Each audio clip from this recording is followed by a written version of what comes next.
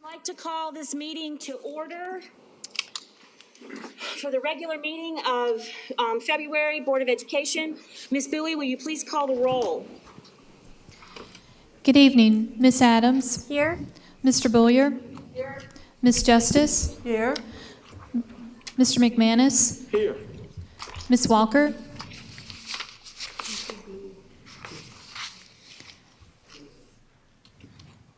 Ms. Walker. I'm here. Can you hear me? Yes, thank you. Mr. Wildebohr. And Ms. Craybill. Here. Okay, before we get started, I'd like to make a couple remarks. First of all, thank you all who are here in person with us and in our viewing audience. We certainly value and appreciate all of your interest, participation, and advocacy on behalf of all of our students and staff. So we are committed to creating a safe and welcoming space for all of our meeting participants and observers. And to this point, I am reminding you that masks are currently required in this building and in all New Hanover County Schools buildings as a result of district-wide mask mandate. So please remember that your mask needs to be above your nose and under your chin at all times. So I'll just give you a moment to make some of those corrections. Thank you. We expect that everyone here will treat each other with dignity and respect throughout this meeting, no matter what your thoughts and feelings are about the issues that we'll be discussing or about any person or individuals. We also expect everyone to mind their voices and their actions so that the board can remain focused on completing its governance work, so very necessary for our students and staff and school success. So it's just stated in another way, some of the behaviors that we have seen at board meetings from the audience and from the dais would not be tolerated in our schools. So why should they be tolerated at our board meetings? Okay, so now I would like to invite, excuse me, let me find a piece of paper. For our invocation tonight, we have Reverend Thomas O. Nixon, the senior pastor of St. Stephen AME Church, will provide our invocation remotely. Reverend Nixon. Pray. Will everybody please stand? Dear God, we come this day to ask your blessings upon the New Hanover County school system, the Board of Education, the superintendent, the entire staff that constitutes the New Hanover County school system. We lift before you this day the students, the faculty, then every component of this system. We pray, the Lord, that you would grant each and every one the wisdom, the knowledge for the facing of this hour. Bless the students who find themselves in unusual times, challenging times like never before. We pray that your grace, your Holy Spirit, would lead, guide, and direct this school system in the way that you would have them to go, that every student will receive the knowledge that you have equipped them to receive. I pray your blessings upon the New Hanover County school system. It's in your Son, Jesus Christ's name, I pray. Amen. Amen. Thank you. Let us pray.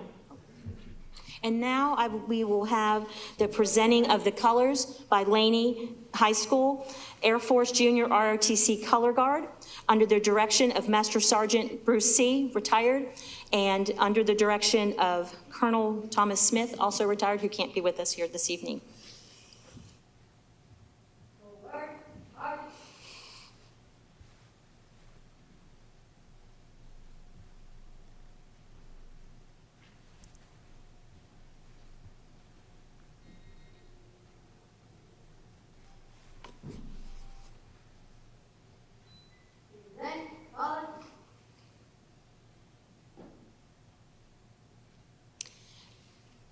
Please join me in the Pledge of Allegiance.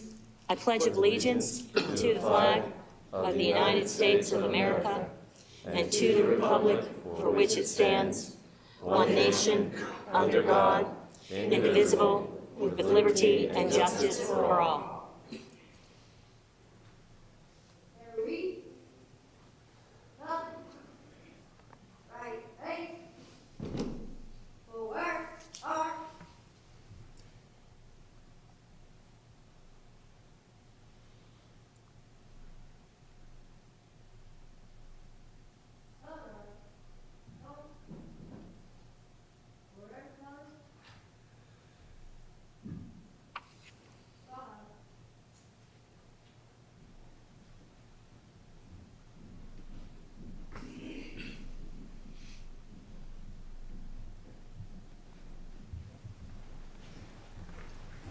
Thank you so much. It's been almost 2 years since we've had the pleasure of having the colors presented to us, so I felt a little bit of a proud moment there. So next on our agenda is the approval of the agenda. I would like to make I'd like to make a recommendation that we move up new business to the at least Section A and Section B to come before our closed session so that we have a number of guests who are here from out of town, and I would like to be able to do that. So I hear a motion from Mr. McManus. Yes, ma'am. Is there a second? Second. Any discussion? Okay, so all in favor say aye. Aye. Any opposed? Yes, Ms. Justice. Yes, I wanted an addition to the agenda. Pardon me? I wanted an addition. Can we finish voting on this one, please? Okay, so we just approved the agenda. No. You didn't. Oh, I'm sorry, okay. So yeah, so that, are there any opposed? No, okay, so that motion to move the new business items A and B to right before closed session, which would be next, was approved. Ms. Justice? Yes, now I would like an addition to the agenda. Okay, Okay, I would like to add the discussion on the 50 lowest grade on report cards in the district. We were supposed to revisit it, and I would like to do that tonight and a vote on it. so Ms. Justice, that is on the agenda. Where was that? It is item A, which I mistakenly called the schematics. So it is item A, it will be Oh. addressed there. Okay, that was not understandable. Thank you. Okay, yeah, because it says right here, predicted graduation, reduced credit electives, and 50% grading policy. Where is that at? Is in there. Okay, so, so now, do I have a motion to approve the agenda as amended? Madam Chair, Yes. I'd like to make a motion to move item 15, information A, early childhood education update, to right before call to the audience. Early childhood education does not need a lot of time, doesn't even need 5 minutes, but we do have a quick update, and we want to make sure that people are available to hear it. Okay, is there a second to that motion? Second it. Okay, any discussion on that? Could you restate that, please? Could you restate that, please? The statement is to move item 15A, early childhood education update, to right after the board's chair report, right after item 10. Okay, all in favor say aye. Aye. Any opposed? Oh, you know what? Do we have to go through the roll call since Ms. Walker is on? Ms. No. Walker, huh? Okay, so do we have to go back and revote on all of those? No. Okay, all right, so let's just go ahead and call the roll for that one, please. Miss Adams? Aye. Mr. Bullier? Aye. Miss Justice? Aye. Mr. McManus? Yes. Miss Walker? Yes. Mr. Wildebohr? Yes. And Miss Craybill? Yes. Okay, so just to recap for us, we have we actually approved the agenda? Okay. We have. No, we have not approved the agenda. Okay, so now that we have those two moves, for moving item 14, new business, B and C, up to right after this, and moving item 15A, early childhood update, to right after the board chair's report. So is... Madam Chair, I believe it was under new business, it was items A and B is what you asked for. I know, and I made a mistake. Oh, okay, sorry. It It's was B and supposed to be C? B and C. Yes, ma'am. Thank you for that correction. Okay, so do I hear a motion to accept the agenda as amended twice? Moved. Okay, Mr. Boyer, Second, second, Ms. Adams. Any discussion? Any more discussion? Okay, Ms. Billy, could you call the roll for us, please? Ms. Adams? aye. Mr. Bullier? Aye. Ms. Justice? Aye. Mr. McManus? Yes. Ms. Walker? Yes. Mr. Wildebohr? Aye. And Ms. Craybill? Aye. Okay, thank you for that. That was a tough getting through the agenda. All right, so next on our agenda is Mr. Anderson, for the schematic design presentations. Do you want to kick us off and then invite your guests? I will. Thank you, Yes. Madam Chair. I'm going to ask Leanne Lawrence, the Director of Facility Planning and Construction, to start us off with this item.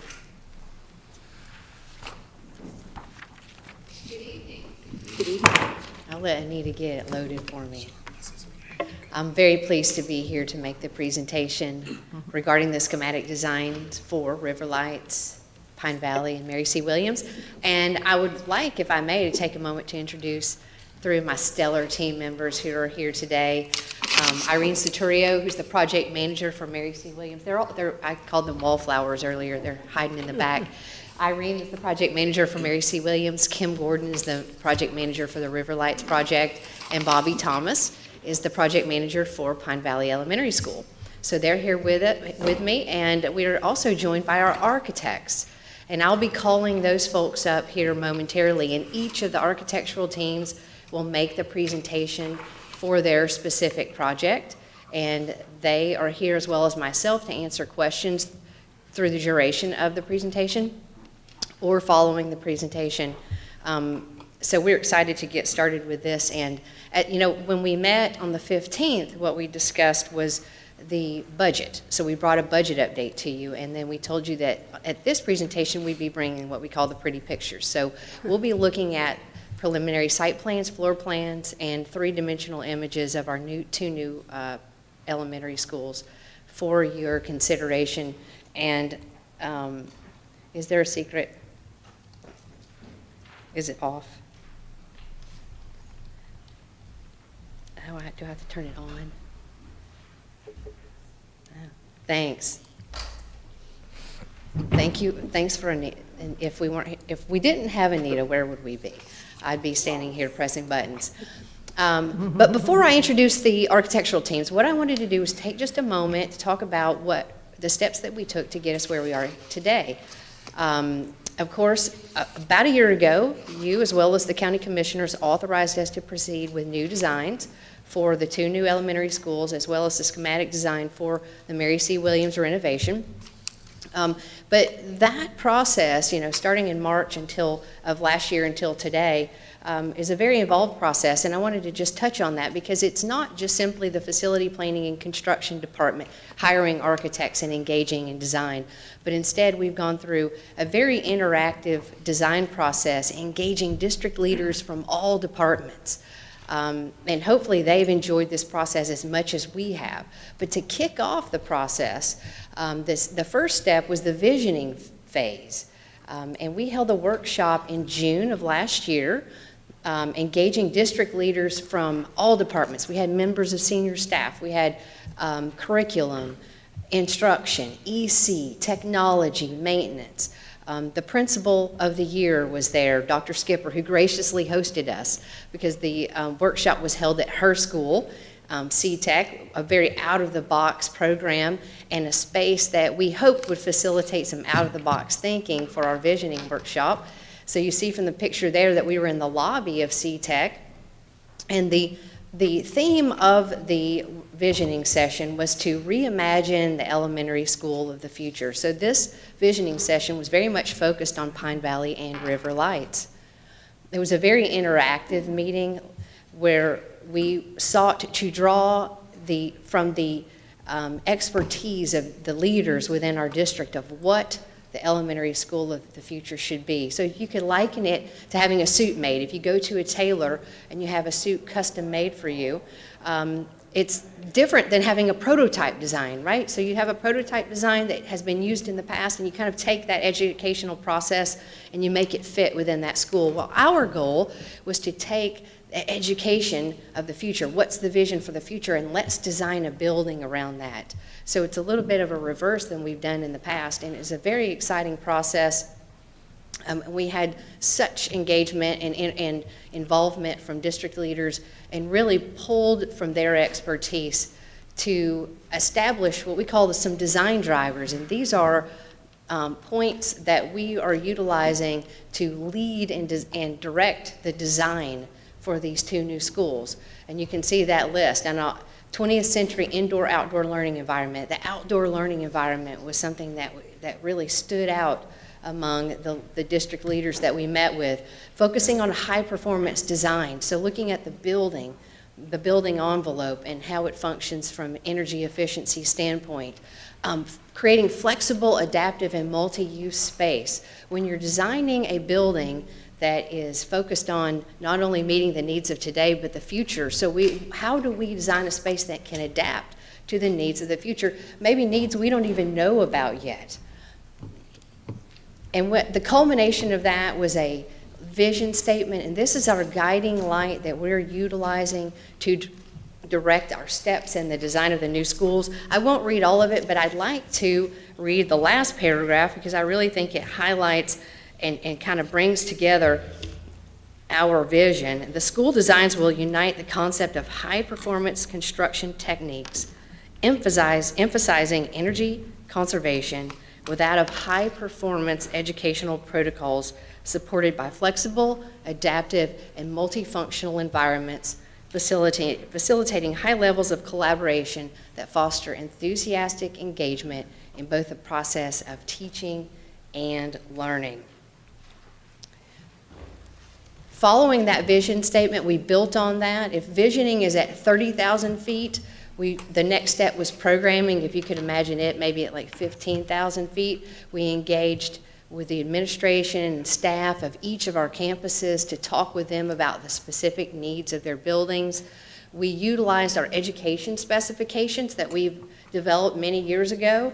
That was our springboard, but we also looked at those educational specifications as adaptable. And with each of the different divisions and departments that we met with, we tailored those educational specs to meet current needs because they were drafted many years ago. And from the development of that program, then we got into, in the fall of last year, the meat of our schematic design, and we'll be looking now at those presentation materials, site plans, floor plans, and three-dimensional imagery that illustrate the culmination of that design. Also, during the schematic design phase, we developed cost evaluations from each of our design teams. We've talked about that previously. Mr. Anderson will be taking that budget update to our county commissioners this week, so that budget conversation is ongoing, but we're going to pause for a moment on the budget and focus on the designs that resulted from all of this collaborative effort. And with that, I'd like to introduce Little Architects to come and take the podium and show us all the fun things. Thank you. Tomas? Go forward. Yeah, thank you, Ann. Good evening, everybody. Thanks for having us here. First of all, I would love to commend you for the staff that you have on facilities. Fantastic. We do schools all over the state, all over the nation, and this staff is incredibly innovative, creative, inclusive, collaborative. So it's been a wonderful experience to work with them. So we're going to jump onto River Lights, and as you can see on the red box, the location of our site is off of River Lights Boulevard, right next, adjacent to Arnold Boulevard there, and really pretty much along Cape Fear River. And as we work towards getting inspired to create an amazing learning experience for the students, you saw those design drivers that Leanne was talking about, and we kind of took to adhere to them, tried to really design for that so that we can create incredible environments for kids. We inspired ourselves too by the river lights. Historically, this area has so much richness to it, and we wanted to have a facility that can start to respond to that richness. It was really about the river lights, small lighthouses that would guide ships safely to Wilmington through the years. And we thought that was a beautiful metaphor for kids and students and the environment to help guide students through their early years of education towards a really bright future. So in short, very simply, the idea was to inspire ourselves by the river and by the lights. So the river becomes a way to flow through the school, and the lights are a way to get inspired and get inspired to do the best that the students can do. As you can see, there is a little bit of a parallel here between the river and the tributaries on the left side, historical map, and the right, kind of the layout of the building. So as you can see in the blue, it's kind of the flow of students throughout the day. And in orange is the various components of the school, the various programs. But it's really highlighting this idea of wellness, looking outside, being able to experience the outdoors. We know now, especially with COVID, the impact of being able to extend learning to the outside. So this idea of understanding is connectivity of building to nature, and especially this early age when kids really need to be connected to the outdoors and the importance of that for their well-being and their learning experience. So that's a kind of a quick diagram of it. And part of that too is that this area has an incredible rich ecosystem. So the idea that 6th grades will be here, kindergarten through 5th, and that each of them can start to highlight a different aspect of the ecosystem of Cape Fear River. So that could be done through storytelling, through branding, through some key components of the curriculum that will help understand the idea of self for a student within its immediate context, which is this part of the state. In terms of the site plan, you start to see Arnold Road on the bottom of the page. You can see this kind of central green zone, which will be very much focused on a pedestrian experience. We expect a lot of the students being able to ride here via bikes or walking even. And the idea that there is this central kind of experience of getting in to the front door. On the left side, you see a long drive, which will be the stacking with about 100 and so parking spots, 120, I believe it is. And on the right side is a bus lot. So they're both separated. They both release students into this kind of green zone, and then you enter the building right in the middle, right there off of that. And then service kind of on the right side. And so the idea here is that the student experience and the public experience are very well separated. There's a sense of safety. So if you see the line of the school, the kind of the main element of the school at the front, that becomes all the public components of the school. The rear become the classroom wings with a lot of connectivity to courtyards and green spaces, which was a priority based on the visioning. As you can start to see here, the entrance in white from the bottom of the page, in yellow in the middle is administration. To the left, you see the media space, which will be used by the community. In light blue is a multi-purpose space with a stage that is also connected to an outdoor kind of community space. So if there is an event, families will be able to approach the building, then get into the blue area, being a multi-purpose space. In green, down there next to the teal is the kitchen with service to the right. And then what you start to see is this idea of the three two-story classroom wings, K, first and second on lower level, and then on upper level, we'll show you right here, it's the third, fourth, fifth. The learning environments are very well inspired by the design drivers that were created by those early days where we had the visioning session. So when you start to look at what a neighborhood does, it's really about creating amazing opportunities for children to learn and for teachers to teach in multiple modalities. So we have an environment that supports collaborative teaching. We have an environment that supports pull out of students to accelerate them or to help them catch up. We have this idea of connectivity from classrooms to the outdoor, from flex spaces to the outdoor. We have environments that support co-planning of teachers so that a whole wing neighborhood, all those teachers can come together and co-plan so that there is a sense of relevance from one class to the other, and that message gets resonated along the whole space. And that's kind of in yellow on the bottom. And the pink is a tier space that is used for storytelling, for AV. Everybody can see and hear very well on that one. And we also highlight is this idea of porches to the south of the wing. It'll be a covered space where students can learn during the day, covered, but be outside. So we can take some of the learning experience outside. Again, the idea here is to elevate the performance of our teachers and elevate the performance of our students by catering to their needs, knowing that every student learns differently and every teacher teaches differently. Also, the idea here is that there is incredible flexibility and adaptability for any future need. Hence, you start to see these classrooms that open up to each other so that the two teachers can start to work collaboratively as needed. And here you start to see some of the renderings, and I think it's a little bit hard to experience them maybe, but on the top you start to see the main elevation of the school. There's a desire by Newland to create a scale that is more pedestrian in the front, kind of tying a little bit more to the kind of the guidelines of their master planning they're doing there. So the scale gets a little bit smaller. When you get to the back, which are the 3 classroom wings, we just see on the bottom, that becomes 2-story buildings. So one larger story on the front, 2 stories in the back.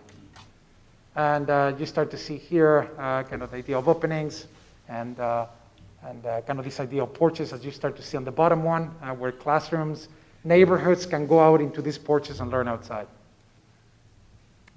Kind of a quick view of a typical neighborhood. Again, this will be a kindergarten neighborhood, say third on the upper level. And they'll be full of outdoor spaces around it, but lots of daylighting, which was proven to improve students' performance in learning, as well as the flexibility of learning spaces. And then this kind of front, this is kind of a parent drop-off. You start to see a canopy on the middle of the image, this kind of lantern, these river lights we talked about, and then this kind of a canopy that starts to kind of receive students as they arrive, with the media center being there on the left side. And this is kind of a quick rendering of that central space. So buses drop off on the right, parents drop off on the left, students come in via bikes, walking into this zone, and then you kind of enter into what's that front door, that kind of lantern with the canopy in front of it. We're trying to save as many trees as we can. It's a beautiful environment, and try to kind of maintain this indoor-outdoor experience anywhere we're in the school. That's it for River Lights.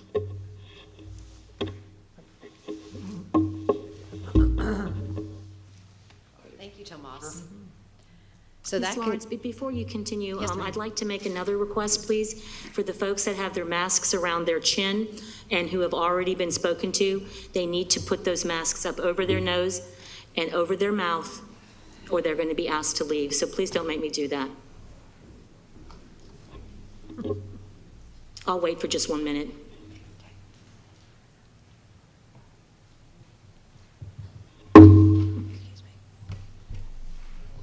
Okay, go ahead, thank you. And Certainly. our signs need to be down I'd so like as not to to- block people's views. Excuse me, Ms. Crable. At this time, I'd like to introduce Sawyer Sherwood Architects, and they will make the presentation regarding Pine Valley Elementary School. We have Doug Sherwood. And Doug, you can remove your mask to speak, if you prefer.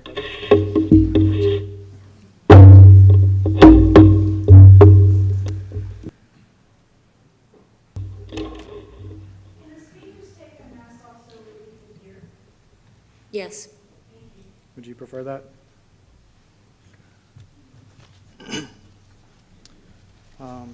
My name is Doug Sherwood with Sawyer Sherwood Associates, as Leanne had mentioned. I'd like to quickly introduce our team for the project. It's Paramount Engineering is handling all of our civil engineering, landscape architecture. CBHF Engineering is handling our plumbing, mechanical, and electrical. Woods Engineering is doing the structural design, and Mulford Cost Management is handling all of our construction cost opinion. And all of these firms are Wilmington-based firms. While the existing school at Pine Valley has served the district for more than half a century, in that time the county has grown dramatically. The requirements of the elementary education have expanded, and the important advances in building sciences have been made. The new Pine Valley School builds on the legacy of service and will give teachers the support they need. I'm excited to share with you tonight the future vision of Pine Valley Elementary School, which not only benefits from the visioning report Leanne spoke of earlier, but also from the programming process that took place with the school, where our firm went and interviewed groups of the teaching team at Pine Valley. A lot of what you'll see tonight is a culmination of that process. So on the site here, you can see that this slide shows the existing conditions at Pine Valley Elementary School. The red line going vertically through the site is the proposed construction barrier, which creates two separate sections of the site. The section to the right will be an active school throughout construction. The section to the left creates the construction site upon which the new school will be built. You can see the photo in the upper right-hand corner. That is an example of a construction barrier. We did that when working on Ogden Elementary School because we see the construction of a new school as a huge learning opportunity for the students at that school. So it was fun. We created several different sized openings at different heights, and their art department really jumped on that and expanded and made that something fun for the students. Sorry. To complete the process, as soon as school lets out during the summer, the portion to the right of the red line, the existing school will be demolished, and all of the new site amenities on that side of the site will be constructed. So when the students arrive back to school, they will be entering a new facility ready for new learning possibilities. A few ways that we worked with the site and worked to be a good neighbor. After walking the site and learning through discussions with the librarian, it became evident that there's a story garden that was a very cherished part of Pine Valley. That's in the upper right-hand corner of the page. Our design worked to not only preserve this amenity, but also make it a feature of the new site. So we view this corner as a park that allows the librarian to continue its use of the story garden so that the students in the school are learning, but it also provides an outreach to the neighborhood so other families can come on the weekend and experience that story garden. We also work to retain as much of the existing vegetation as possible. This is extremely beneficial, especially at the perimeter of the site. It helps to provide a natural background for the project. It also buffers the school from the residential areas to the south or the bottom of the page and to the west or the left side of the image. And that does more than just buffer. It also reduces construction costs for landscaping. It eliminates the time required to establish mature plantings. The stormwater management along the lower portion of the page will utilize an existing drainage ditch and takes place largely in that buffer area, again preserving that more open space for play areas. A revised traffic pattern has been designed to improve efficiency and reduce impact in the surrounding neighborhood. By moving cars from John S. Mosby Drive to John D. Berry Drive, we can accommodate access from the neighborhood to the north, or the top of the page, and access vehicles from 17th Street, or from the south. This relocation, combined with the ability to double stack 121 cars, reduces congestion from the intersection and allows increased flow of non-school related traffic in the neighborhood. The bus loop and service entrance, which has a reduced vehicle load, has been moved further to the west, the left side of the page, allowing both buses and after-school vans quick access to pick up students.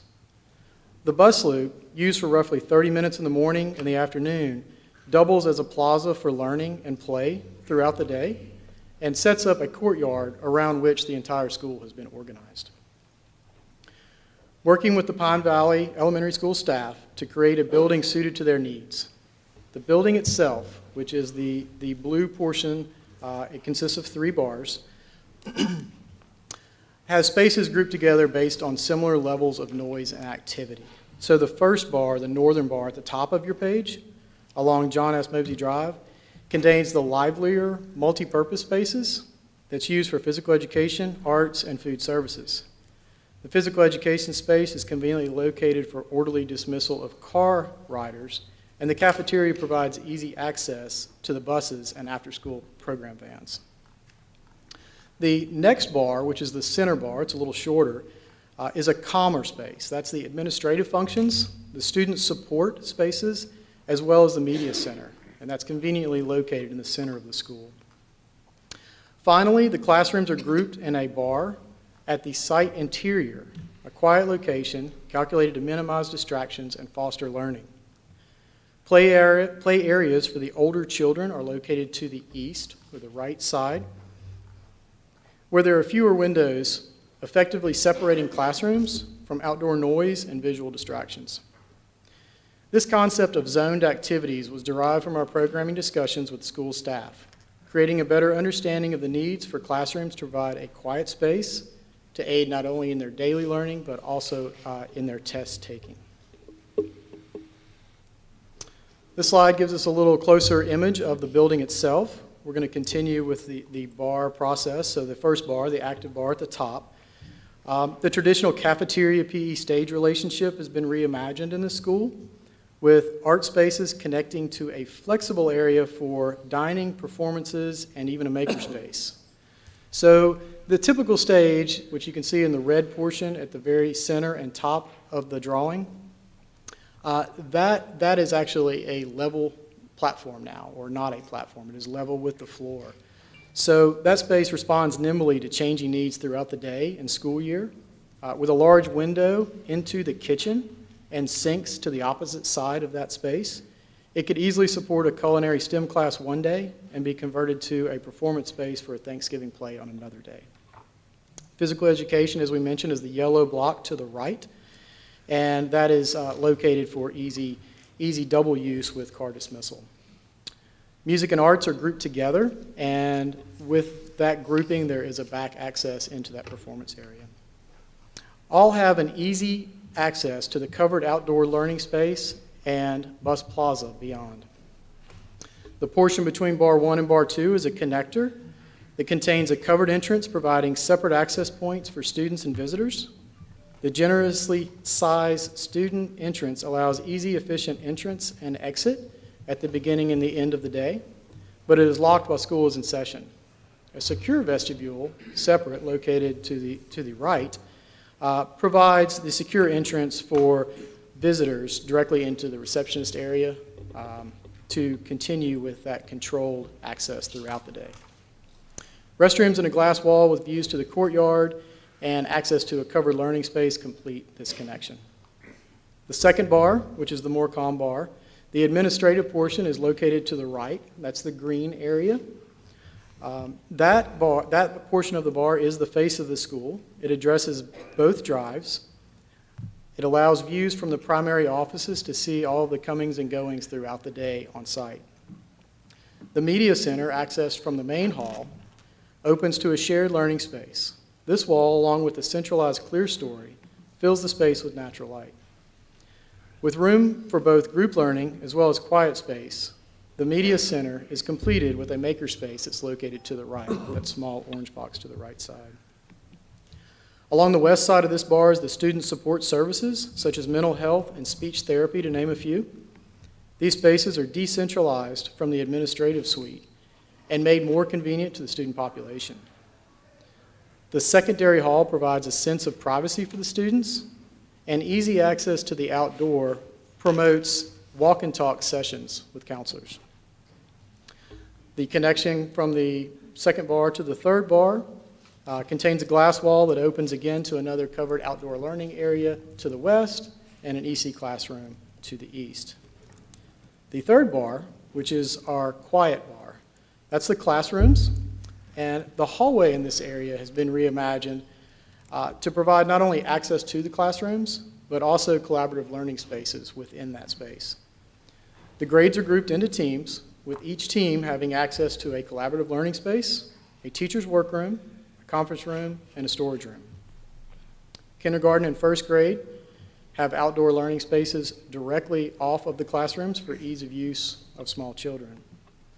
Grades 2 through 5 have access to several easily accessible outdoor learning spaces throughout the school. The vertical circulation to the second floor is provided by a centralized stair and elevator that is also combined with an outdoor covered learning space. The stair at either end of the hall doubles as an atrium, bringing light into that interior hallway and into that collaborative learning space. The second floor of the classroom wing is grades 3 through 5, and they have the same amenities as the first floor. In addition to the standard classrooms, there are 2 EC classrooms and a STEM lab located on this floor. The STEM lab is located adjacent to that center stair, which gives it a nice connection to that second floor outdoor learning space. So this is a close-up slide of just a portion of the kindergarten. It shows the collaborative learning. There are a few images that are not our work, but they are things that spoke to us a little bit as to what we were doing and thought they were good examples for you to see a finished product. Within the classrooms, the ceiling heights are varied. So along the right-hand side of those 2 classrooms, there's a lower ceiling creating a nice space for a reading nook. Directly adjacent to the classrooms, both at the top of the page and the bottom of the page, are those outdoor learning spaces we discussed, and there's an image similar to what those might look like on the upper right-hand side of that slide. We envision the collaborative space to be versatile spaces for teachers and students, a place that promotes collaboration not only between students but also teachers, giving them the opportunity to work in groups of students from multiple classrooms at any time. This 3D model shows just how the building sets into its current surroundings. If you look at this image, the bottom right is that first active bar, the center bar, and then the third bar at the top of the page there.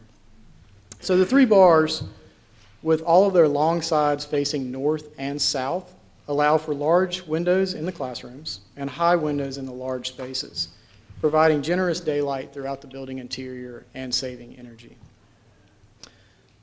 You can see again in this slide the existing vegetation around the perimeter of the site and also between the main road and the building. The vehicular access, the vehicles are to the left and bottom of the page, and the bus route is at the top right-hand side. The other thing that we did to help fit within the neighborhood is that bar number 1 that's on the right-hand side. We created kind of an undulating facade and tried to get the proportions of that much more relevant to the scale of the residential neighborhood. And we'll close on the same slide we began on, which is the entrance of the school. Thank you very much.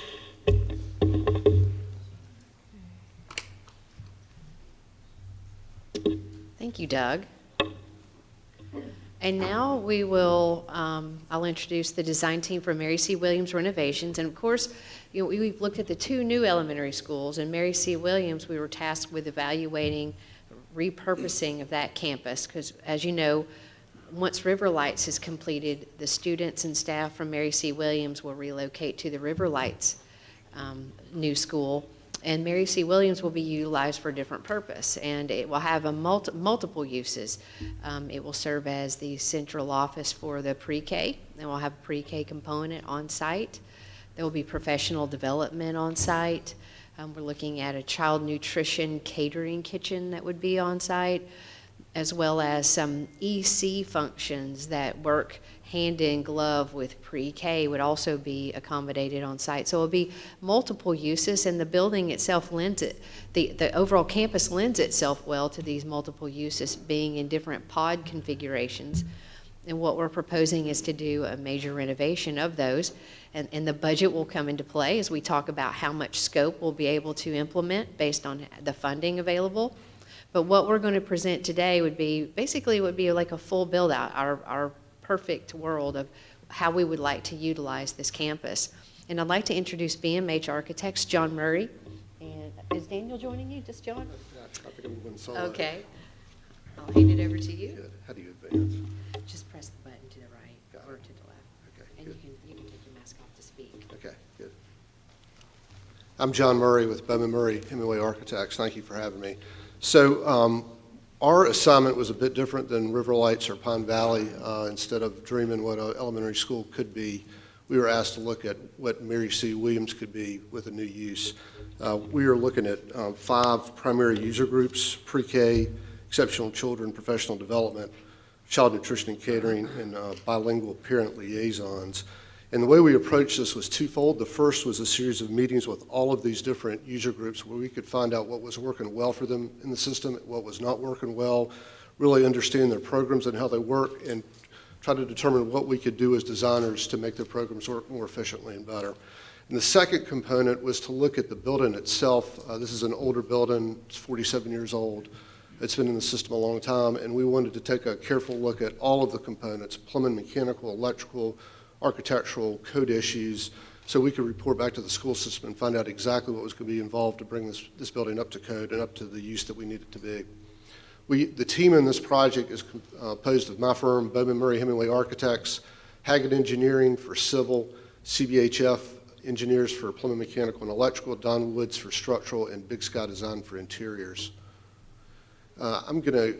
We've got a booklet that's probably 40 pages, but I've condensed this to a general overview of both the project and what our findings were. So total campus square footage is relatively large, 42,330.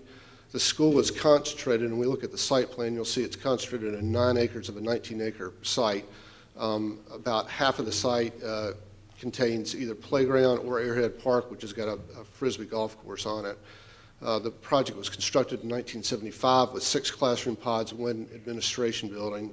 And this is atypical construction for the school system. There are not many pod schools left. This is one of the last ones. The construction in this building, if you've been to Mary C. Williams, is also atypical. It is masonry construction, 12-inch masonry, but it's clad in fireproof redwood siding, which is very unusual.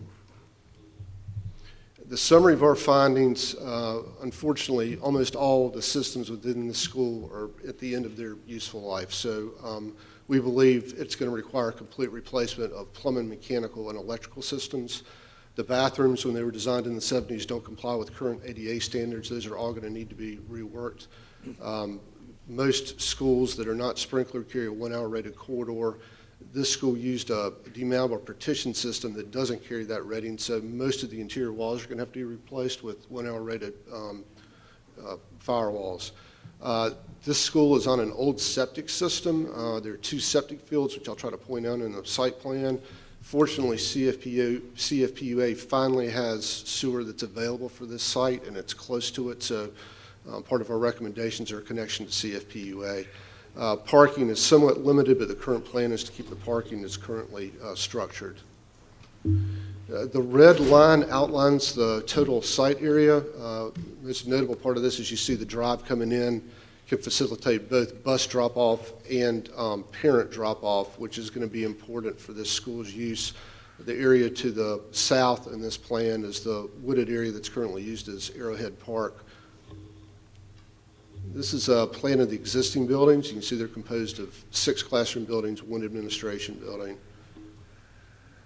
And we've got a lot of information combined in this one drawing, but if you look to the left, the 2 green pods are proposed to be pre-K, as well as 1 classroom within the one that's adjacent to it.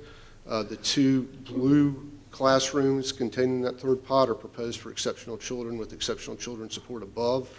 As you move to the right, the blue pod is for exceptional children's support.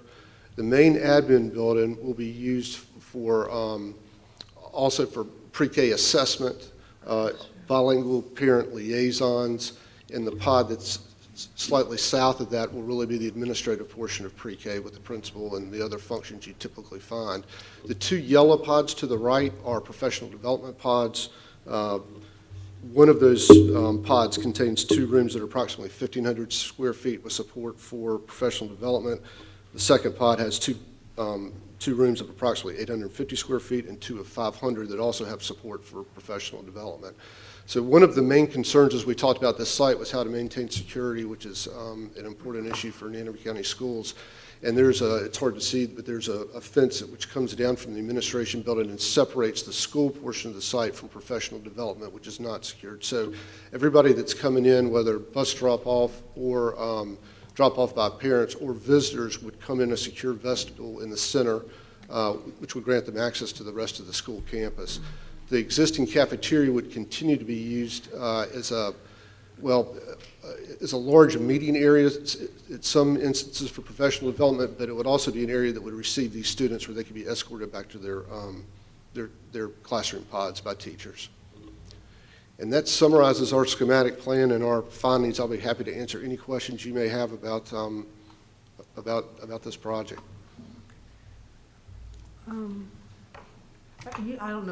I don't know if you can answer. How many, because this might be a question, how many students are expected to be on site here? You said pre-K.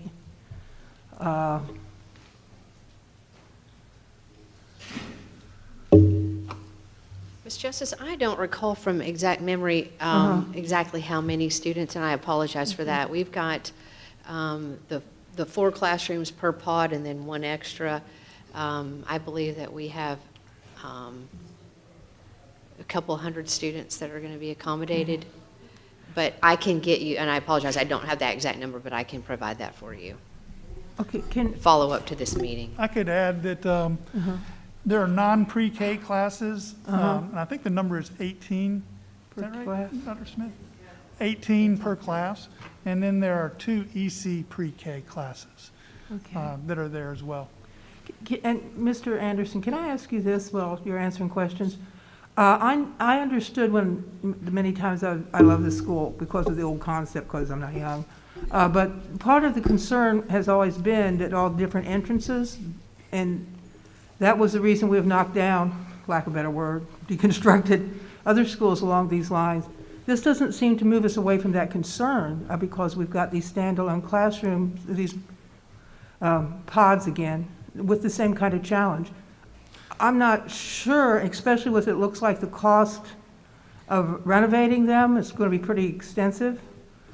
I'm not quite sure if this answers our concerns if we're leaving those pods in use. I'm just observing because as I said, I love these old construction, the way they were, but at this point, I've been told repeatedly that that's not a safe design. So I'm just curious what's going on here.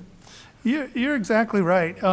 And I'll address a couple of the points. One, if you look at the dollars, we're proposing $13 million roughly for renovations. That's about 35% of the cost of a brand new building, the 2 new schools that you saw. Certainly, if we were going to build back, we would not be building back the same thing that we have. One of the challenges with safety and security in our buildings is making our facilities warm, inviting, welcoming facilities. And you have to balance that with safety and security. The other thing that we heard in the visioning and the programming is a real connection to the outdoor learning and daylighting. So we think that we can address the safety and security concerns here while with the pod concept. And it does afford us the flexibility in the future to expand. If you think about our pre-K centers, after Williams is converted to a pre-K, we'll really have Johnson, Howe, and Williams. And you think about the relationship where they are in the county and the demographics. One's a northern site, a central site, and a southern site. And each one of these sites, ironically and fortunately, we have room to expand on. So in the future, I think it's a commitment of the county and the school board to expand our pre-K programs. And we really want to position ourselves to be able to expand those at our centers and not continue to expand pre-K into our existing schools, taking up valuable K through 5 space. So this is in alignment with the overall goals and facility needs of the district. Right, but in essence, though, you're taking, I mean, I was sort of saddened when other pod type, because I agree, it gives you the ability to, to interact with nature, a lot more autonomy. But on the other hand, safety was always a concern, and I kept hearing that. And what you're saying about expansion, even if we had, I'm just saying, remove these pods and constructed a new building, we could still expand. I'm just surprised because I think I stated it to you at one point that I did love the old pods, but the safety factor was huge, and so I understood them, no longer being in use. So I just thank you for clarifying that. No, it's a valid point, and I appreciate you bringing that up. But I think through our visioning and programming, we heard so much from teachers and students and staff that the importance of that connection with the outdoors and to have more outdoor space for learning and activities. So we've really got to look at securing the perimeter site and doing a better job there. In other ways to make sure that while students are outdoors, they're still in a safe environment. Right. But Thank you're you, exactly Mr. right. Anderson. Yeah. Thank you. Thank you, Mr. Anderson. Do you have a couple more things for Ms. Lawrence? Yep. Well, No, we are almost out of time. Just one and quick question. We still have more to go on our presentation. Could you hold your question? We still have several more things, and they're out of time. well, this was about River Lights, and they didn't give Can the. you just hold for a second? Okay, sure. They've got more to go. Thank you, appreciate it. So just looking ahead to next steps, we will be making a presentation, a similar presentation to the county commissioners to present schematic design, and also kind of seeing how things go on the 3rd, looking at how that budget presentation will be and how we time that for the county commissioners. But we anticipate the 21st being the date when we'll be on the agenda for the presentation to them. And then, of course, I mentioned briefly at our last budget update that we're going to be making application to DPI for the Needs-Based Public School Capital Fund Grant. We are going to be collaborating with the county staff to develop the paperwork for that, and we'll be bringing that to you all later this month. Because that requires board signature, it also requires county commissioner's signature. Looking ahead, just very briefly, if funding were to go as we would hope, and we would have funding immediately available, the goal would be to complete the design for River Lights in Pine Valley in May of 2023, begin the bidding process, and begin construction in the fall of 2023 with schools opening in 2025. Mary C. Williams would be on the heels of that because obviously we have to move the folks out of Mary C. Williams into River Lights before we can begin work at Mary C. Williams. This is all very, very tentative, and it pending a lot of budget conversations. But just to give you a snapshot of what our initial goal was, or is, and we'll see how this tracks as the funding dialogue continues. But that completes our presentation. We appreciate your attention, and we're here for any questions. Mr. Wilborn? I had actually two. What are the floors on both the River Lights and the Pine Valley gymnasiums or stage areas? What are we going to put on the floor there? Are we going to put carpet? Are we going to put? I've seen the tile, and the tile, of course, children get hurt all the time with that. Our standard for multipurpose rooms in elementary schools is an athletic carpet flooring. So it's specially designed for that type of use. So it's not carpet like that you have in the classroom, but it's carpet that's designed for the use in a space that has the kind of activities that you have in a multipurpose room. Okay, and balls bounce well on that? I'm sorry? Is that effective for a physical education class? Do balls bounce? Yes. Yes. It's not going to function like a wood gymnasium floor would, but it does work well within the elementary schools for the needs that they have. Okay, the last question. Oh, I'm sorry, Ms. Let me let them go since you've already had a couple questions. Thank you for those presentations. The schools look fabulous and the buildings look fabulous, and we thank you for all the work that's gone into the design and the background work that all of the staff has put into this. My question mirrors what Ms. Justice mentioned. I love the outdoor learning concept. I think it's incredibly important, and with our beautiful space in New Hanover County, we should be capitalizing on it. But I am concerned about the safety aspect of it. So I know that that is not necessarily going to be able to be answered today, but with the amount of doors, and I heard a lot about glass walls, which are beautiful and let in natural light, and I know from a budgetary standpoint, it's great for, bills and whatnot. But I just want to make sure that as this is continuing, that we're just getting updates on how are we keeping those properties safe for our students within the classroom. It's dark times, unfortunately, a lot of times, and I'd rather be safe than sorry to make sure that we're keeping our students and staff safe within their buildings. And that is paramount, obviously, in the design. It's like Eddie mentioned, the balancing act between having an environment that is safe and welcoming. Sometimes those two can seem to work against each other.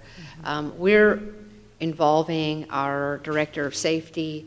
We're looking at not only what's being done at other schools within the district, but within the state and nationally. There are a number of protocols for site security. One of the things, if our design teams were up here giving you a very in-depth discussion on the design, they would talk about sight lines, about how throughout the campus there are strategic sight lines so that perimeter has eyes on it at all times. Somebody somewhere in that building can see any part of that campus. So part of the goal is it's not just using the building to kind of create an armored barrier, if you will, but using our security consultant. One of the things that I think is most profound that when they did our assessment, is they said there's nothing that can replace, and nothing is better for security than a set of human eyes seeing what's going on at any given moment. So maximum visibility. We'll be designing those sites so the vegetation that's there is not going to be limiting the ability to see from the campus, to see from the building to the parking lot or what's going on around the building. And also, too, couple that with staff training, because you teach people how to use the building. One of the things that when we are ready to turn this over to the principal and the staff is to train folks how to use the building, train them how the building is designed to facilitate safety, how it's designed to facilitate views and engagement so that you do have eyes all around you, and understanding where the view corridors are. And so it's a very comprehensive look at not only the building but the site itself. And absolutely, Ms. Adams, it is paramount, and it's an ongoing conversation because there are always new ideas being developed, and they're at the forefront of our design. Thank you. Okay. All right, so thank you very much, Ms. Lawrence. We've had an excellent presentation for us tonight. Okay, so let's move on to the consideration for bids for child nutrition freezer.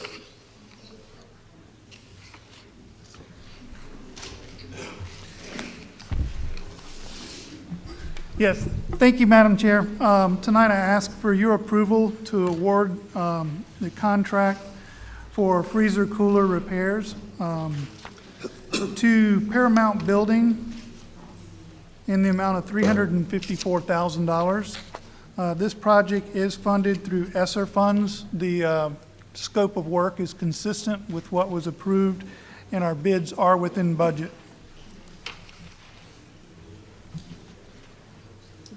Any questions that anyone has? Okay, do I hear a motion to approve this contract? So moved. Or bids, I'm sorry. So moved. Okay, is there a second? Second. A second by Ms. Justice. Any discussion? Okay, Ms. Billy, would you please call the roll for us? Ms. Adams? Aye. Mr. Bullier? Aye. Ms. Justice? Aye. Mr. McManus? Yes. Ms. Walker? Yes. Mr. Wildebohr? Aye. And Ms. Craybill?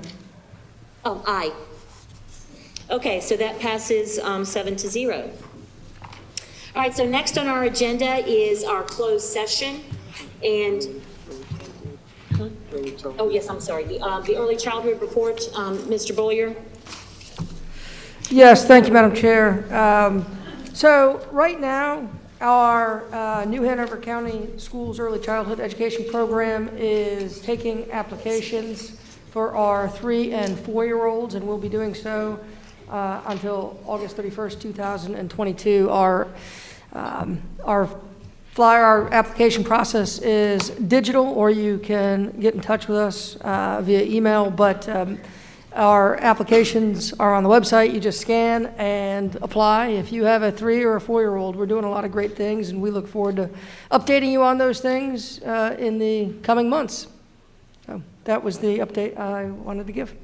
Okay, thank you, Mr. Boyer. I apologize for going on order. I had it written down different on my paper. Okay, so next we have closed session.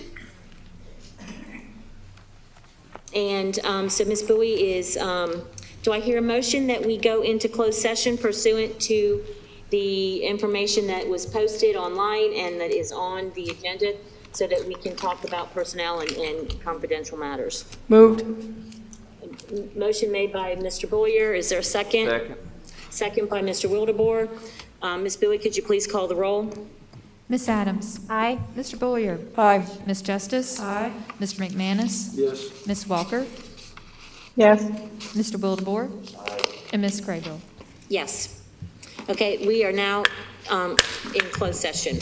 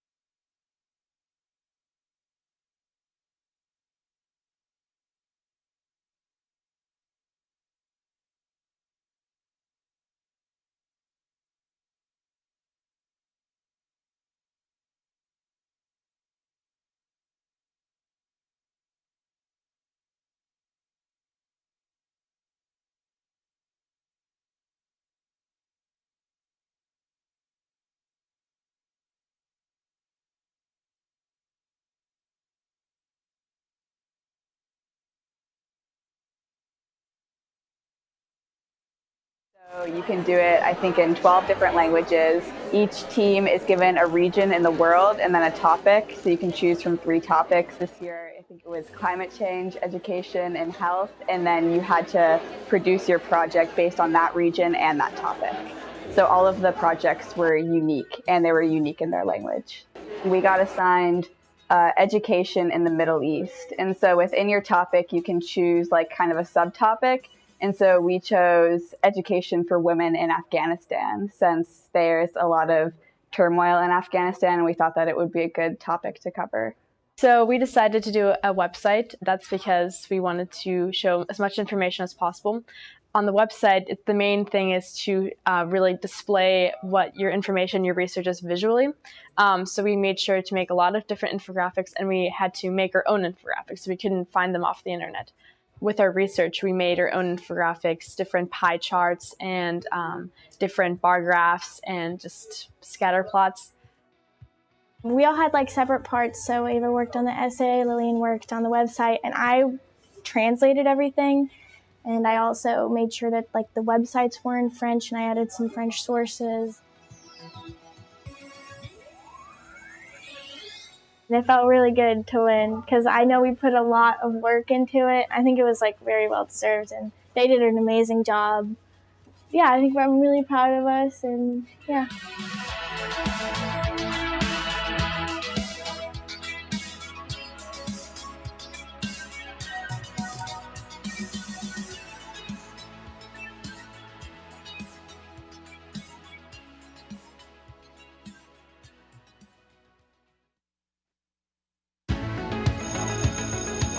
This week on NHCS Recap, we met with PTA Reflection winners who are destined to change the world.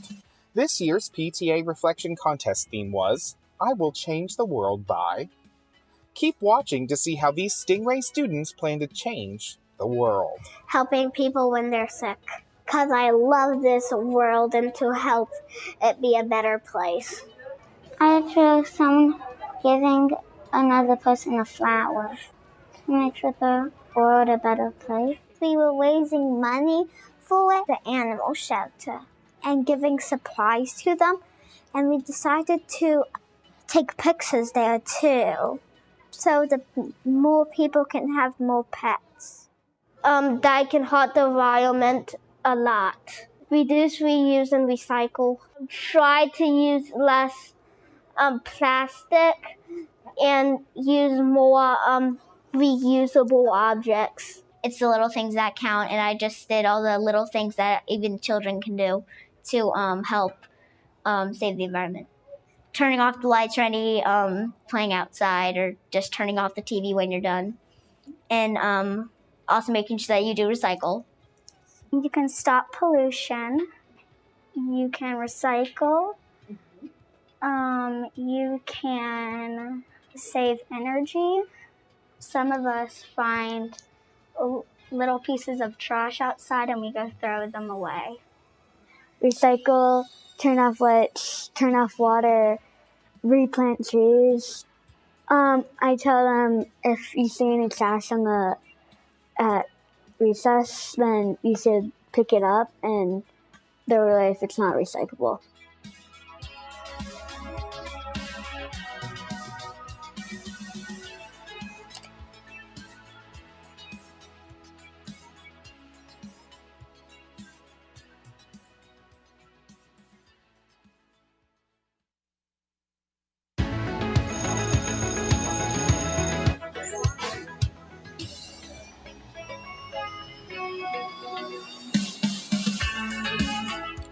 The International Rotary President visited the greatest school under the sun, Williston Middle School, this past week.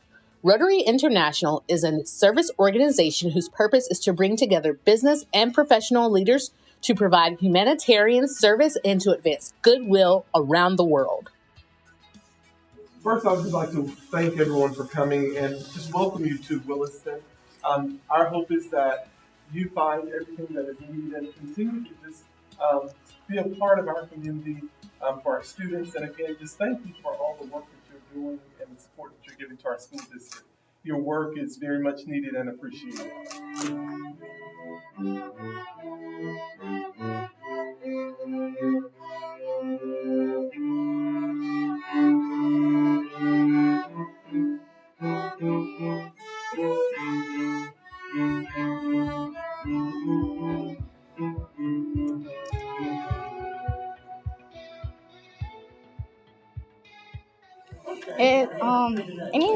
It means a lot because not everybody has the same opportunity that everybody has. We were like unfortunate to meet the Rotary president. Never performed in front of a president before, you know. It was an experience out of my comfort zone, but I'm glad I took it.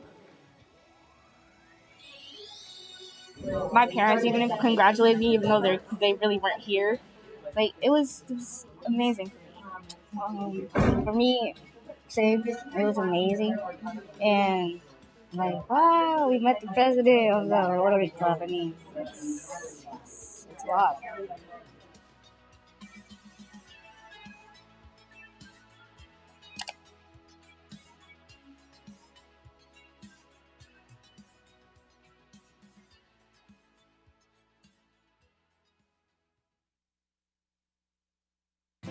You booked a sunny Verbo ski chalet.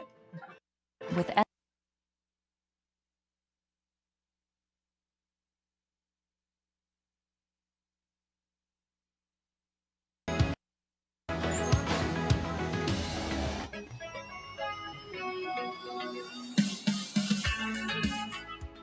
Welcome to the Forest Hills Global Express.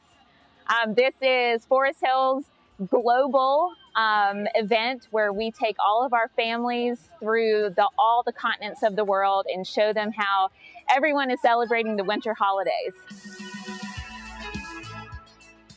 So tonight our families are coming in and they're going to start by getting their picture taken with our train that we call the Forest Hills Global Express, and then they'll take a journey around the world. They start at Oceania and they get to experience what the winter holidays are like there. Moving into South America where they can experience hot cocoa. On into Africa where we take them on a journey with drum circles and a fun craft that really explains the unity of the season. In Antarctica, they'll be able to stop and have a snowflake craft. And then they'll move through Europe that we've decorated like a European market. So they'll have European cookies, plenty of backdrops for photo opportunities. And then they'll go through Asia. In Asia, we'll be offering peace apples to all of our students. And the apple is a Chinese tradition where they're given a peace apple every year. And then we're going to finish off with North America. And we're going to have a performance from our 3rd, 4th, and 5th graders singing lots of carols and holiday songs. We'll be leading everyone here with Christmas carols as we go to the front lawn at the end. And it's just a great way to kick off the holiday season and wish our kids a wonderful holiday break.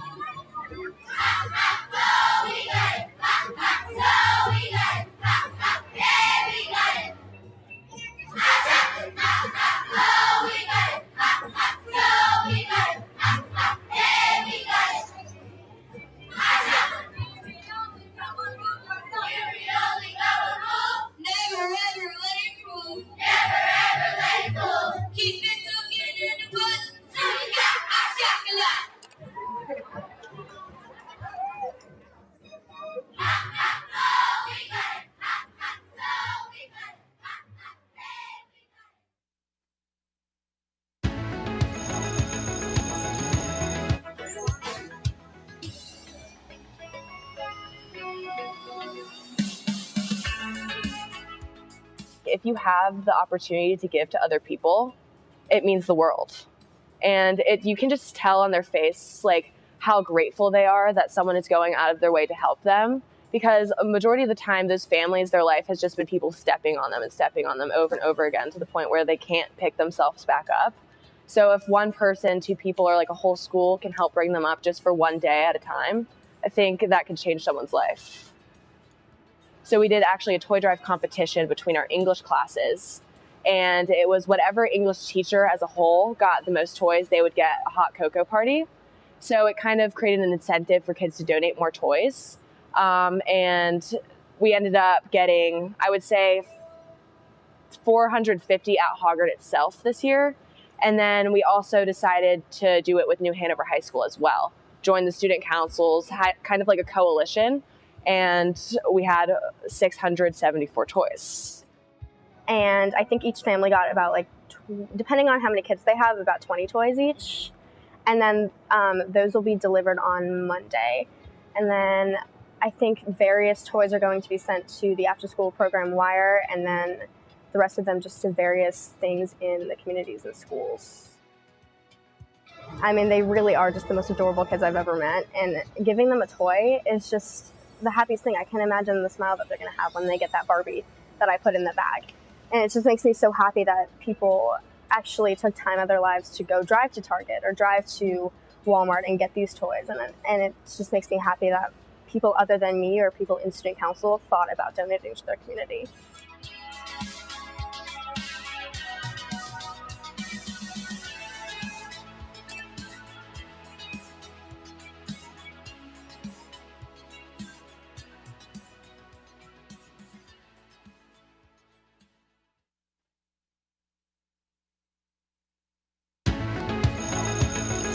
This is NHCS Recap, where we highlight the amazing accomplishments and stories of excellence coming from the students attending New Hanover County Schools.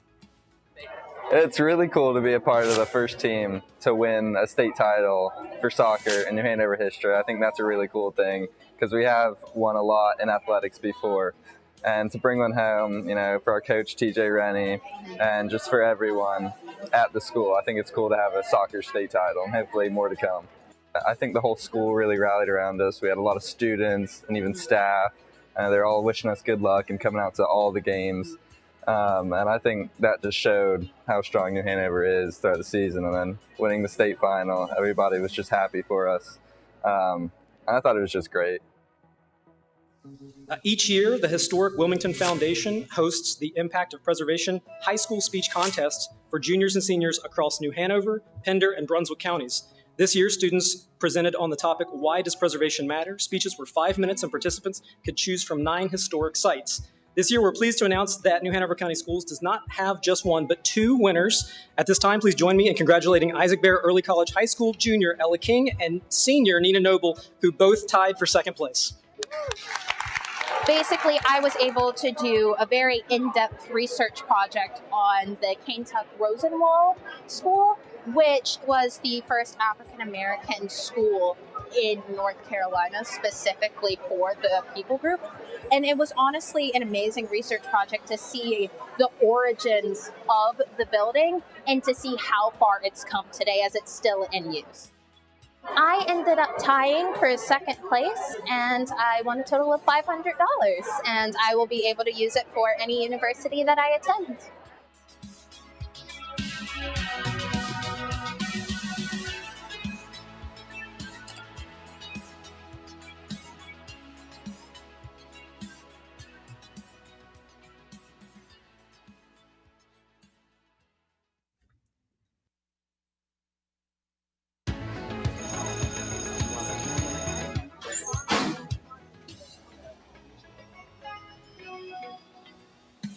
This week, 8th graders across the district learned about our high school specialty programs and non-traditional high schools. The presentations included a brief overview of each program, breakout sessions hosted by each high school's lead teacher, and a Q&A session. The application for all signature programs opens today at 4 p.m. It will remain open until January 21st. If your student is interested in applying, please visit the Signature Programs website. So with all of the writing and the research and critical thinking that we do, I think it's really prepared me well for the college curriculum that I'll be seeing in the future. I've really enjoyed the structure. I like having a smaller group that I can really connect with, and we can all help each other with things that we have questions on, and your teachers also know you really well because they all have you for a number of years. Don't be nervous because nobody's gonna judge you here because we all like to learn. We all like to just we all just want to get to like the same objective, but we can all do it in a different way. And just don't be nervous if you want to come to Miss Sally and ask her questions or ask one of the STEM leaders about it. there's many programs and like classes, and it helps you like get to know what you like best, and helps you kind of prepare and get into like that kind of mindset and feel of what it actually like is to like be part of a really good important program. There is an application for each program. It is a common application, so one application for every program. Students can choose to select as few or as many programs as they would like to apply to, and the application will be available until the end of January. That's it for NHCS Recap. Be sure to visit NHCS on social media and on nhcs.net.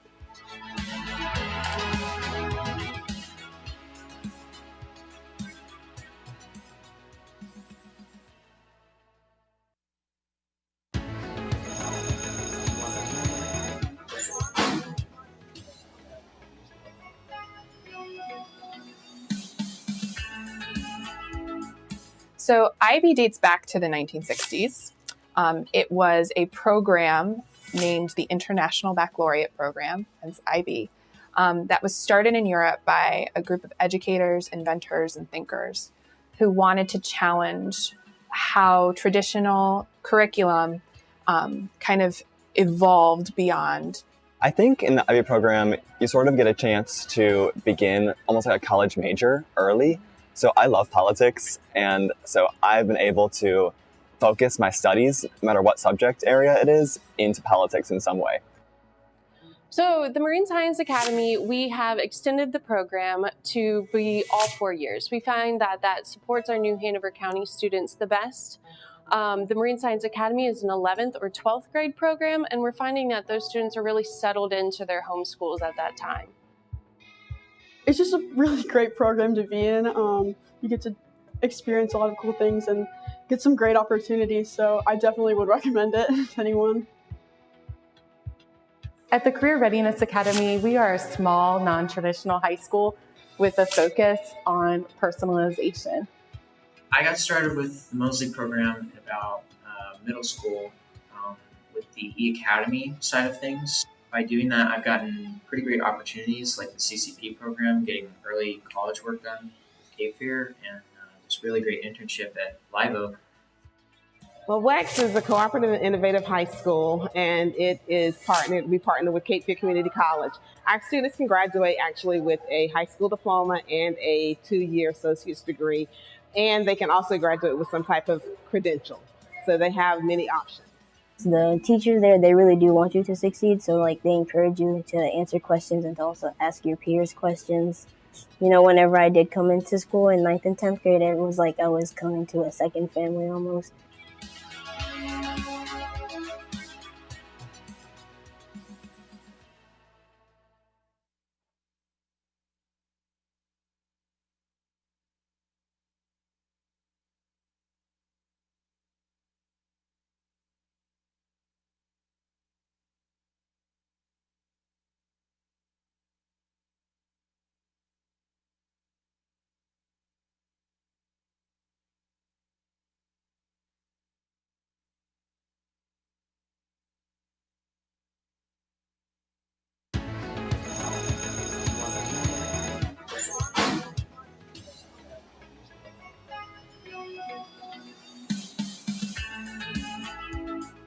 The STEM program at Laney is primarily designed for students who have a strong interest in science, technology, engineering, and math.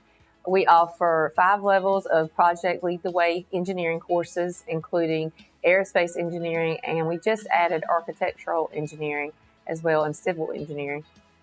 Well, going into high school, I was easily chose this school because of the STEM program. I've been able to play high school sports at high level, been able to get a high education as well. It's been unlike anything I've seen at the county. CTEC's the best place on earth. We are in our 5th year of operation. We are serving 240 children this year, up from 44 just 5 short years ago. We've lived through the pandemic and the hurricanes and all the things and moves across buildings, and we're still standing and growing and getting better every day.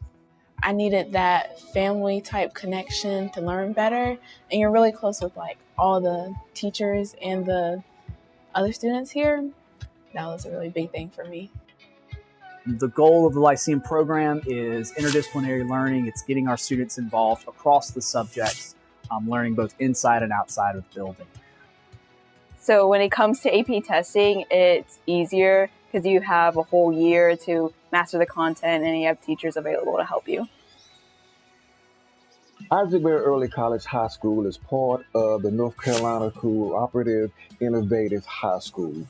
We give an opportunity for students to come and get fast-tracked into life after high school.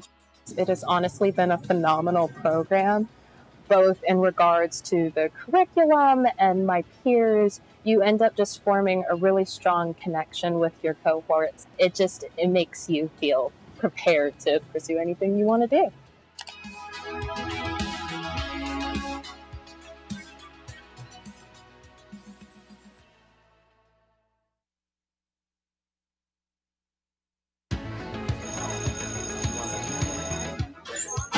This is NHCS Recap, where we look back at some of the top events from the week of November 8th. On Tuesday, the New Hanover County Board of Education held its regular board meeting. The board recognized numerous staff and students for their achievements and excellence and discussed a staff climate survey as well as half-day Wednesdays starting in the month of December. No decision was made on either subject. The board voted to hold their monthly mask vote until after the Department of Health and Human Services made a decision on the county mask mandate. The board will hold a special meeting on Monday to vote. Murray Middle School became an official Unified Champion National Banner School this week.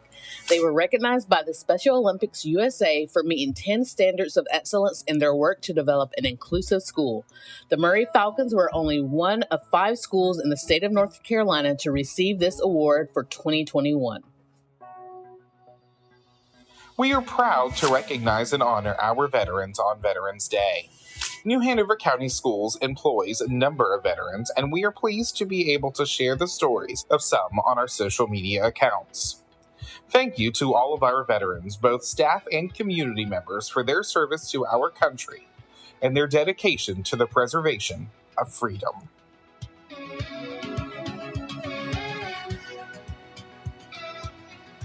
That's it for NHCS Recap.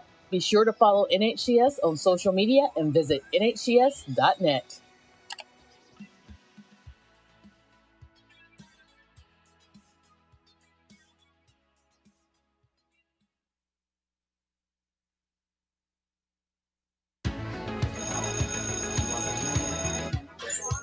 This is NHCS Recap, where we look back at some of the top events from the week of November 1st. Last weekend, New Hanover County Schools, with the invitation from the New Hanover County NAACP, attended a community engagement event for our families. We enjoy the collaboration, which allowed us to share our continued focus with the students and families we serve every day. NHCS looks forward to being welcomed and engaged in future events with the community. On Monday, November 1st, students in Mr. Rodriguez's Hispanic Heritage class presented on the Day of the Dead. Students and their families provided flowers, pan de muerto, food, and painted their faces to honor the holiday with an authentic presentation. Selected students from all traditional middle and high school orchestras were invited to the Minnie Evans Arts Center for a 2-day clinic learning and performing music with the aid of guest conductors Dr. Jim Waddalow of Meredith College and Corey Franklin of Chapel Hill Carborough City Schools. Students performed a joint concert for the public on October 30th.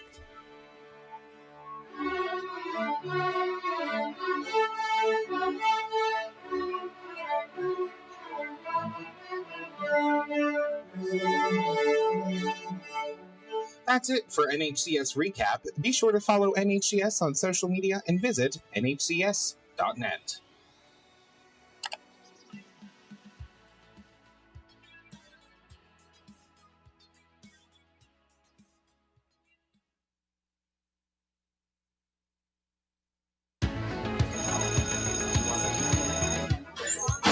The This is NHCS Recap, where we look back at some of the top events from the week of October 25th.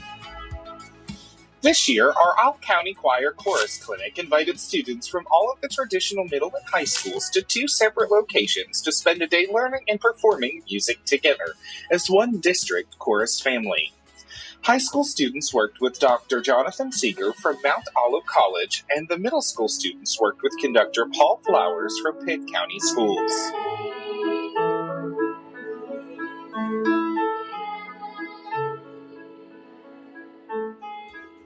Students at Ogden Elementary held their annual Boosterthon Fun Run. The students raised over $40,000. The funds will be used to help provide renovations and updates to the school's media center. It was a great fundraiser that paired school spirit with a dose of fitness. At a special meeting held on Thursday, October 28th, the New Hanover County Board of Education voted to make November 12th a wellness day for staff and students. This will be an undesignated work day. Have you completed the New Hanover County Public Input Survey? Community members, parents, school employees, and students can share feedback and input through the survey. The survey is open through November 1st. Safety revolves around how the community treats each other, and if we go out and we work on this survey together, then we're going to be encouraging that community to grow. We're going to be encouraging safety among students and staff. We're going to be keeping people safe, and I don't understand why you wouldn't want to do that. That's it for NHCS Recap. Be sure to follow NHCS on social media and visit nhcs.net.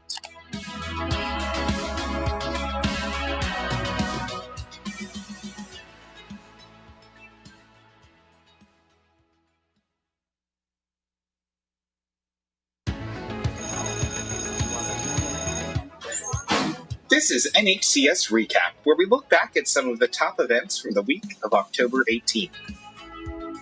CTEC, along with the Wilmington Cape Fear Home Builders Association, held a pumpkin carving with power tools event on October 18th. This event was to celebrate the National Association of Home Builders Careers in Construction Month. It was a fun, hands-on experience that allowed CTEC students to learn to use different power tools while also learning about the construction industry as a whole. Also on the 18th, Snipes Academy of Art and Design held a dedication ceremony for their outdoor classroom. This project was started before the pandemic, but was just recently completed. Students and teachers are able to use the space to teach a variety of lessons, as well as have lunch outside. The project was largely funded by the Landfall Foundation. Dr. Faust, along with other members of the senior staff and Board of Education, were all in attendance. New Hanover County is launching a public input survey about school and community safety, reporting incidents, communication, and community programs and resources. The survey is completely anonymous and will be open now through Monday, November 1st. It is intended to gather direct community-wide feedback to help inform the continued development of an actionable plan and investments. This is part of the county's initiative to improve school and community safety. Wrightsville Beach Elementary School was named one of the 2021 U.S. Department of Education Green Ribbon Schools for their efforts to reduce their environmental impacts, teach students how to live sustainably, and be good stewards of the environment. Students from Wrightsville led tours for members of both the U.S. and North Carolina Departments of Education, demonstrating what their school does to promote these pillars. Members of the Board of Education, Dr. Faust, and other senior staff were all in attendance. That's it for NHCS Recap. Be sure to follow NHCS on social media and visit nhcs.net.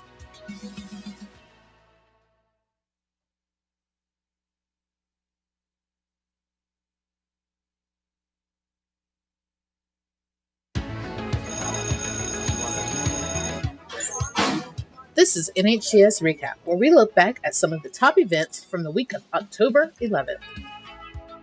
Students and staff over at Murray Middle School held a ribbon-cutting event for the installation of their new solar panels. Murray has a pole-mounted 5 kW system that was installed through an NC Green Power grant with matching fundraising by the school. The other 110 watt mounted system was purchased through Duke Energy rebates from various projects over the years. The 6th grade chorus band and orchestra also performed Here Comes the Sun. Do, do, do, do.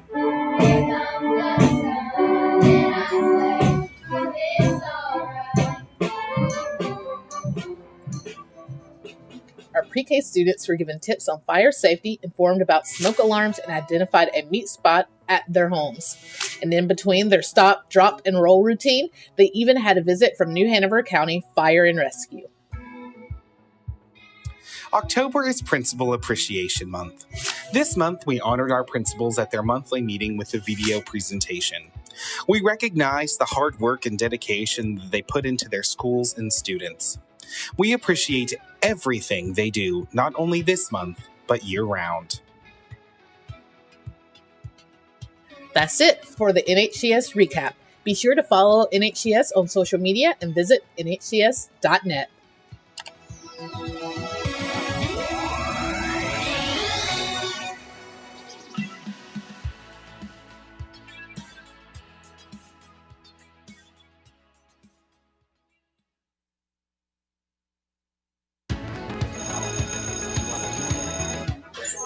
This is NHCS Recap, where we look back at some of the top events from the week of October 4th. Students at Bradley Creek Elementary held their annual Walk, Ride Your Bike to School event. The event that is celebrated nationally helps promote physical activity, teach safe pedestrian and bicycling skills, concern for the environment, and reduces traffic congestion and pollution, something we know our families appreciate. The New Hanover County Board of Education held its regular meeting this week. They heard presentations from district leaders on the literacy campaign, budget and salary projections, and from Head Start. The board also extended the universal mask update for NHCS and was given an update on the vaccine and testing options within the district. It's homecoming week over at Hoggard, and the Vikings are gearing up for their big game on Friday with Spirit Week. On Wednesday, they held their annual Powder Puff football game. Congratulations to the Tough as Nails senior girls who defeated the juniors 24-6. That's it for NHCS Recap. Be sure to follow NHCS on social media and visit NHCS.net.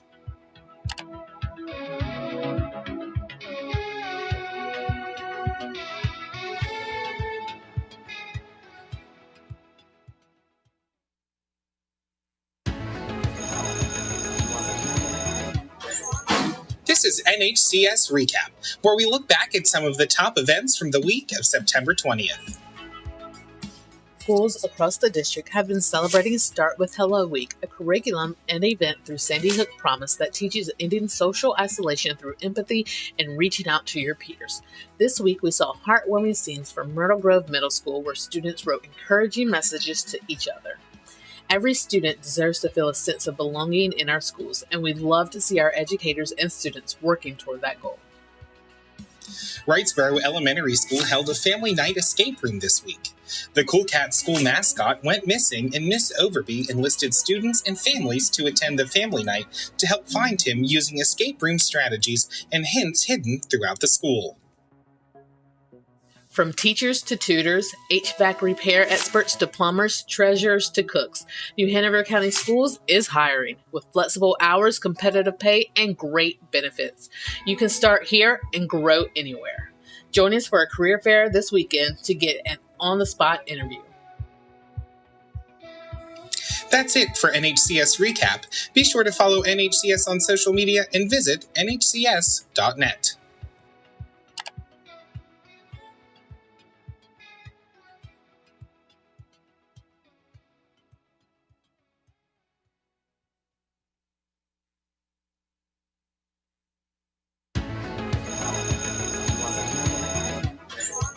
This is NHCS Recap, where we look back at some of the top events from the week of September 13th.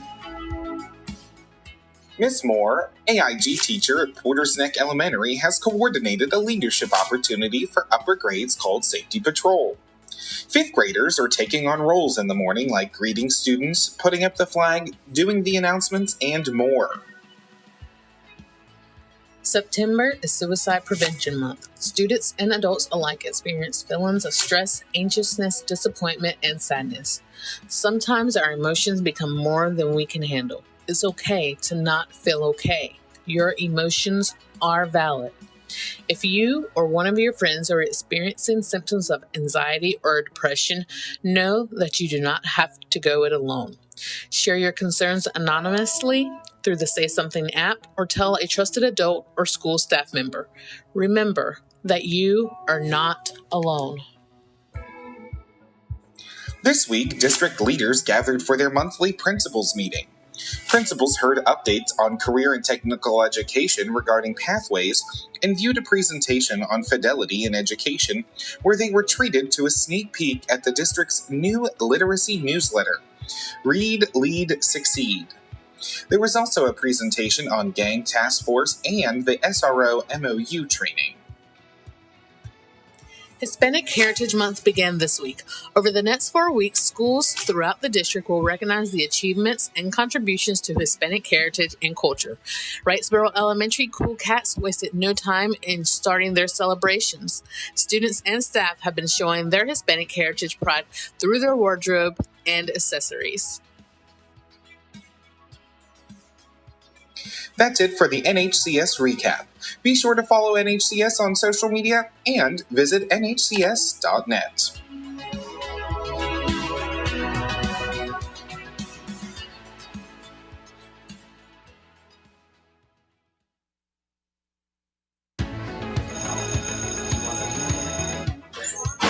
This is NHCS Recap, where we look back at some of the top events from the week of September 6th.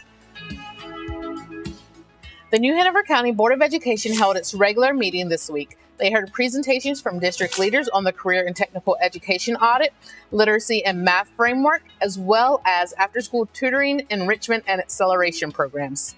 The board also extended the universal mask update for New Hanover County schools and provided information on their joint effort with New Hanover County commissioners to work on teacher recruitment and retention incentives.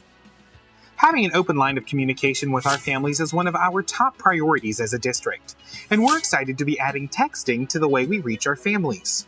Receiving texts from New Hanover County schools is easy. Just text YES to 67587 to opt in.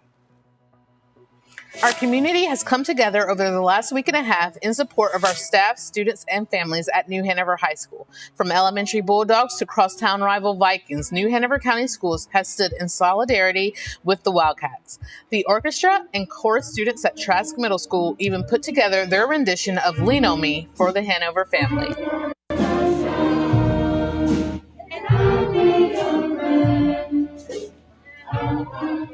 20 years ago, our nation was struck with the tragic events of September 11th. For those of us old enough to remember, we can tell you exactly where we were when the towers were struck. We can recall the horrifying footage that played out on our televisions that morning and the days to come. We grieve with those lives lost, and we hold in esteem the countless first responders who raced toward the chaos, and we honor the men and women in our military forces who serve to protect our nation near and far. This morning at New Hanover High School, the JROTC held an observance of remembrance for all of the lives impacted by the events of 9/11. That's it for NHCS Recap. Be sure to follow NHCS on social media and visit nhcs.net.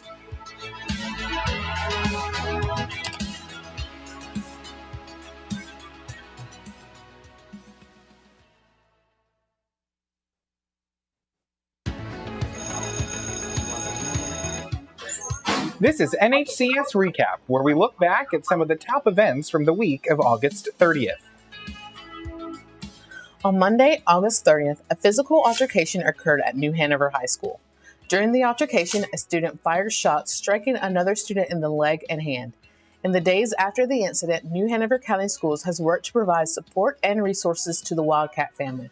The district's crisis team have made themselves readily available and have also provided outside resources to students and staff through Trillium Health and the Wilmington Health Access for Teens, or WHAT Clinic. We encourage our students to talk to a trusted adult, teacher, or a counselor if you are in need of additional support. As a result of the incident, New Hanover County Board of Education members with the New Hanover County Commissioners held a joint special meeting Friday, September 3rd to discuss how to ensure the safety of students and staff at all New Hanover County school facilities. This joint meeting was held at the Board of Education Center where community leaders were able to share what safety measures they would like to see implemented going forward. Today, the stakeholders at this table will have an opportunity to discuss lessons learned, ask questions, and share ideas for solutions and next steps. We need to do our homework, research, and develop a well-thought-out plan to prevent violence in our campuses. 3 years ago, Murray Middle School's Unified Falcons made a commitment to work to build a more inclusive school. In that time, the Falcons have participated in Special Olympics, unified sports, where students with and without disabilities train and compete as teammates, fostered inclusive youth leadership, and maintained whole school engagement. Murray is a national model school of inclusion and was awarded status as a unified champion national banner school. Some of our youngest learners headed to the classroom for the first time this week. Students at Howell Johnson Mosley and College Road Early Childhood Center had staggered enrollment for the first half of the week and rounded out the week on Thursday and Friday with full days. That's it for NHCS Recap. Be sure to follow NHCS on social media and visit nhcs.net.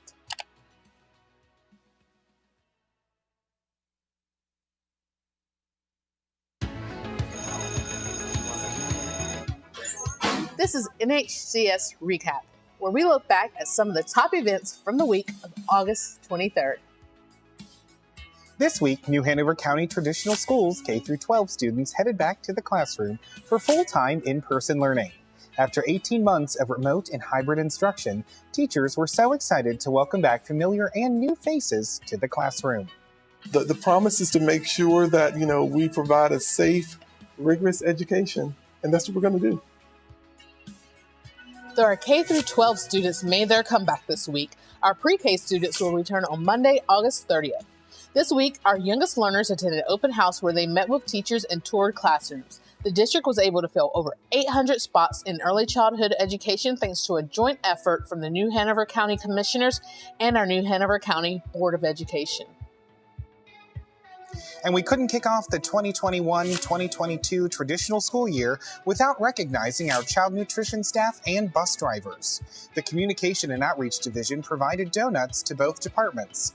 So we can officially say we started the year off with NHCS running on Duncan.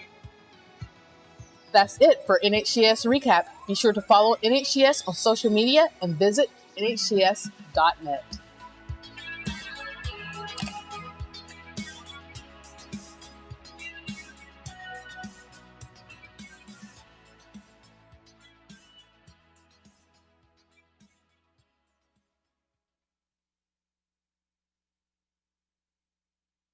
So we can officially say we started the year off with NHCS running on Duncan.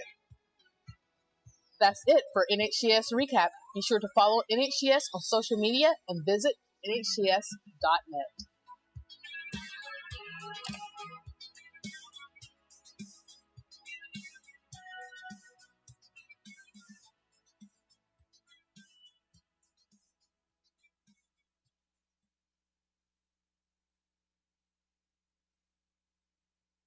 So we can officially say we started the year off with NHCS running on Duncan.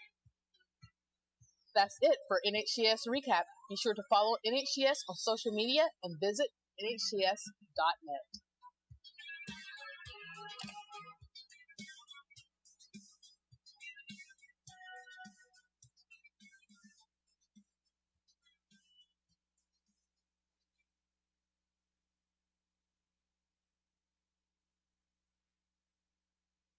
So we can officially say we started the year off with NHCS running on Duncan. That's it for NHCS Recap. Be sure to follow NHCS on social media and visit nhcs.net.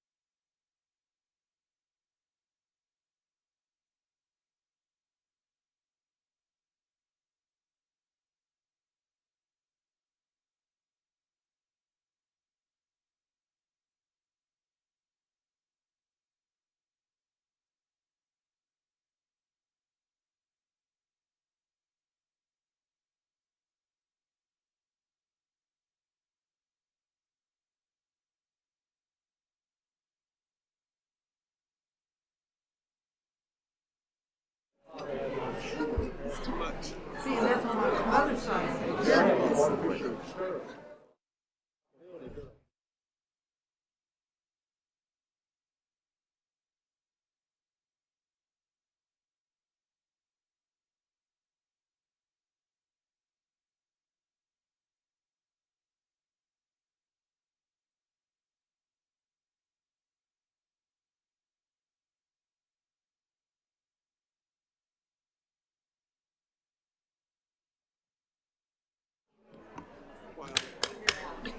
I'd like to call the meeting back to open session, please.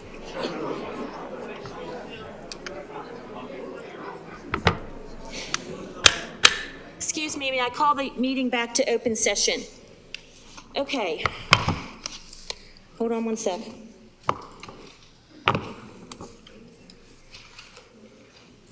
All right, so next on our agenda is the is the approval of the minutes.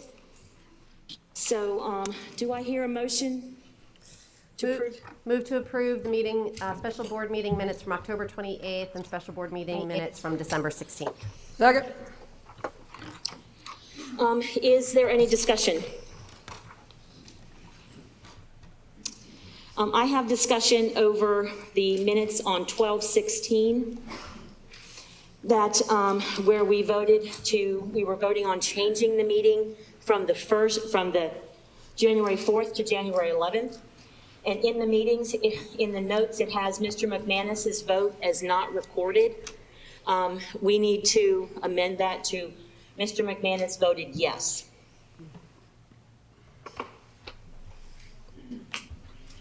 Any discussion on that? Okay, Ms. Bowie, will you please call the roll?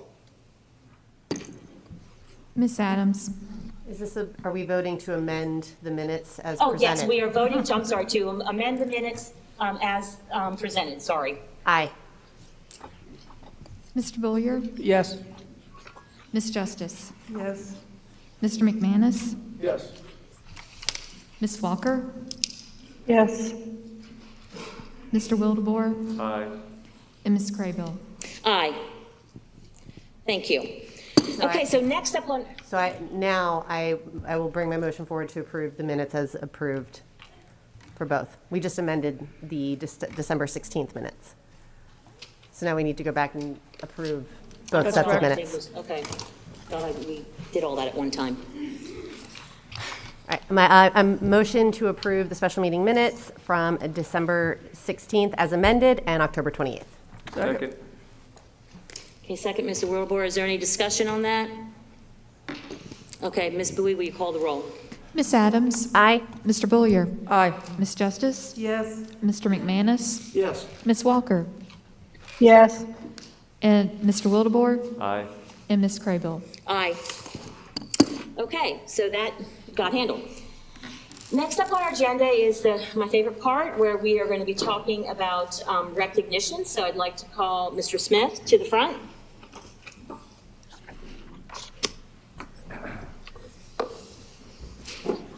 Good evening, Madam Chair, board members, Dr. Fowles, colleagues, and guests. Before we get into tonight's official recognitions, I'd like to again briefly congratulate our 2023 Teacher Rookies of the Year finalists, who were all surprised by the announcement last week in their classrooms. They were from Winter Park Elementary, Samantha James, a third grade teacher in her third year. From Forest Hills Local Elementary, Melissa Doria, a kindergarten teacher in her second year. From Wrightsboro Elementary, Brooke Russell, a kindergarten teacher in her second year. From Rachel Freeman School of Engineering, Meredith Cash, a fourth grade teacher in her second year. And from New Hanover High School, Shelby Darsley, an EC teacher in her third year. So a quick round of applause for our rookie teachers.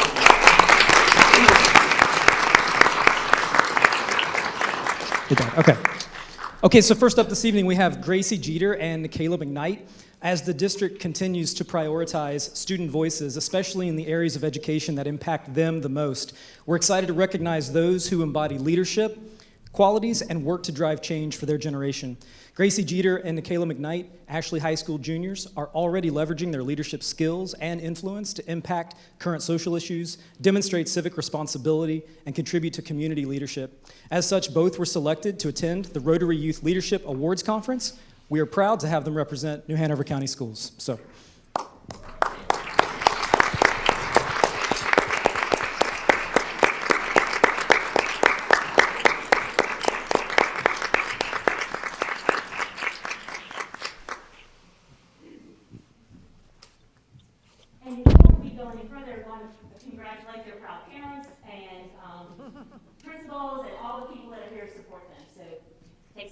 Congratulations.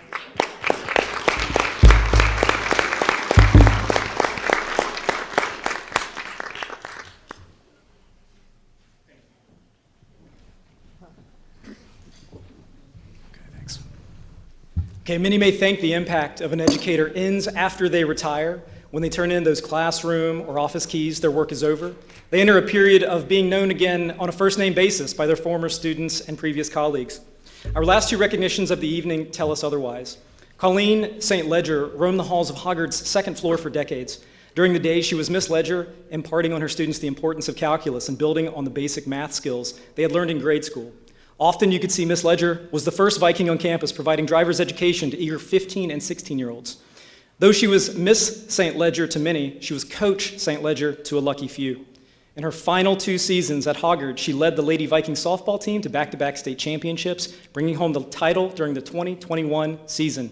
Based on her coaching performance during that season, community and school involvement over her career, and her philosophy on coaching, we are pleased to congratulate Coach Colleen St. Ledger on her selection by the National Federation of State High School Associations as the North Carolina Girls Softball Fast Pitch Coach of the Year.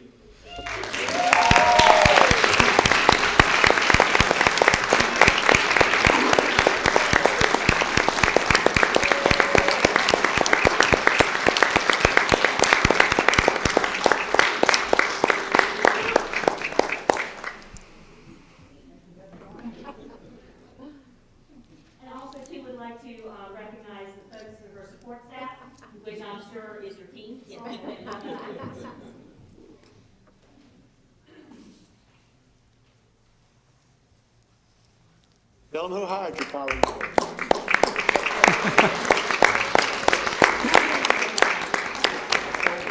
Mr. Mays hired me, Johnson hired me. And last up, Ms. Ruby Sutton. Laney High School has no shortage of athletic talent to walk its halls. From basketball legends to wrestling legacy spanning generations, athletic excellence and Laney High School go hand in hand. Needless to say, when Ruby Sutton's name came across my team's media notification list last week, there was little surprise. Coach Sutton's career in coaching and education spans more than 5 decades. Let me say that again. For 50 years, she's lent her time, talent, and passion to New Hanover County schools. She's coached at Williston Senior High School, Noble Junior High, DC Virgo, and Laney High School. She won 5 conference championships in tennis and 3 conference Coach of the Year awards in volleyball. She was also named the National PE Teacher of the Year in 1996 by Walt Disney. In 2019, she was inducted into the Greater Wilmington Area Athletic Hall of Fame, and we're pleased to announce it didn't stop there. Today, we congratulate Coach Ruby Sutton on being selected to the North Carolina High School Athletic Association Class of 2022 Hall of Fame.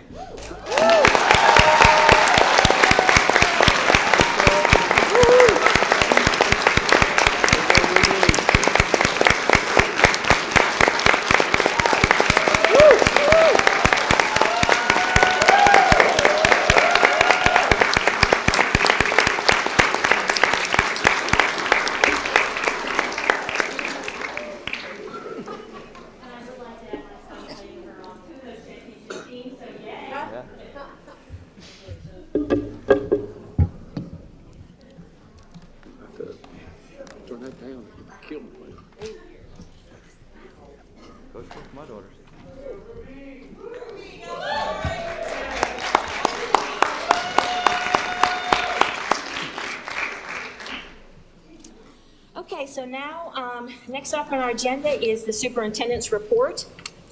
I want to take a moment to talk a little bit about equity, specifically from the vantage point of superintendent for a school district that is a combination of suburban, urban, and rural students and families. Equity is not just a black and white thing. Equity is not just rich and poor. It's not just exceptional children and academically and intellectually gifted. Equity to me is meeting students where they are, providing the opportunity for a top-tier education, regardless of the skin color, economic, socioeconomic status, learning, or athletic team their own. When I think of this, I think of at-risk students. And at-risk, look up a definition I'm going to quote. It says, an at-risk student is a term that we use here to describe a student who requires temporary or ongoing interaction in order to succeed academically. Basically, a student, any student, can exhibit at-risk attributes at any given time. Getting this right is nuanced into hard work, and it's often attacked with bad faith arguments. We talked probably about a year ago at this time when we met with some community members about suspension. And suspension in it's 4, 5, 6, and 7-year-olds. And what we asked at that meeting was that we give our staff the opportunity to be trained, to go through a program, and we selected the top schools that were suspending our elementary kids. We have trained those individuals. They're continuing to train. They're creating programs that are suitable for their schools with supervision from our departments. Dr. from this Varnum is over that. Daily, we talk with individuals from those schools. There is a plan.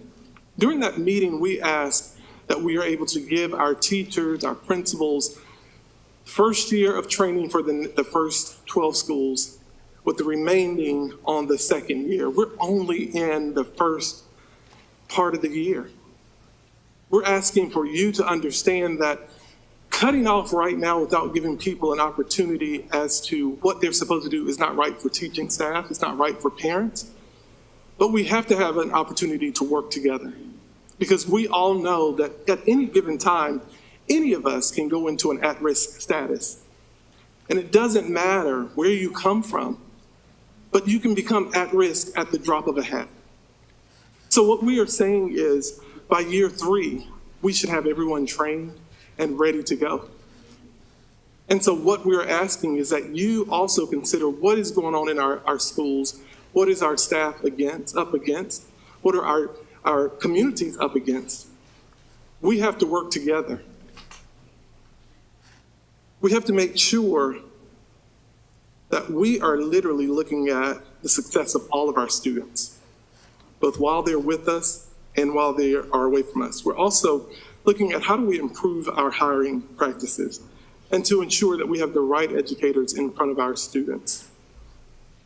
That means that looking at the community that we serve and to make sure that we are providing a high quality education daily. And that also looks at our grading policy. And you'll hear about this evening. And we're genuinely focused on the betterment of our students and the achievement. But it also starts with the help of our parents. I know you've heard from the adults in the building, but have we heard from our students? And so what I'm asking you, everyone, to think about, what happens if you were to go into an at-risk status? Who would stand by you and support you? Thank you so much. And I'll turn it over to you. Thank you, Dr. Barnes, for those remarks. Next on our agenda is the board chair's report. So I just wanted to first say that I wanted to give you a strategic plan update. The board and the superintendent's cabinet met together on Friday, the 28th, for a very productive work session and developed goals for the 6 most pressing areas identified by our consulting firm. The cabinet reconvened with the consultants on the 31st for further discussion and goal refinement.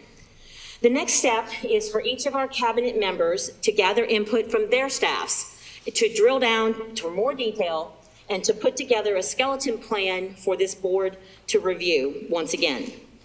We are committed to fine-tuning this strategic plan as quickly as possible so that we can create a budget that supports it.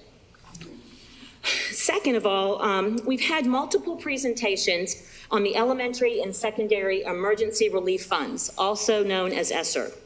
But I'd like to take an opportunity to clear up some misinformation that we've seen in email and in online conversations. The federal grants that New Hanover County Schools, that we received approximately $88.5 million over a total of the next 2.5 years. They are in no way tied to vaccine or mask mandates.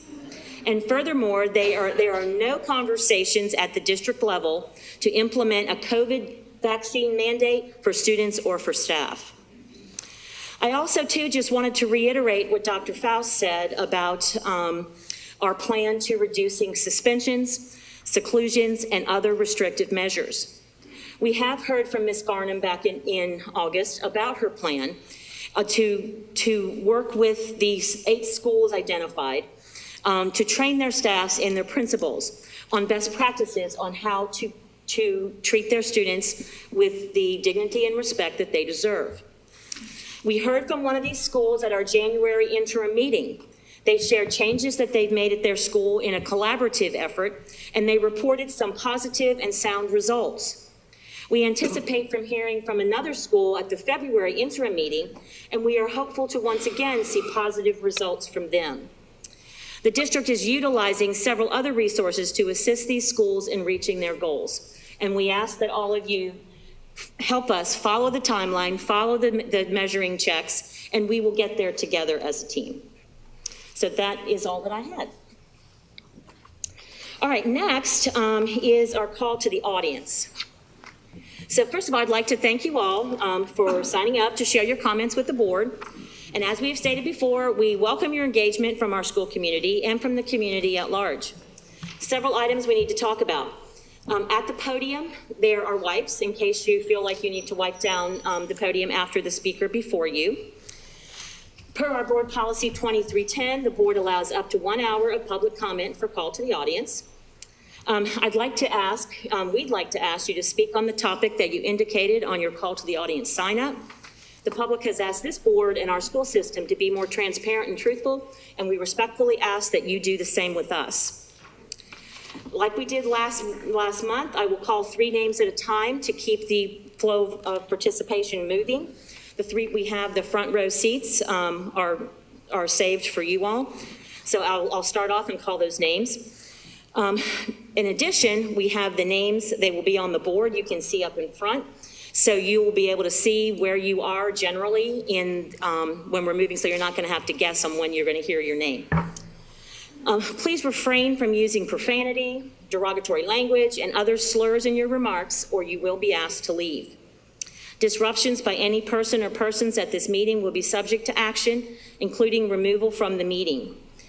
And I hate to say this every time, but I need to remind you that a person who willfully interrupts, disturbs, or disrupts an official meeting, and who, upon being directed to leave the meeting by the presiding officer, willfully refuses to the meeting is guilty of a Class 2 misdemeanor.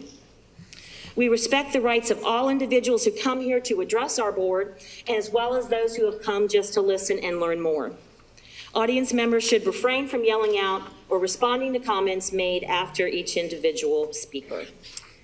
So let's go ahead and get started. I'd like to call to the front Nevin Carr, Christina Mercier, and Natasha Tu. Come on up and have a seat in the front. And then why don't we just have Nevin go to the podium and skip down, and Peter Rowich. Peter, you can just say where you are, you're good. And then so number 6 would be Gail Major, if Gail wants to come to the front as also, and to be prepared. All right, Mr. Carr. I want to start by saying that it's not a very good political sign for y'all that I'm here today. I've never been to a school board meeting. I never even knew who any of y'all were a few months ago. And I'm here today because I am furious about this mask mandate on my little boy. I'm not going to stand up here and just repeat all the science back to you guys that y'all should already know about. It's obvious this is no longer a scientific issue for you. It's a political issue. So I'm here to tell you, go on and do whatever it is you're going to do, all right? And because we are coming to the polls this year, and we are going to vote you guys out. One at a time, we're going to start getting rid of y'all. You see, I'm not afraid to tell my kids why they're being forced to wear a mask. It's because Democrats are obsessed with forcing people to do things that they don't want to do. Democrats do not believe in personal choice or individual responsibility, and when Democrats find their way into power, you always end up losing some of your freedom. It's a real shame that you all found your way into power. You hurt people, you hurt people's children, you affect people's lives, you invite activists in from Kansas City to come spew their racism to our kids. I mention racism because that's the next thing we're going to address after dealing with your mask mandate. And since you all are so obsessed with race, by allowing this racist EDI and social justice garbage into our classrooms, I'll tell you what we're going to do when we take back power. We are going to teach your kids about the racist history of the Democrat Party. The same Democrat Party that had a Klansman, Robert Byrd, in the U.S. Senate as recently as 2010. That's your party's legacy, and now you're going to own it. And lastly, if I can address Benedict Arnold for a second, sorry if this is stifling for you. You know, it must be real inconvenient to have to sit up here and listen to how your actions affect other people's lives. If you don't like it, I suggest you resign. You're basically a lame duck like the rest of the people up here. Thank you very much. Thank you, Mr. Carr. Christina Mercier.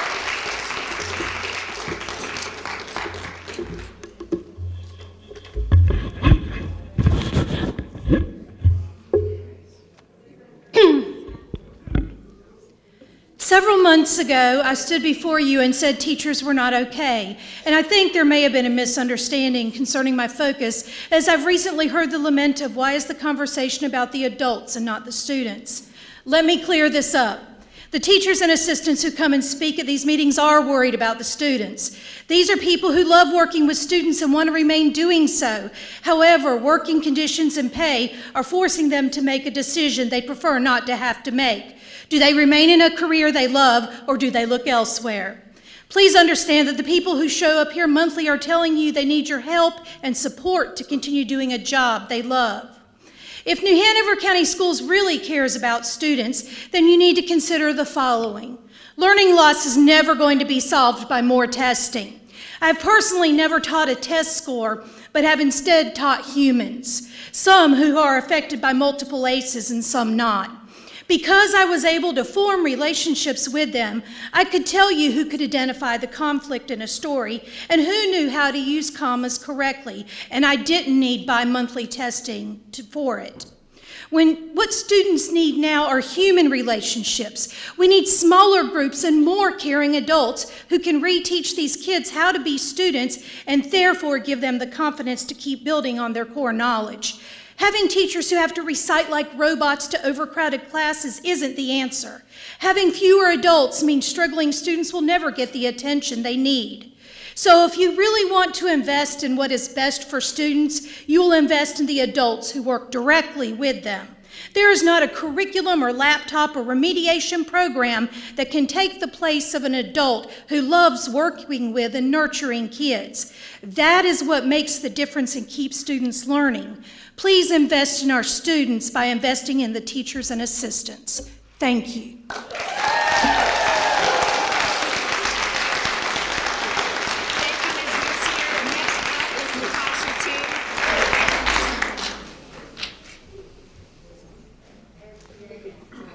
Please put your sign down, sir. Good evening. And can you have a seat? No, it's not his turn to talk. It's your turn. If he wants to stand, he's more than welcome to stand behind me. Mandating products authorized for emergency use authorization states violates federal law. All COVID vaccines, COVID PCR tests, and antigen tests, masks are merely EUA authorized, not approved or licensed by the federal government. Long-term safety studies and efficacy studies have not been proven. As I've mentioned in this board in previous meetings, EUA products are by definition experimental, which requires people to be given the right to refuse them.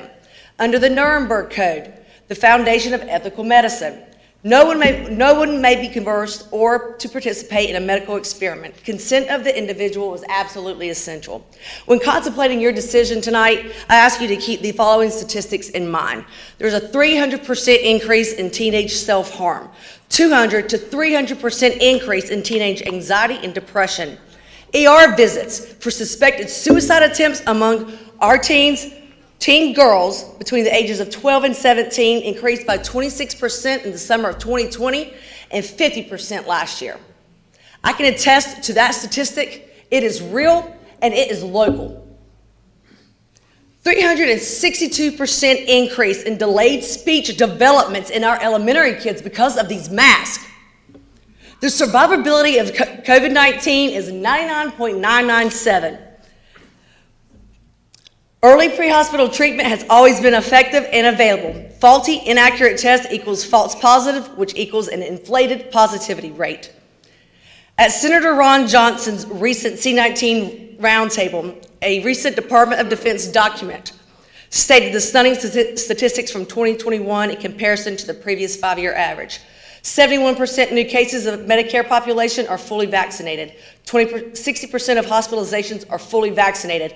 269% increase in myocarditis and heart attacks. 291% increase in Bell's palsy. 300% increase in miscarriages. 471% increase in female infertility. 470% increase in pulmonary.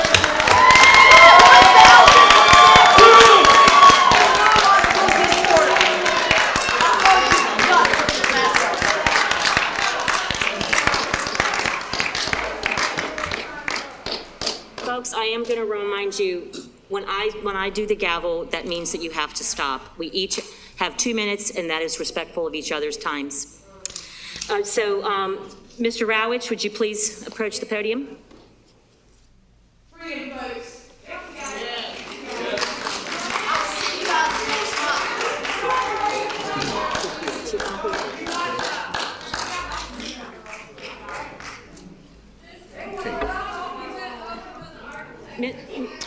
I am here tonight. Excuse me, Mr. Rowich, please hold. Officer, would you please ask this lady to leave?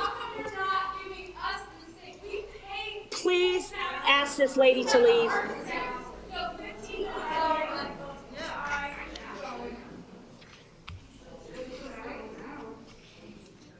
Hang on, I want to give you the time that you deserve. Okay, go ahead. Thank you. Thank you. I am here tonight to stand in support of the groups who come month after month asking the board to improve the learning conditions for all children and the working conditions for all staff.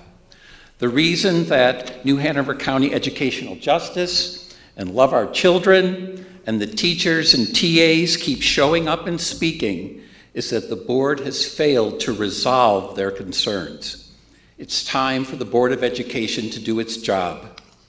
The sexual assaults and the subsequent cover-ups from the past are shameful. Settle the lawsuits with the victims now. We need accountability. We pray for justice. Change student policy, student behavior policy 4300 and end out-of-school suspensions for all 4, 5, 6, and 7-year-olds except for guns, drugs, or a violent assault. Sometimes you have to remove a disruptive child from a classroom, but don't kick them out of school. Figure out the root causes of the behavior and work with them. Stop the use of seclusion rooms and drastically reduce the use of restraint on our students. Seclusion is really involuntary confinement. Schools should be places to learn, not prisons. And start paying our classified staff respect and a living wage of $17 an hour. One source of funding is the $4.3 million in the district's bonus reserve. Acknowledge the problems, make them priorities. Help our kids, support our staff, do your job. Thank you. Thank you, Ms. Rowich. Next up, we have Gail Major, but while she's making her way to the front, Denise Yanone, Donna Gargett, and Sandy Isles, if you'd like to come forward to the front and be ready to roll when it's your turn. Yes, ma'am. Ladies, you may come to the front. Oops, sorry about that. Good evening. I'm Gail Major. For people that don't know me, I'm a licensed elementary teacher and school administrator, and I've long been a child advocate representing any and all children. Most of my work has been in Ohio. I've been working with New Hanover County almost a year now, and I think the last time I talked to you, the thing that we'll be looking at is taking apart what we are doing with the EDI. EDI, the D and the I, very significant through the years. Diversity and inclusion among our country, the diversity that we have within our children and in our schools. The area that is gray in the sense of an understanding and where it really belongs with adults is the equity. It does not belong in our schools. It's a very detailed thing that takes some critical thinking.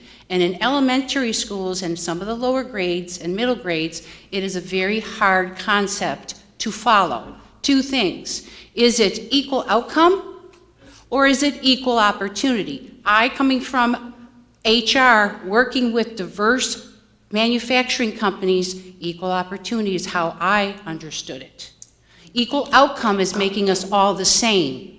And in the sense of being the same, how can we do that when I hear from this school district we have oppressors and oppressed? Are you serious? How does that unite us?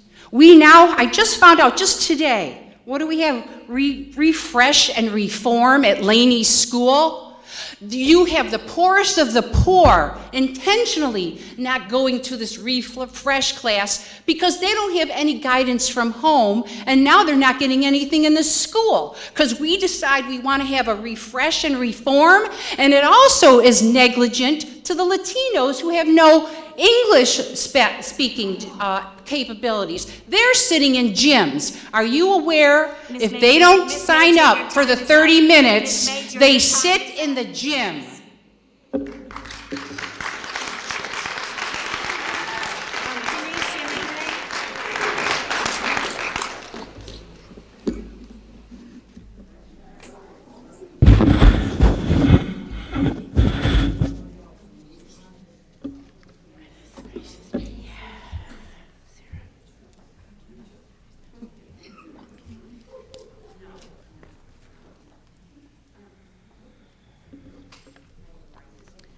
Good evening. I'm Denise Yanone, president of the newly organized New Hanover County Special Education PTA, or New Hanover County SEPTA. With me is Donna Gargett, my first vice president. According to National PTA, the overall purpose of PTA is to make every child's potential a reality by engaging and empowering families and communities to advocate for all children. PTA believes that all children have the right to a quality public education, which allows each child the opportunity to reach his or her fullest potential. Special education PTAs are designed to help parents advocate for special needs children. We invite the stranger and welcome the newcomer. New Hanover County SEPTA is dedicated to basic human right, protected under the Individuals with Disabilities Education Act, of each child to receive a free and appropriate public school education so they reach their fullest potential. SEPTA finds the 2020-2021 four-year high school graduation rate for New Hanover County School students with disabilities at 72.5% very alarming. For the same period, the regular education high school graduation rate was 88.5%. There are many factors that contribute to high school graduation rate. Educational staffing, including sufficient support staff and fairly paid teacher assistants, are crucial factors for differently abled students. Discipline policy is another crucial factor. Students with disabilities who are disproportionately suspended and secluded miss school days, suffer trauma, and fall further behind. You cannot teach an empty chair. Suspension and seclusion are often violations of students' individual educational plans. SEPTA strongly urges New Hanover County Schools to examine their areas of failure to adequately educate all our students with disabilities. The students will do better when the adults do better. Thank you. Thank you, Ms. Yanone. Donna Gargett. And as she's approaching, I'd like to invite Sandy Isles, Melissa Mason, and Rocky Jeter to come to the front. I was going to talk out against suspension, seclusion, and restraint. I was going to share the good news of grant money my organization, Blank Canvas Awareness Art, received to help address low literacy. But instead, I think it's important that the board hear my daughter's words. She is a student in 6th grade. Yesterday, she sat paralyzed, traumatized, listening to a mandatory discussion about a school shooting and suicides.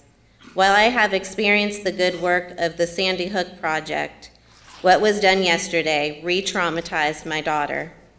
Despite me explaining to the school counselor that my daughter's experience with the shooting at Longleaf Park, My daughter sat through this discussion. When I asked my daughter about what could have happened differently, she said she thought schools should send information home prior to these discussions so students could feel prepared and given the opportunity to opt out. I totally agree. Instead, I got a call from my daughter in panic, followed by an apology from the counselor. We don't need apologies. We need to do better. Let my daughter's words speak for other children experiencing trauma. I have to wonder if the same presentation was given to the school where there was a school shooting. My daughter shared that there is a need for more mental health support in school. Those are her words. These serious topics need to be prepped by parents and caregivers that know if their children are mentally prepared to take part. Yesterday, my daughter's rights were violated by a system responsible for protecting her. Tonight, I am her voice so that you can take a hard look at how we are addressing school shootings and suicide preventions. Thank you. Thank you, Ms. Garrett. Up next, Sandy Isles.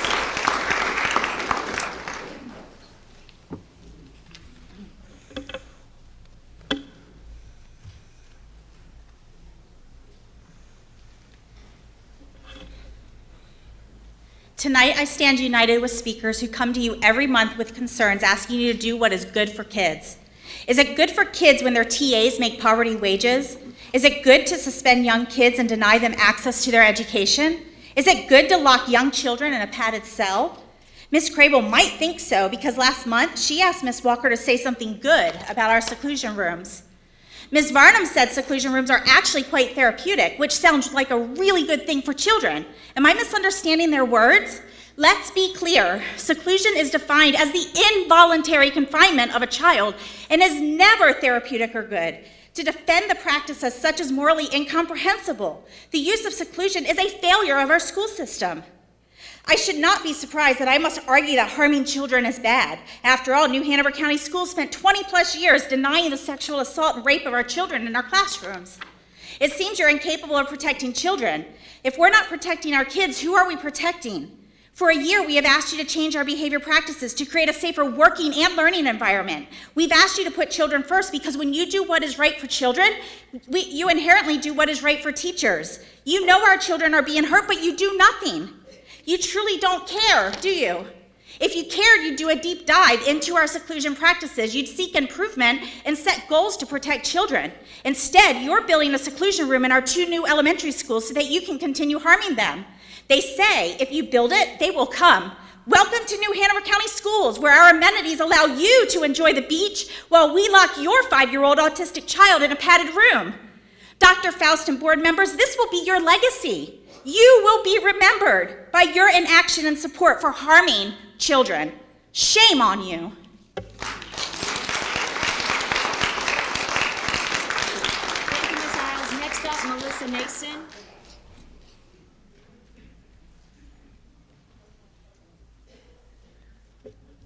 Good evening. My name is Melissa Mason. Back in 2010, I gave birth to my oldest son. He had some minor complications after birth, so he was placed in the NICU for a brief period of time. My youngest son, born 2 years later, required surgery shortly after he was born. Now, why would I bring these 2 random pieces of information to your attention? Well, because I don't recall any of you in the post-op room with my youngest or in the NICU with my oldest. Yet, your actions demonstrate that you believe you are more qualified to make medical decisions for my children than I am. As a parent, I have never, nor will I ever, co-parent with any government entity. In my 13 years as an educator prior to moving to Wilmington, I never claimed to be a medical expert. I would have never told the parents of my students what they should and shouldn't do. I respected them as parents to make the best decisions for their own kids. What makes New Hanover County so different? As parents and guardians, we know our kids best. We know that there's no cookie cutter, one solution fits all. Each kid within this community has their own specific set of needs. Since it's unlikely that you know all 24,000 or more, I would ask that you relinquish your power over this mask mandate and give it back to the parents to make the choice. Parents know their kids. They know if they need to wear a mask, they know if they don't need to wear a mask, and they're more than capable of making that choice. Parents and community members, if you're dissatisfied with this current school board and its overreach, there's one thing you can do: vote in November. Thank you.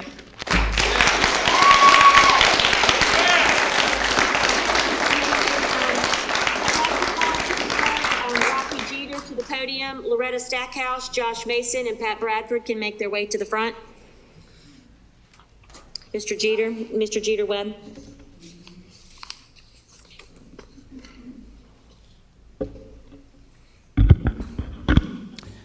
How much money have y'all made over the last 2 years of this mess? How many lies have y'all told the public?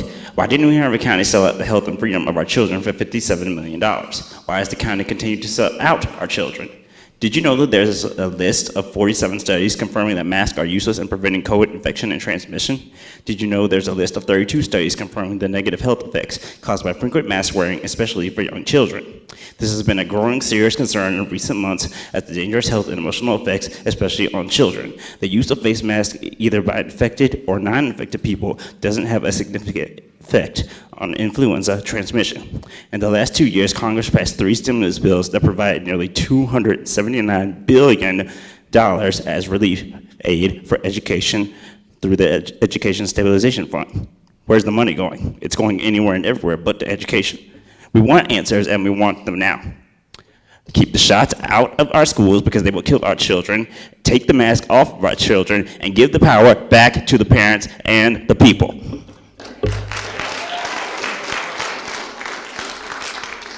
Thank you, Mr. Jeter Webb. Ms. Stackhouse, Loretta Stackhouse.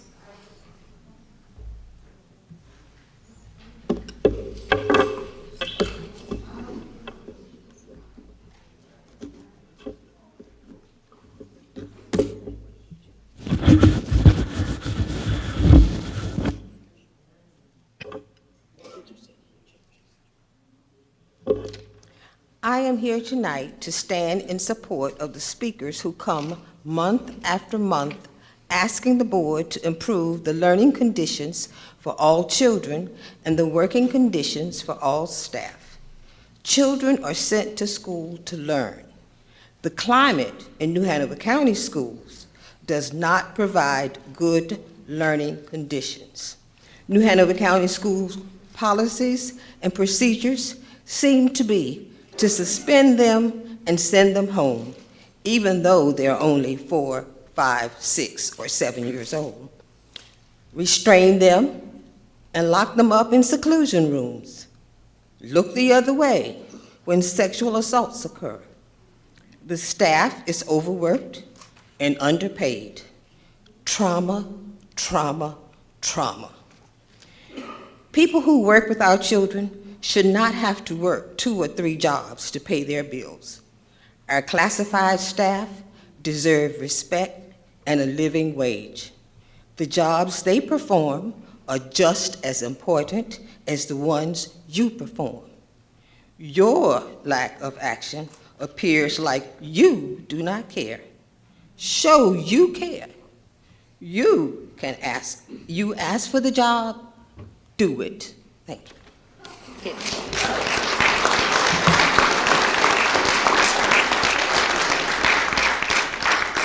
Okay, so I'd like to call to the front. Is this Josh Mason? Okay.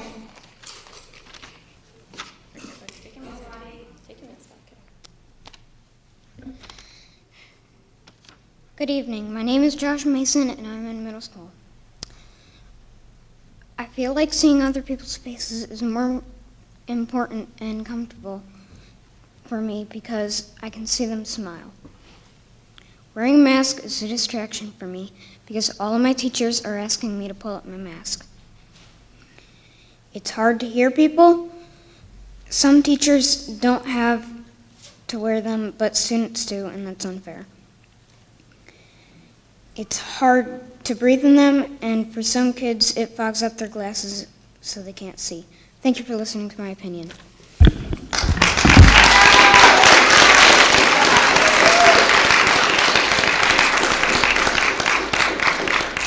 Mr. Mason. Pat Bradford, you may come to the podium. Heather Chiklinski, Milane Cooper, and Mark Whitehead, if you want to make your way to the front. Good Ms. evening. Bradford. I signed up to speak to the superintendent's report, so I'm going to start with that. Dr. Faust, you talk about top-tier education, but we don't see top-tier education. We see children who can't read. We see children who are locked in seclusion rooms. We see little people who are suspended. So how do you bring those two things together? How? I watched your strategic retreat, and it was wonderful. It all sounded marvelous. But until you address the issues that the county keeps bringing to you, you're not going to go anywhere. You're just not. And Chairperson Crable, I appreciate so much how you opened the comment section for us. But in the United States, there are 3,006 counties. In North Carolina, there are 100 counties, and every single county got millions and millions and millions of dollars.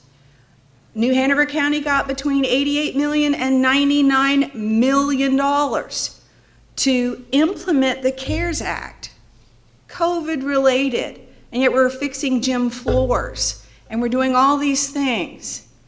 But we can't pay our teachers' assistants more than $15 an hour, which they could earn at Domino's slinging pizzas? That's not a top-tier education. And Ms. Crable, you talked about these things aren't true, okay? But prove it to us. Show us the reports where you do not have to prove that you're universally masking, that you're physically distancing, that you're doing contact tracing, you're doing ventilation, and you're quarantining our kids. Prove it that you're not pushing the government's mandates to you. Prove it to us. Show us the reports. Thank you, Ms. Bradford.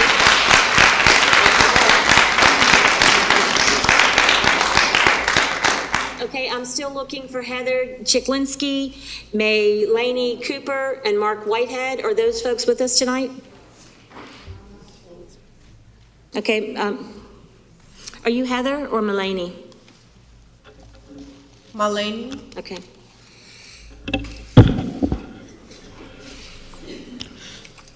My name is Milane Cooper. Tonight I stand before you in support of the advocates who diligently speak up for our defenseless children who are being misrepresented and overlooked by the New Hanover County Board of Education. My first concern is the unsettled sexual assault lawsuits. Your calculated indecisiveness is shameful. Where is the accountability? I ask the New Hanover County Board of Education. Secondly, your lack of expedition to stop the suspension of 4, 5, 6, and 7-year-olds except for guns, drug, or violent assault is deplorable. How many excuses will the New Hanover County Board of Education make? Your blatant decision to ignore these despicable acts speaks to the fact in 2022. This is the new Jim Crow. Pick up the book by Michelle Alexander. You may learn something, New Hanover County Board of Education. We know without a doubt that the children wrongly labeled as minorities have an even harder time. Thirdly, our TAs need and require livable wages after taxes. They are looking at pennies monthly, with heightened rent, food, car notes, and the required therapy needed after facing the callous Board of Education monthly meetings in New Hanover County. February marks Black History Month. We call upon our ancestors who were warriors in this world against the same systems we now fight. James Baldwin eloquently stated, the paradox of education is precisely this, that as one begins to become conscious, one begins to examine the society in which he is being educated. Stop the nonsense.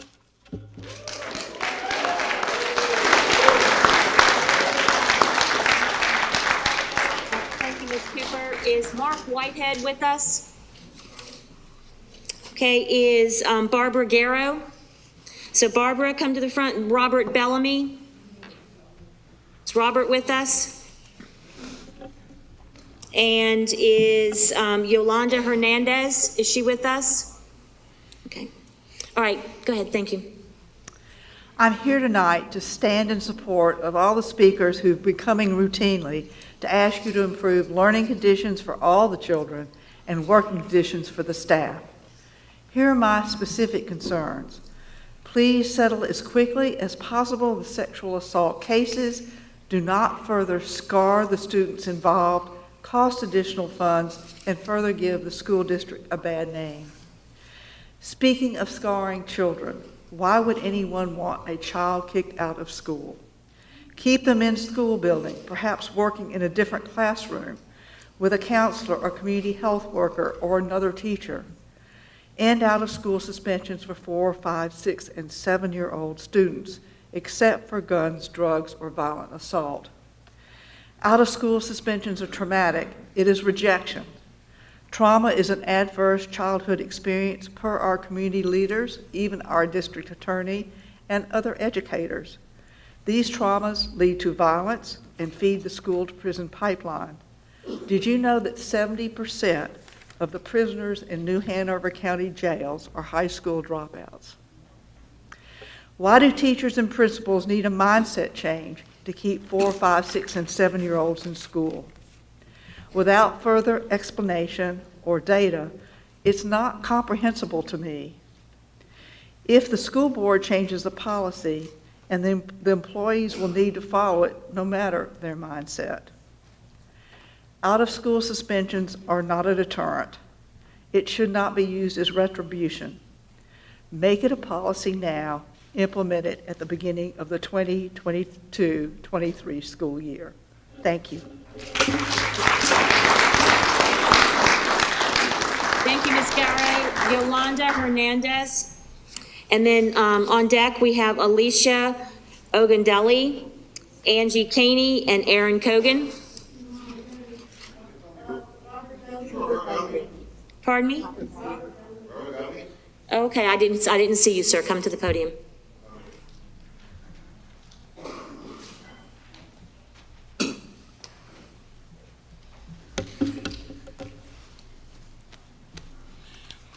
How y'all doing? My name is Robert Bellamy. I said to myself, why do we speak on things that affect us? You know, we really need to. It's no joke. Speakers come every month asking the board to improve conditions the board already knows needs to be improved. This is no joke. There are many concerns, but tonight I'm here to support Love Our Children organizers who brought attention to suspensions of babies 4, 5, 6, and 7 years old. Babies, they are babies. This is no joke. And we need to keep our kids safe from sexual assaults and resolve the crimes of the past. You know, they need to pay the TAs, the teachers' assistants, a respected living wage. I mean, this is no joke. You know, they need to change the discipline policies. You know, these suspensions for kids 4, 5, and 6, and 7 years old, you place them, when you suspend them, you place them in a position where it's easier for them to be a bully, where it's easier for them to be bullied or to be teased. And not treating these problems correctly can change the development in a kid's mind and cause him or her to act out even more, okay? Now, I'm not an expert and I'm not a doctor. No, I'm not any of those. I'm a victim of our system, our school system that didn't see much value in me because of where I lived. And when I was suspended for just being a kid at the age of 13, I never went back. I was angry, I was mad, I got in more trouble. While the other kids were probably learning how my actions got me suspended, I should have been there too, somewhere in a class learning about my actions. Thank you very much.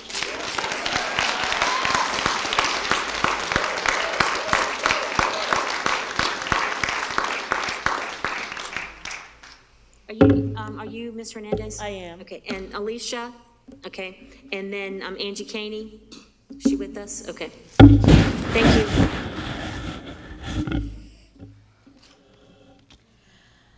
I am also here tonight to stand in support of the speakers who come month after month asking the board to improve the learning condition of all children and the working conditions of all staff.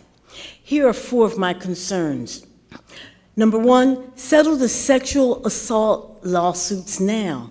Stop re-traumatizing the victims by prolonging the cases. We'll have justice the day these shameful acts and cover-ups stop. Number 2, I see you have recently approved money for more computers and laptops. Learning is based on relationships. Pay the classified staff that work with our children a living wage of $17 an hour. Number 3, excuse me, end the use of seclusion rooms and drastically reduce restraint.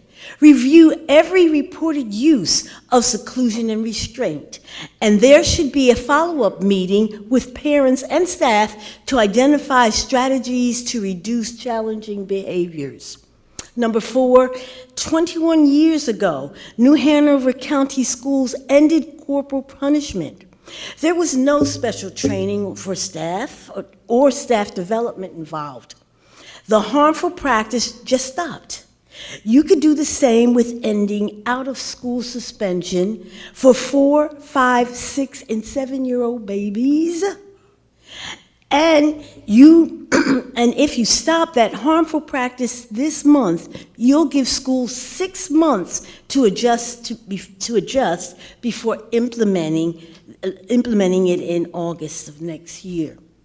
It's time to do your job as you are elected to do, improve our school learning conditions and working conditions, and do it now. Thank you. Thank you. Thank you, Ms. Hernandez. Next up, we have Alicia Ogundelli. Yes, good evening. I'm here tonight to stand in support of the speakers who come month to month asking the board to improve the learning conditions for all children and the working conditions for all staff. I will comment on 4 of the issues addressed by former speakers. First one is the sexual assault cases that are disturbing and costly. Isn't it true that the longer you prolong the cases, more money is wasted that could be spent on staff and children? Secondly, in the use of school seclusion rooms, massive reduced restraints. Our school system continues to use seclusion rooms despite reports of psychological and physical harm, including the death of students. Thirdly, teachers and teachers' assistants' working conditions are also students' learning conditions. Both are in crisis.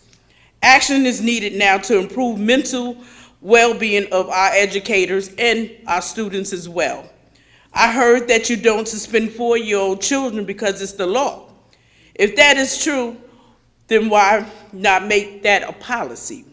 There is a state law about guns on educational facilities, and you have a policy for that. There are federal laws about possession of illegal drugs, and you have a policy for that. So if you could say that you don't suspend 4-year-old babies because it is the law, pass a policy for that too. Stop excuses. Please pass the policy. Good evening.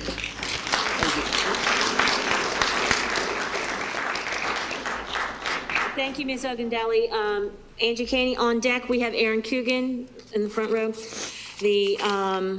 Katie Gates, is Katie with us? Okay. And Elise Gates? Okay. All right, go ahead, Ms. Caney. Tonight, we stand united with the other speakers who advocate for stronger and safer schools for students and staff. Your failure to support our teachers has resulted in a mass exodus of some of the highest respected and qualified teachers in the field. An honors level class sits vacant indefinitely because you are cowards. 3 of my son's teachers have vacated positions in the last month. When did our educators become so expendable that you allow them to be targeted for simply doing their jobs with integrity and honesty? With public education under attack, I implore you to support our teachers. with regard to seclusion and restraint, allow me to clarify that these are last resort safety practices when all other de-escalation practices have been exhausted. It is not therapeutic, but rather traumatic for staff and for students. Stop deflecting with your intentional misuse of language. Calming rooms and safe spaces are not synonymous with seclusion and isolation rooms. And using these terms interchangeably, you are just showing ignorance and misleading the public. Implement true evidence-based programs, not your version of them, to teach the skill of composure.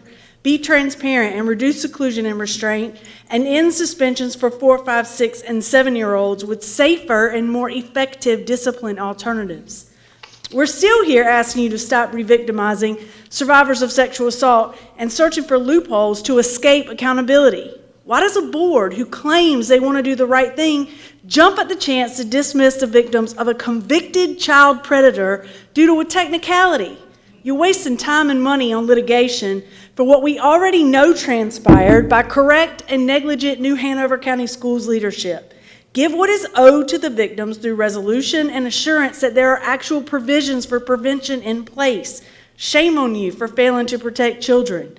Instead of trying to figure out ways to silence the public, perhaps consider listening and implementing solutions. Ms. Kane, Children your time is suffer up. while you fight Ms. Kane, amongst your time yourselves is and up. ignore the crisis in our school. Ms. Kane, Do your better. time is up.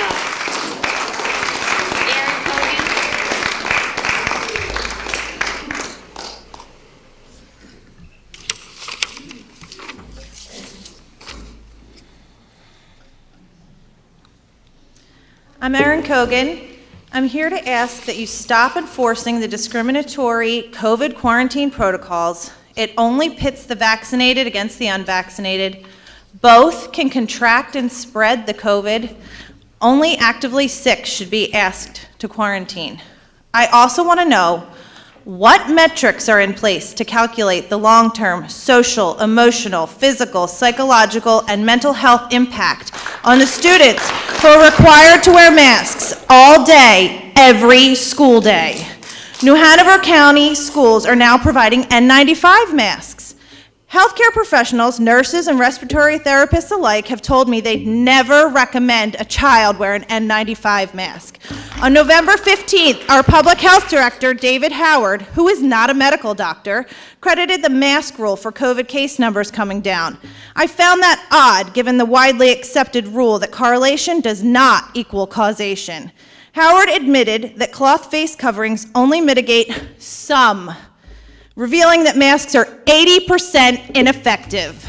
He also stated that N95 masks are effective and should only be used in healthcare settings.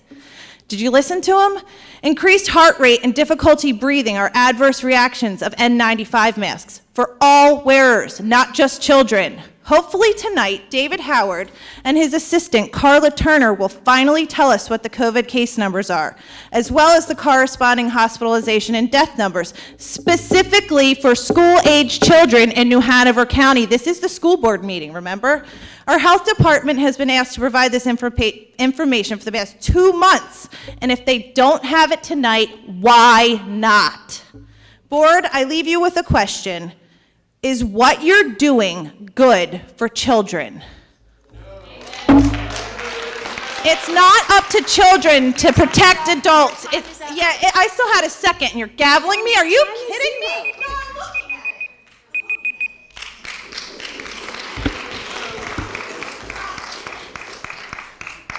Katie Gates.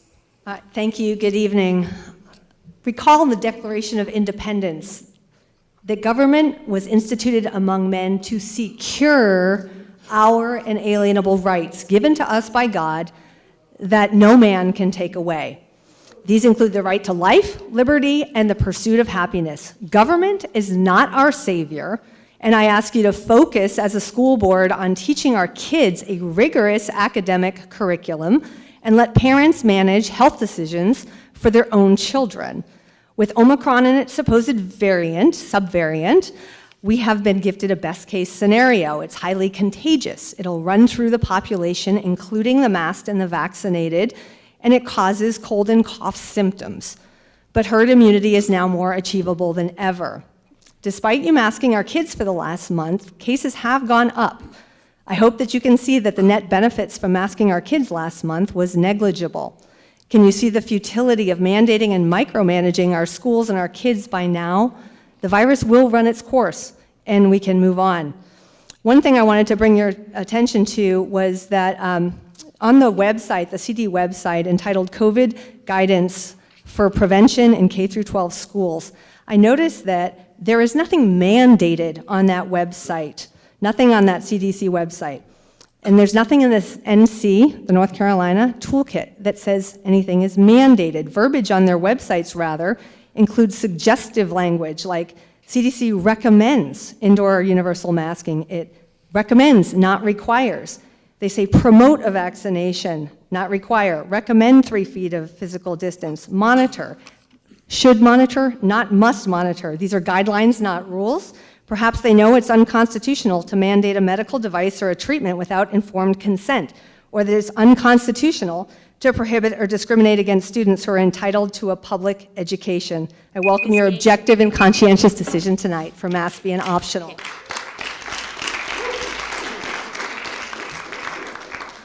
Thank you, Ms. Gates. Elise Gates? Yes. Good evening. I am a sophomore at Ashley High School. These masks, this mandate, the impact it's making on generations, it has all gone too far and been going on long enough. When I'm in my school, in class, in hallways, and even at lunch, I see lack of connection. With our mouths being covered, we feel as if we cannot express what we're saying. We feel as if nobody would engage if we tried to start a conversation. Students sit in class with minimal interaction while teachers do their best to teach with enthusiasm, to excite the minds of the class.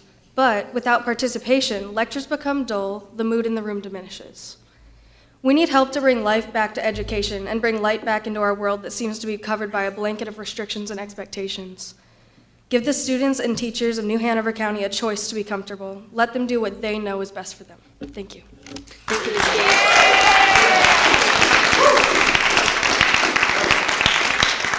So next up, we have Chris Sutton on deck, Josh Barber, and Dorian Cromartie.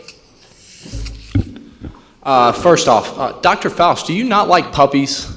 Because you got rid of the puppies in Kansas City, and now you got rid of them here with Pause for Cause. And then when the board members tried to have a vote on it and actually, hold a vote and say, hey, it's worth the risk, you took it off the agenda.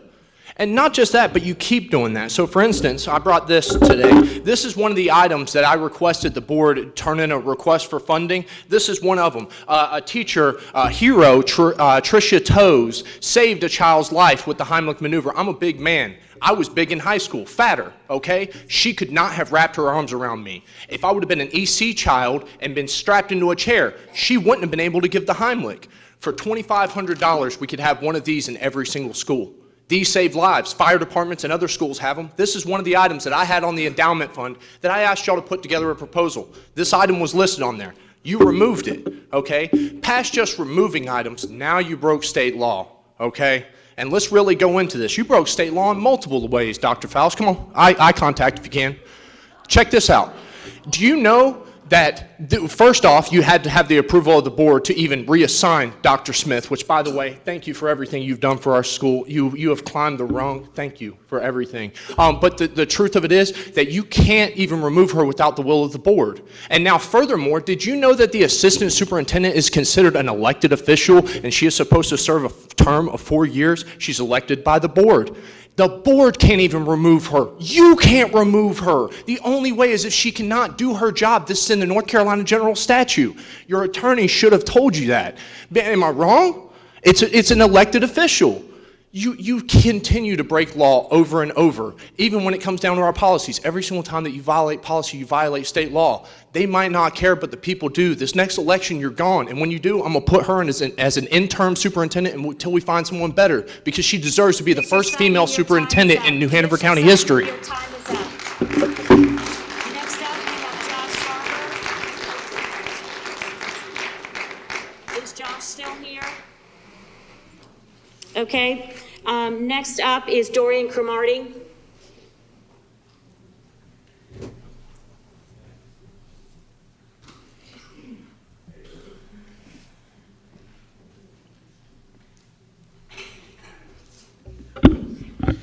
Good evening. My name is Dorian Cromartie. For a brief moment, I would like I would like y'all to look out on this audience of black people, white people, Hispanic people, Democrats, Republicans, independent, happy people, upset people, but they're people. And I want you to remember that today is the first day of Black History Month. Black History Month, I had an awkward day today. A kid asked me about segregation in schools, and you could arguably say today that our schools in New Hanover County are more segregated than they were before. You can say that if you've been to any of these schools. But something that Martin Luther King would want, he would want that our school board make all available resources for our teachers and students available quickly. He would want those seclusion rooms gone. He would want pay for our TAs, for our bus drivers, for our custodians, for our teachers. He would want that. There's no doubt about it. But to sit and wait and fuss and fight with each other and do nothing is a disgrace to Martin Luther King. It really is. I would like to leave the rest of my time for everyone in this room to reflect upon that and think about that. Thank you.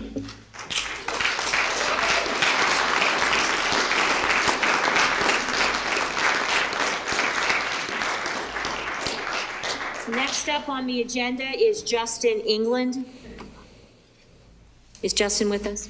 And then LaVonda Williams, you're on deck. Hi there, thank you for your time. I'd like to speak about why the time has come to end the mask mandates, as many places around the country already have. And I'm going to give you three main reasons. Everyone who wants to be vaccinated can be vaccinated. All teachers, all staff, all parents, and all children now as well. And indeed, the vaccines are highly effective at preventing serious illness. According to a recent CDC study, the survival rate for vaccinated individuals is 99.99997. For children, even without vaccination, the risk of serious illness is also extremely low. According to CDC statistics, the survival rate for children is 99.99998. And indeed, according to county statistics, there have been 0 deaths in the 0 to 18 age range in New Hanover County throughout the entire course of the pandemic. The fear is not justified by the numbers. It is not rational. It is not healthy. Point two, we are all going to get COVID. It is endemic. That means it is not going away. There will be seasonal surges every year, and the masks are not going to stop that. And point three is that the mask mandates are not benign. They are not harm-free. They do harm their educational experience. They do harm their ability to have normal social interactions. Seeing faces is important. They need that. And so, for all these reasons, the masks make little sense at this point. They're clearly doing more harm than good. The kids need normal. And the science and the data says that there's no reason why we can't give that to them. Thank you. Thank you, Ms. Ingram.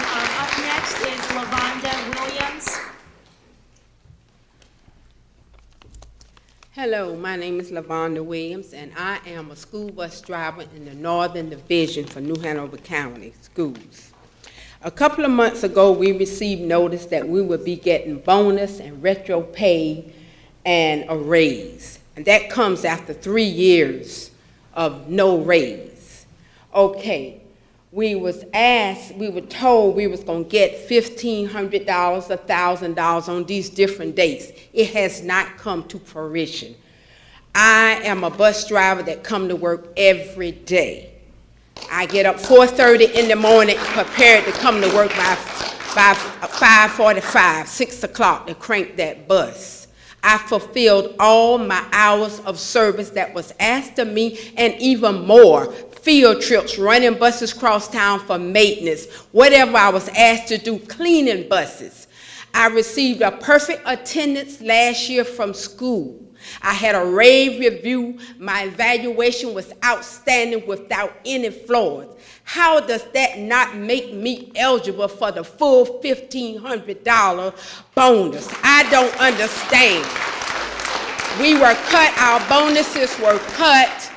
We just want to be treated right. We want to be treated fairly. We want the truth. We don't want you telling us lies that we're going to get this. You give it, you take it back. You give it, you take it back. All we want to do is to be honored. We are people that we have families too. We love the children. The children see us before they see the teacher. We want to teach the children honor. Well, how can we when you're not being honorable to us?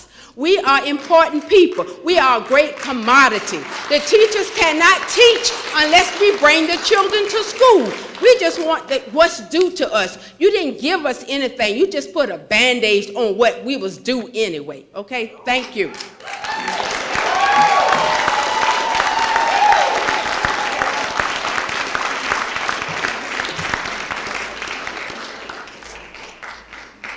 Thank you for all your comments, speakers. Next up on our agenda are consensus items. Do I hear a motion to approve these consensus items as presented? Madam Chair, I believe there was a request from Ms. Justice to remove the personnel report. So I would move to approve the items with the exception of item B. Okay. Is there a second? Second. Okay. Any discussion? So let's just vote on the consensus items A, C, and D. Ms. Bowie, will you please call the roll?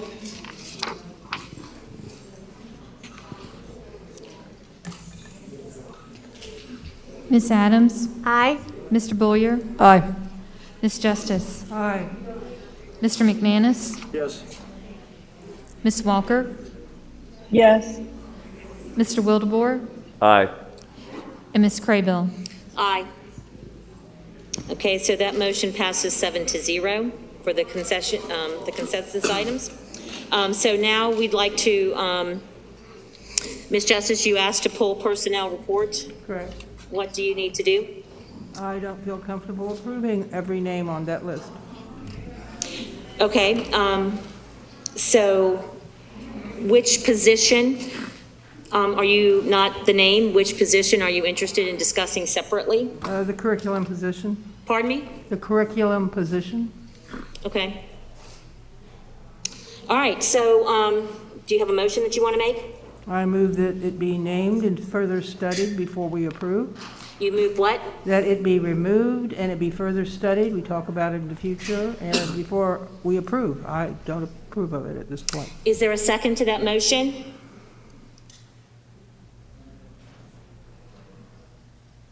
I'll second. Okay, hearing no second, then we just move on. She did. I'm sorry, Ms. Walker, did you make a second? I did just second that. Thank you. Is there any discussion about Ms. Justice's position?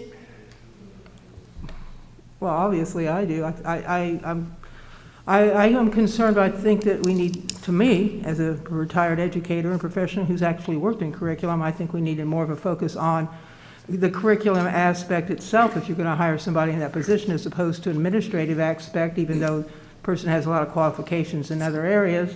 I'm also got some other questions that I would like to ask that I need to formulate first, and I think more time should be given before I approve. Well, I will. Okay, is there any other discussion on that? All right, Ms. Bowie, will you please call the roll? Oh, the motion on the floor is to remove the position of Chief Academic Officer from the approval. Is that what your motion is? Yes. Okay. For further study. For further study, yeah, I'm not saying yay and nay Well, yet. no, she's removing it right now. At the moment. We can come back up. So is that what we vote on? Okay. All right, Ms. Bowie, would you please call the roll? Ms. Adams? No. Mr. Boyer? No. Ms. Justice? Yes. Mr. McManus? No. Ms. Walker? Yes. Mr. Wildebohr? No. Ms. Craybill? No. Okay, so the motion was declined with a vote of 5-2. 5-2. Okay, do I hear another motion? Is there another motion on the floor? Move to approve the personnel report. Second. The, do we want to, just before we do that, do we want to make it to, as amended in closed session? Yeah, move to, that's correct, yes. Move to approve the personnel report as amended in closed session. I'll second that one also. Second one then. Is there any discussion on that? Ms. Justice? Just to be clear, that means that we're voting separately from the ones we just pulled. We are voting on everything that was on the personnel report except for what you had removed. Okay, thank you. No, it's the personnel report as written and amended. Okay. And the discussion. I'm sorry, can you talk into the microphone, Mr. Malone? So I don't think her motion removed it because that motion died. She asked to have it removed. Okay. And that motion died. So this motion is to approve it as it was presented in closed session with the amendments that were added in closed session. Okay. Is the motion that's now on the floor. Okay. Because her motion died. Okay, gotcha. Thank you for clarifying. So the motion on the table. I shouldn't say died, it didn't pass. It did not pass, thank you. So the motion on the floor is to approve the personnel report as amended in closed session. There was a second. Any further discussion? Well, obviously, no, because you heard my concerns. Do you have any more comments? Yeah, you heard my concerns. They apply to the whole, since it's a whole, you got to have the one, okay? Okay. Ms. Bowie, will you please call the roll? Ms. Adams? Aye. Mr. Bullier? Aye. Ms. Justice? No. Mr. McManus? Yes. Ms. Walker? Yes. Mr. Wildebohr? Aye. And Ms. Craybill? Aye. Okay, so that motion passes 6-1. Okay, moving on down. Now we're in old business. So first up there is item A, COVID impact decision matrix for New Hanover County Schools update. Ms. Varnum, is that you? Okay. Good evening.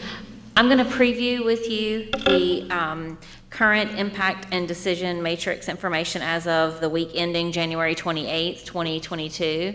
And we also have with us virtually Carla Turner with the New Hanover County Health Department, or Health and Human Services. Thank you, Anita. You can go ahead and scroll Is to Carla the numbers. on it? Okay. And Mr. Howard? Yes, I'm here. Oh, wait, there he is. Thank you. Thank you. You can scroll on to the numbers, to the grid. I want to go ahead and remind you that the moderate risk means we continue to operate as planned. Elevated risk means that operations may need to be adjusted. And then high risk is where operational functionality may be significantly limited. As you can see, again, based on the numbers provided by the New Hanover County Health and Human Services, our schools with positive cases remains in the high area. Our schools with quarantined individuals remains in moderate. We have less than 10 schools with more than 25 individuals in active quarantine. Our cases in schools, we have 38 schools at a high level, meaning that they have had more than 10 positive cases within 14 days.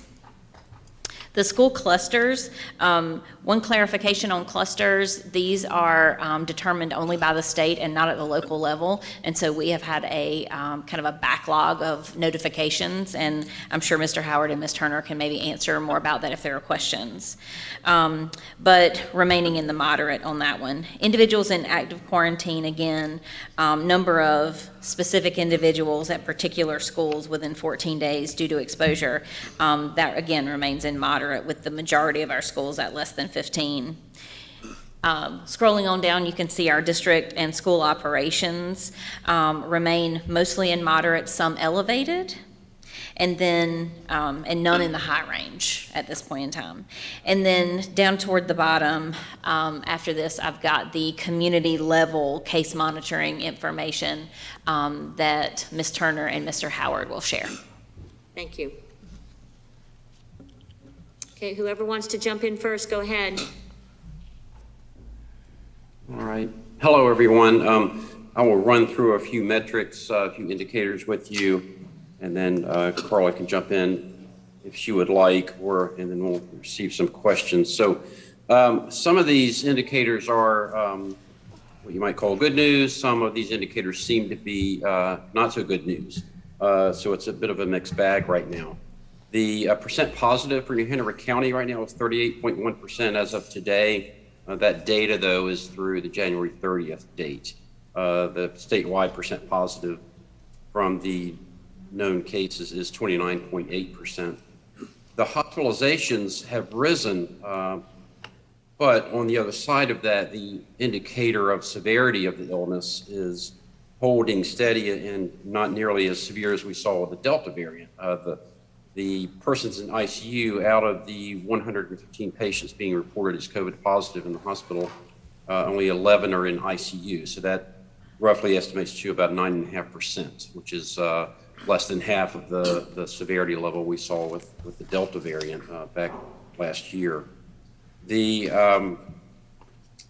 deaths have risen, but that's a lagging indicator. That's not necessarily a surprise. Most of the deaths that have occurred in the past month or two during this Omicron surge have been among those unvaccinated, but also among those who have pre-existing conditions. We have certainly had some people pass away who did not have any severe underlying conditions and were not necessarily at a high risk, but that number is relatively low. The other impacts and other metrics I'll mention are from other sectors in the community. The UNCW program of testing and monitoring their community has been ongoing throughout the pandemic. Their numbers rose considerably as well. Their cases, they're doing testing, continue to do testing in their health center, which is fantastic. And that's for students and their staff and faculty as well. Those numbers rose dramatically, and then they have begun in the past week, 10 days to drop off. And as you see on the screen, so this graph gives you a weekly number of cases that we know of. I'll stipulate, I think it's well known that we have never fully known about every single case out there from any of the variants throughout the course of the pandemic. It's very hard to keep track of the volume that we've seen. These numbers are accurate. It was mentioned that the state system and the sheer volume of Omicron cases all at once have caused literally an overload of the system. But these numbers are accurate. We were able to do some digging. Our staff has done some digging and pull in all the cases that have been reported at least. So you see a pretty dramatic drop off from the most recent 2 weeks in terms of case count. So the case count is still very high. CDC is still classifying the entire state and most of the country in a high transmission status. But on the other side of that, our cases are dropping as we expected, as we saw in Great Britain and other places where the Omicron virus or variant arrived very quickly and started to drop off pretty quickly as well. The severity seems to be lower. The hope, of course, for all of us is that the severity remains low with all future variants, but that's not a guarantee, unfortunately. The hope also is that vaccinations continue to creep up, which provides protection against all the various variants. All of us, whether we've had COVID-19 or have been vaccinated, have some different level of immunity on any given day. The hope is that we continue to build immunity and maintain immunity so that we can get to a status where these spikes are much lower and they don't cause disruption and don't cause a need for interventions to protect those who are most vulnerable to the virus in terms of hospitalization and severe illness and passing away. The other metric that you're starting to see both on the CDC tracker and on the state dashboard is the wastewater monitoring systems that have been running for quite some number of months, both here in North Carolina and across the country. What that does is look at the viral load in the wastewater systems, and that's a very objective view. It just measures overall prevalence of the virus, and what they're looking for are parts of the virus in the system. So it's not a very precise measurement, but it gives us a very broad prevalence measure. That number has risen sharply, and it is proven to rise and fall with the number of cases, which are an indicator of a trend. In other words, we don't know of every single case, but it shows us the trend line. The wastewater monitoring has begun to plateau, but it's still very high here in New Hanover County. You can see those metrics on the state and CDC metrics starting last week and continuing this week. I think they're put on every Thursday.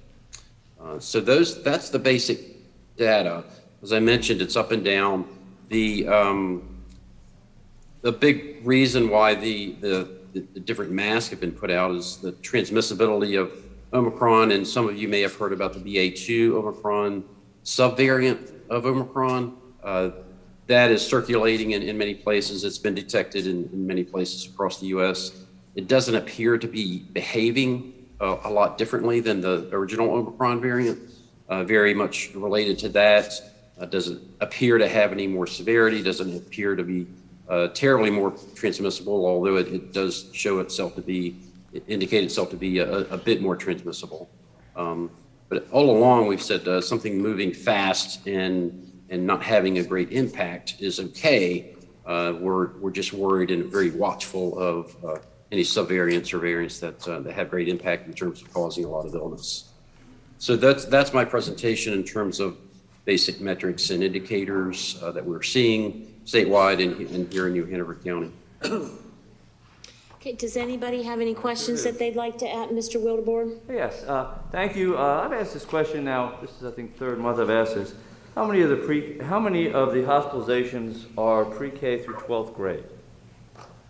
And I've not got an answer yet. So I really think that since we, one of my fellow board members asked, mentioned to me that we are in charge of students and teachers, we're not really in charge of, that's the county commissioners that are in charge of the general public. So how many of the hospitalizations are actually, 4 to 18? So in terms of the number of hospitalizations that are in age groups, Mr. Wildebohr, we've asked for as much detail as the hospital system is willing to share with us, but they have not shared those age groups with us. They have been told that they have seen some positive cases among younger age groups, but we don't have any specific numbers on that. We do not have any. So you're saying that there's a possibility that we could say away zero? In those age groups, the younger age groups. I think the younger we've seen anyone pass away is in their 20s, and that's only been 1 or 2. Yeah, so basically there is a possibility that we could be looking at 0% of our school-age population in the hospital at this time. Is that possible?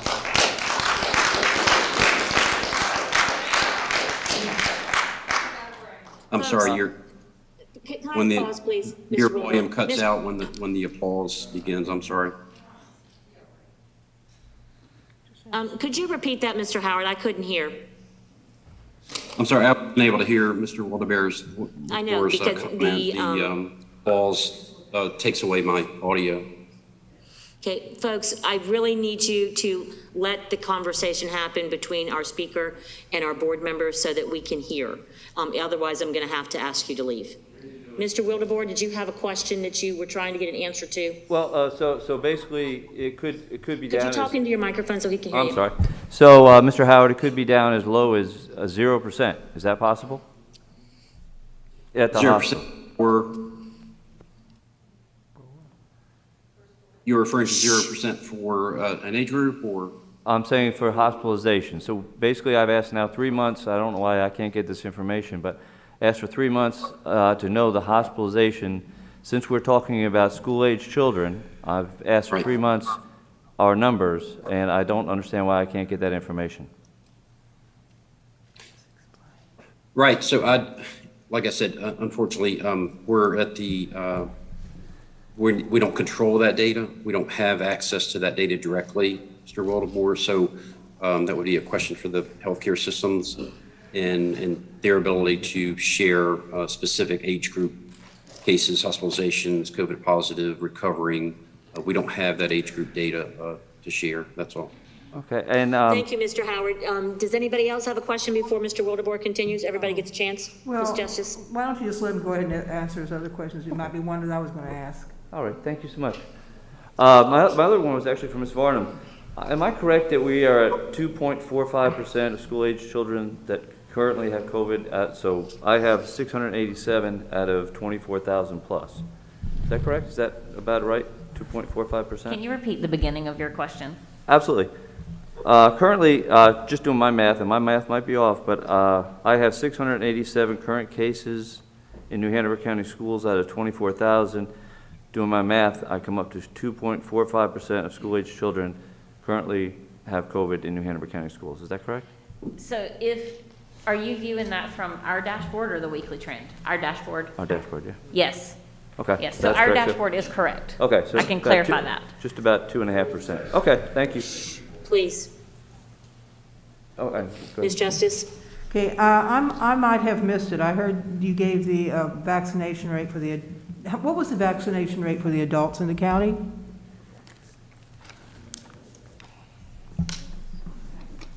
Those over 18, I guess.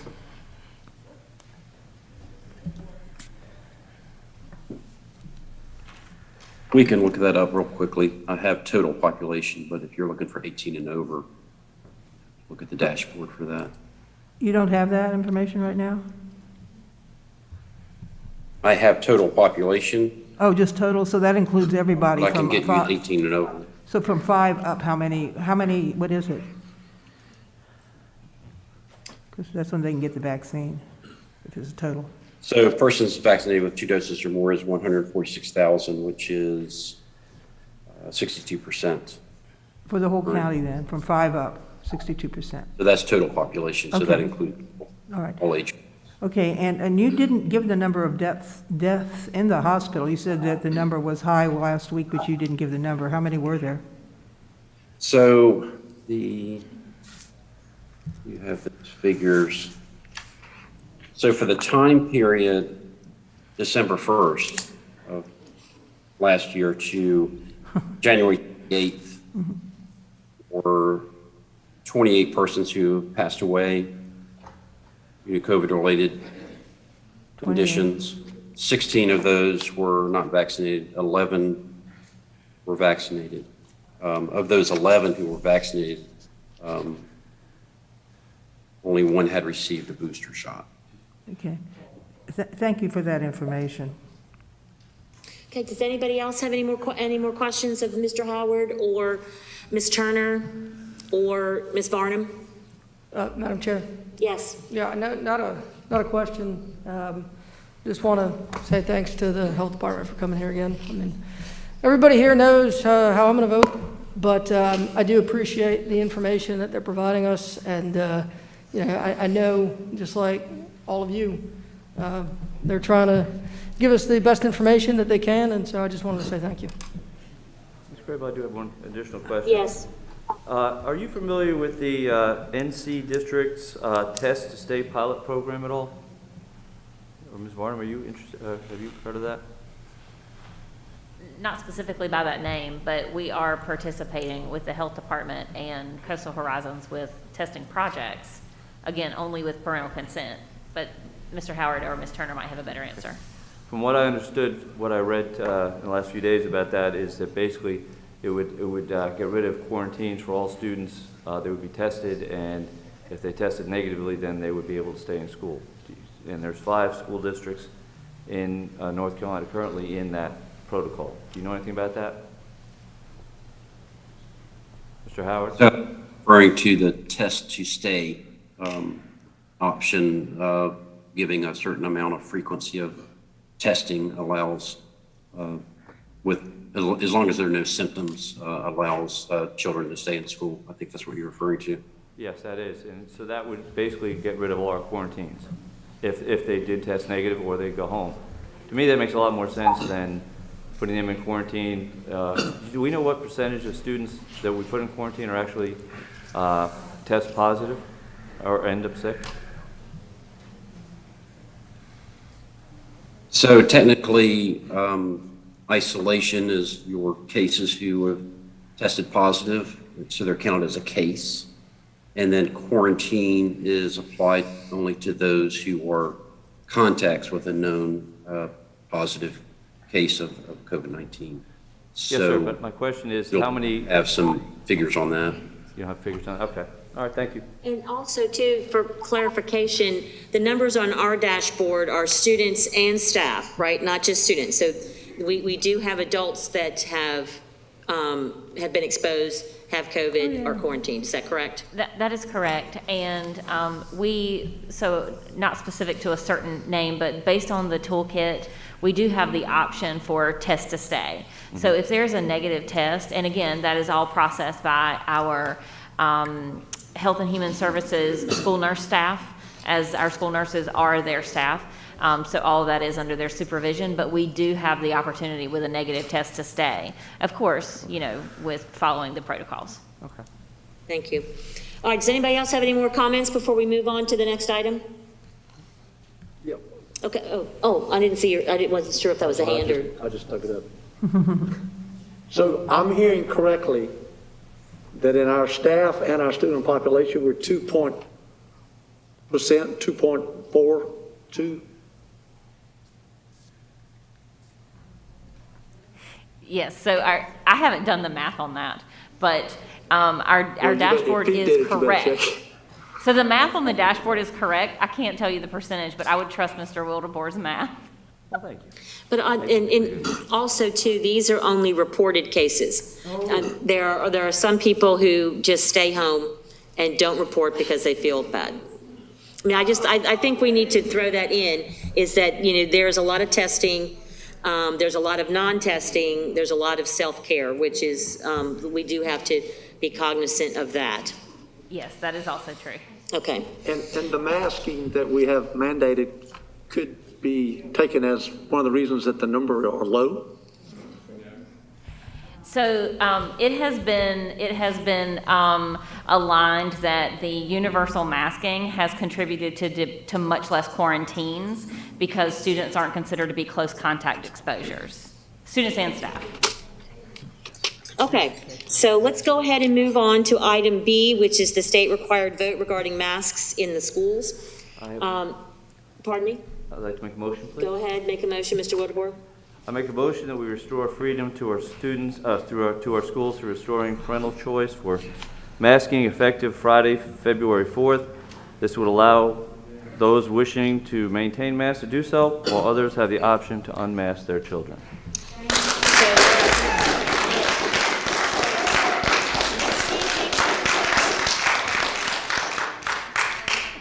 Mr. Wildebohr, is your motion simplified enough to say you want to recommend masks optional? Give schools time to make the transition, so. Mask optional effective February 4th. Is that what your motion simply? Okay. Okay, is there a second? And I'll second. Okay. Is there any discussion? Ms. Justice? Well, I wanted to ask, we have the once a month we have to vote. That's been dictated. Pardon me? We have the once a month we have to vote. That's been dictated by the state. But there's no reason that, say, if suddenly not only did we plateau, but we started to fall, we could vote during the interim, correct? I think we vote more, yeah. There's no reason we couldn't do that a second time, in a month. You don't have to do it just once, you could do it twice, correct? We could if we chose, but, Okay. we're only required, to do it once. Okay. Yes, you're right. That's what I want to clarify. Okay, Mr. Wildebohr? Thank you. Just some discussion points. Again, we have 2.45% of our school-aged children that are COVID positive. That's 687 cases out of over 24,000. I looked at state mandates. There are 14 state mandates for masks, 36 against, there's 36 states that are against that. That's according to the district administration website. There's 5 states that actually have a mask mandate ban. There's 5 additional ones that also have that in courts right now. We had one member of our Board of Education that said she planned to vote for parental choice once the masks, all the students had an opportunity to get a COVID vaccine. We're well past that. And I can only imagine what will be next if we keep taking away freedoms of parents and educators from making choice for themselves and for their offspring. Please understand that I'm not saying that anyone who wants to wear a mask will have, or their children have to wear a mask will not be given that right, but I'm also saying the others should have the right to choose. Thank you. Ms. Adams? I just want to share a data point, which I did last month. Pender County, which is a mask optional district, last week had 134 positive COVID cases, which resulted in 643 quarantined students. Here in New Hanover County, we had 687 cases of COVID, which resulted in 108 quarantines. So masks, regardless if you think that they're 100% effective or not, they are cutting down on our quarantines, and I want to see our kids in our classrooms with their teachers in an instructional space. Ms. Craybill? Folks, please. Mr. McManus? Ms. Wilbur, would you consider changing your recommendation to the next meeting so we could see if the percent continues to fall? Commentary from the audience is not allowed. 2 more weeks, it's not going to make or break anything. Well, I just don't want to wait anymore. I mean, I think that we've waited long enough. The masks, our health department has told us that the masks, at best, the current masks are 20% effective at best. So, I mean, I think as a former elementary principal, Mr. McManus, I think we need to get back to having the students learn the best way they can, which is be able to see their teacher's face. Ms. Craybill? No, I see you, Ms. Walker. I see you. Ms. Justice? Let Ms. Walker go first. Okay, Ms. Walker, thank you for being patient up there. That's okay, I appreciate it. I just wanted to have another data point given too. At least 22 North Carolina school districts decided to reinstate their mask mandates because they had staff shortages. So I know people have made the move to remove the mandate and have since re-implemented them, including Brunswick County and Bladen County. And Bladen County, to further that point, has also had to completely shut some schools down. And that's what we're trying to avoid here. I don't know anybody on this board that wants to keep masks on children forever. I'm optimistic that the rates are starting to go down, and I will be more than happy to vote to remove them once the rates have come down. And you know, we have to think about that as well. And that's the whole point that we decided to implement them again, because we didn't want the effects of, you know, closing schools down and children missing more school because of it. So I just wanted to make that point too. Thank you. Thank you, Ms. Walker. Ms. Justice? I think that one of the things Mr. McManus was trying to bring up is the fact that our numbers are so low, 2.4 compared to the general population, might be because of these masks. I don't know if that was, but I mean, that is an obvious situation here. As an educator, and all the people up here, that you're educators too, in a sense, what we're doing, we all want these masks off. We know how much the value of children being able to interact properly. But the problem is we're still at a crest, but it's starting to plateau. And we all have hope. And it's not just deaths, it's long-term health problems. I mentioned before, it's been since August since I had the Delta variant, and my lungs are still affected. When I was growing up, I had friends that had asthma. And, excuse me, yes, and I could have died if I wasn't. I had friends that had asthma and other things, and I always felt for them in school. And, you know, this is a situation where we could give, and there's problems with the brain and a lot of other things, and heart we don't understand. I don't want to take these chances with these kids. This could be these long haulers, they estimate up to a third of the people, I was reading some medical, that get infected with this virus have long haul effects. We've got, okay, I'm not a scientific expert, I just read a lot of Judy, stuff. don't even answer them. Just What I'm saying is, so I'm not claiming that, I'm just telling you what I read. And being somebody that feels the long-term effects every day, I really feel for our kids because I don't want them to have it. Okay, folks, I need your signs down because if you're holding it up over your head, you're blocking people behind you. I'm looking right here. Please put your sign down. Thank you. All right, so Mr. Boyer, this is the last question, then we're going to move on because we're over our time. Yeah, a couple of points. First, students who want to wear masks can continue to wear masks. And if a student decides to wear a mask because parents need to work, they can't afford the possibility of a quarantine, that option is still open to them. For some parents, and honestly for me as a parent, I would prefer at this point to have my child quarantine and be able to get out of 2.5 years of this. The cloth masks that we're continuing to mandate are not terribly effective. And I'll say this, and I know it might irritate people. I'm not trying to demonize the health department. I'm not trying to demonize anybody, and I could care less about what other counties are doing. We get medical information from these people, and it's our job to decide, okay, well, how do we balance the medical information? Because the medical information is just about preventing a disease, and that's what they're supposed to do. That's great. Our job is to figure out, well, man, these kids haven't had a normal year since 9th grade. Okay. And I appreciate everybody up here. I know you guys are trying to do the best, and I hope we can find a way to turn down the temperature a bit. Okay, Ms. Justice, Ms. Bowie, will you please call the question? Call the roll. Could you restate, please? The motion was to make masks optional starting February the 4th. Correct. Ms. Adams? No. Mr. Bullier? Yes. Ms. Justice? No. Mr. McManus? No. Ms. Walker? No. Mr. Wildebohr? Yes. And Ms. Craybill? No. Okay, so the motion fails 5-2. Okay, all right, so now. Cases don't matter. Cases will. Please recess. Would you please escort these people out? Recess.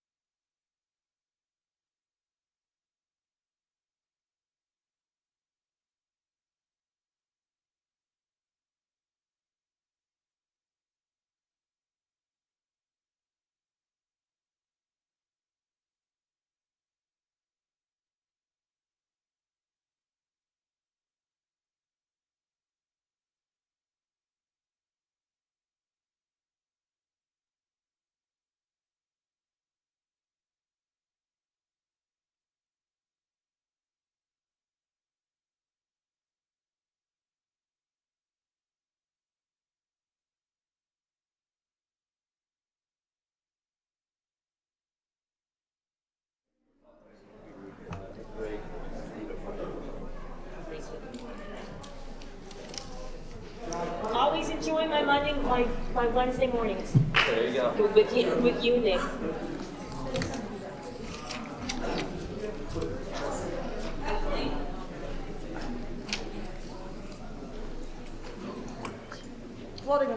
Mr. McManus?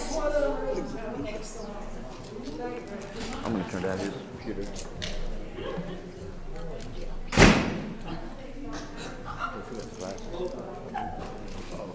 You okay? Walker was trying to text you only because she didn't know what was going on, but I called her, so we're good. Oh, she didn't know we had a break? Oh, Well, no, she didn't know why we were on the break. She wanted to make sure there was no make sure there unrest. was no drama. Yeah, so We had all these arrests. right, so I called her and let her know. Okay. All right, so who are we waiting for? Mr. McManus, are you ready to join us? No, I don't think I can. He will sit down there. You don't have full votes if I do sit down. Yes, we do. We're ready Where to are go. they? He can't vote. That's 1, 2, 2, 3. I'm just And of all the things in the world, for her to say me, don't be loud. That hurt. I know, I'm guilty. That hurt. I just want to be done. It's 9:20.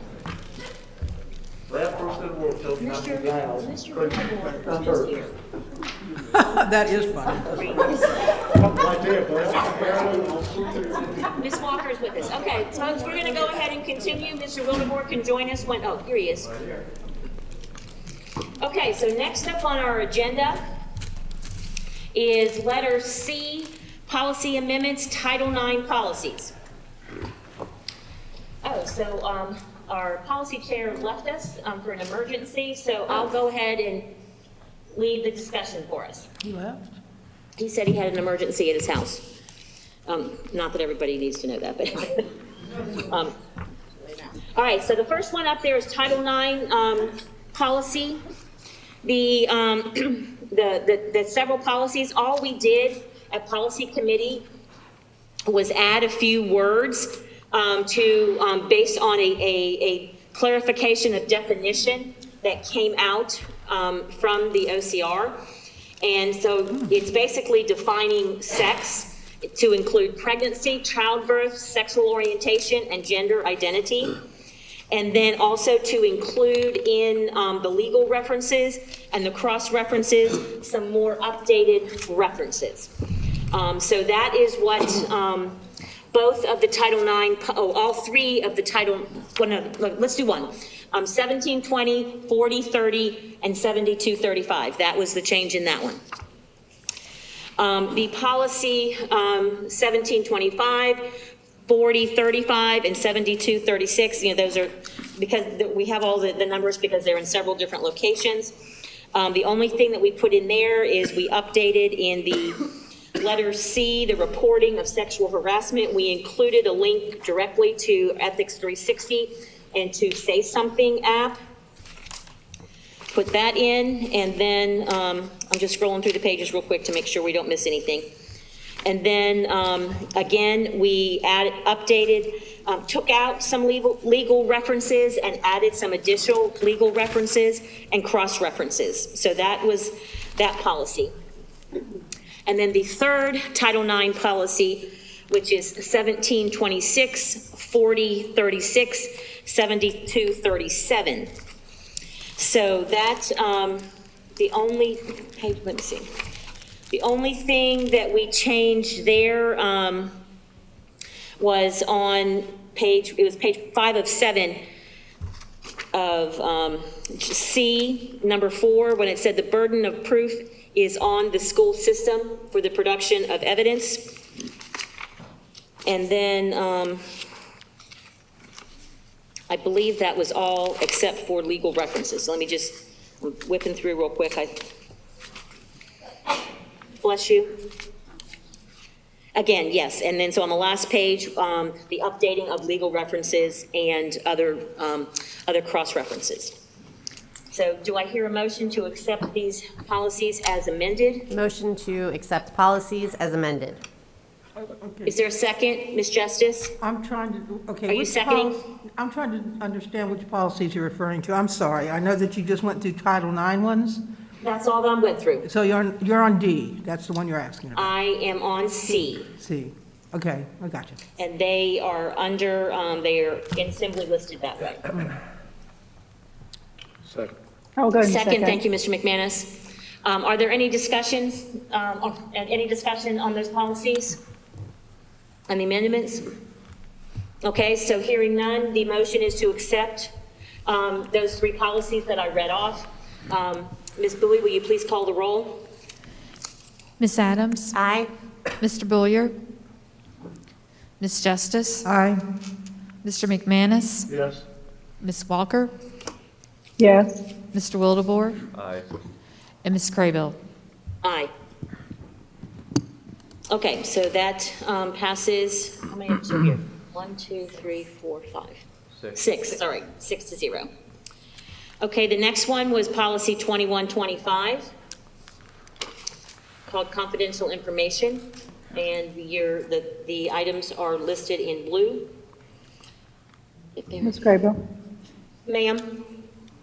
I had a question. I don't know if it's appropriate to do it now, or I just had a general question about this policy and a change that was made. Okay. Is that okay to do that now, or would you want to wait till a different time? No, that's what we need to do it, and Okay. Dr. Barnes, are you prepared to answer any questions on this one? If we need to, or is that Julie? 2125 and 7315, who would we ask questions of? Confidential information. I'm fine to try to answer questions, yes. Okay, all right, Ms. Walker, what was your question? Could be either. I just would like clarification on why Part C was added, handling and transmitting personally identifiable information. I just don't know the explanation to why that was added there. Did something happen, or? Letter C? Yeah, handling and transmitting Okay. personally identifiable information. It's got the superintendent or designee is directed to establish and enforce processes and protocols. I just didn't know why that had to be added. Was there a reason that prompted the change? I think that this one came to us from McKenna, who, from the NCSBA, that those were updates that we had to do to keep us in. We'd already approved this once, and McKenna sent that to us, that these were updates from the NCSBA that were required to go in. Okay, thank you. All right, did I get a motion at all? Motion to approve the update to policy 2125. Okay. Is there a second? Second. Thank you, Ms. Justice. Any more discussion? Hearing none, Ms. Bowie, will you please call the roll? Miss Adams? Aye. Mr. Bullier? Miss Justice? Aye. Mr. McManus? Yes. Miss Walker? Yes. Mr. Wildebohr? Aye. And Miss Craybill? Aye. Okay, so that motion also passes 6-0. The next one up is policy 3225/4312/7320, and that is technology responsible use. Ms. Brinson had brought to us some suggestions, and that you can see all those in blue. There's several different things. Just to clarify our use of technology, does anybody have any questions on those? Specifically, yes, Ms. Justice? Yes, the part that struck out, I guess it's the very first, it's almost a paragraph, about all students and employees must be informed annually of the requirements of this policy and the methods by which they may obtain a copy of the policy. Anyway, this is all struck out. And this is one thing in my years of experience in school, since we've been using electronic equipment and the rules surrounding them, that the students knew and the families knew too, what the rules were. And this says that that's no longer a requirement, basically, that No, we Ms. don't Justice, have to have them signed? It's covered elsewhere. They moved it to under G. Okay, that's what I'm just trying to clarify. Yes. And most of Ms. Brinson put in some words for clarification, but most everything that is struck out is included and been reworded elsewhere in the policy. Thank you, that's what I was trying to understand. Thanks. Okay, do I hear a motion to accept this policy as amended? So moved. Thank you, Mr. Wildebohr. Is there a second? Second. Thank you, Ms. Adams. Any more discussion? Okay, Ms. Bowie, will you please call the roll? Miss Adams? Aye. Mr. Bullier? Ms. Justice? Aye. Mr. McManus? Yes. Ms. Walker? Yes. Mr. Wildebohr? Aye. And Ms. Craybill? Aye. Okay, thank you. So that motion passes for us 6-0. Next one up is policy 40/7310, and this is called staff-student relations. This one basically had some wording changes and inserting things like, to make us more current, like an example would be in letter B, number 3, we included social media, as another way that employees are prohibited from engaging in one-to-one with students. And then the items in blue are where we had to add updates according to McKenna from the NCSBA, and then we included some more legal references that were more applicable. This policy is extremely important to us, and so this is one that we spent a little time on. But does anybody have any questions? Okay, do I hear a motion to pass approve the amendments to policy 40/7310? So moved. Thank you, Ms. Justice. Is there a second? Second. Second. Tie goes to Ms. Adams. Any more discussion? Okay, hearing none. Ms. Bowie, will you call the roll? Ms. Adams? Aye. Mr. Bullier? Ms. Justice? Aye. Mr. McManus? Yes. Ms. Walker? Yes. Mr. Wildebohr? Yes. And Ms. Craybill? Yes. Okay, so that one passes 6-0. And you know what? I can't find my paper, so let's just look up this one. Next up on our list is policy 7232, discrimination and harassment in the workplace. Again, you'll see on the top line that we just did some mandatory wording, changes to describe what sex includes in several different locations in the policy, and then added in another relevant legal reference. Move to approve. Thank you, Ms. Adams. Is there a second? Second. Thank you, Mr. Wildebohr. Is there any more discussion? Any discussion? Okay, hearing none. Ms. Bowie, will you please call the roll? Ms. Adams? Aye. Mr. Bullier? Ms. Justice? Aye. Mr. McManus? Yes. Ms. Walker? Yes. Mr. Wildebohr? Aye. And Ms. Craybill? Aye. That motion, that policy amendment passes 6-0. Letter H, policies for second reading. These were all listed down here. Do I hear a motion to accept the policies as presented? So move. Thank you, Mr. McManus. Is there a second? Second. Thank you, Mr. Wildebohr. Is there any discussion about any of these policies that were for second reading? We saw these last month. I do have some questions, Ms. Craybill. Sure. I guess, it's probably not in the correct order, but I was looking at 6450, purchase of services. I'm sorry, tell me the name of it again. And I apologize. 6450. 6450. Purchase of services. All right, let me find it. Okay, purchases of services. There's a paragraph that was an addition that addresses no contracts can be entered in with current employees. I don't know, again, I'm asking, was there a problem to have this added? I hope it's not meant to deter, I guess, employees that have side gigs or second gigs that perhaps are making money to help them. I don't know, I'm not assuming anything, I just don't know why this was added. Could you point out which one you're talking about so I can get Ms. Small to, is it in blue? It's in blue. Right. Yeah, it's the one that says no contracts may be entered into with current employees or service providers who should be classified employees rather than independent contractors. This is also from the NCSBA that it's an update from our previous. So anything in blue was required that we do, and it has nothing to do with anything that we've done or not done. Okay, so it's basically just updating from the law? Yes, all of these basically are what the NCSBA has recommended to us as part of our service with them to keep us current. Okay. Is that good? Okay. Yes, I mean, and I have another one. Okay. Policy 7360, let me see exactly what that one's Crowdfunding. called. 7360. It's the crowdfunding on behalf of the school system. Yes. My question is, it was stricken review from the board. I feel like that should, I don't know that the wording should be specifically like that, but I feel like removing the school board from these processes, it kind of gives us less oversight. And I would just like to add that we at least keep a line in there that says that the board reserves the right to review appeals of any denials, because I feel like, us being removed from the whole situation, I don't agree with that.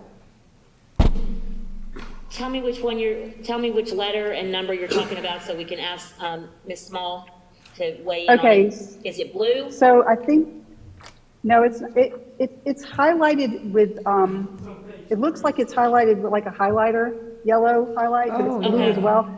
But it's stricken out. It's part 2, review by superintendent, and I then see. under that, I think it's like an addendum under it, but it's been stricken out. Yeah, that one. Ms. Review by Small, would you board. address that I don't for us, know why we're taken out of the equation. That's why I was wondering. I mean, I think it's still helpful to have us there as a type of oversight. I don't know. I don't think the state requires us to be removed. So this particular policy. We can't hear you. I can't hear you. These recommendations, we just felt were, it wasn't necessary to put a dollar amount. So above that, we had tied the approval dollar amounts to the same that we do for any other grant. And so rather than having a separate amount, like 2 paragraphs above, am I reading? Number 2, the first paragraph under number 2? So that's the first Yeah. one that struck out. So we had covered that 2 paragraphs above. Under the review by the board, let me read that real quick. Oh, Yeah, that is not something that we had ever, we had not managed this fundraising at the board level before, so we didn't recommend doing that going forward. This was a recommendation. It was not in our old policy. And this is one So that just the to crowdfunding clarify, is not.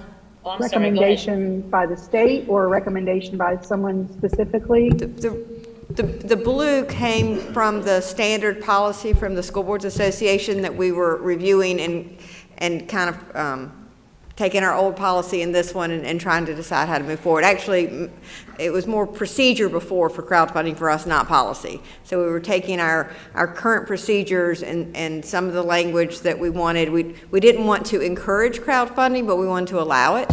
As any, with the approvals at the same level as we have approvals for all school fundraising. And that was the language that we recommended.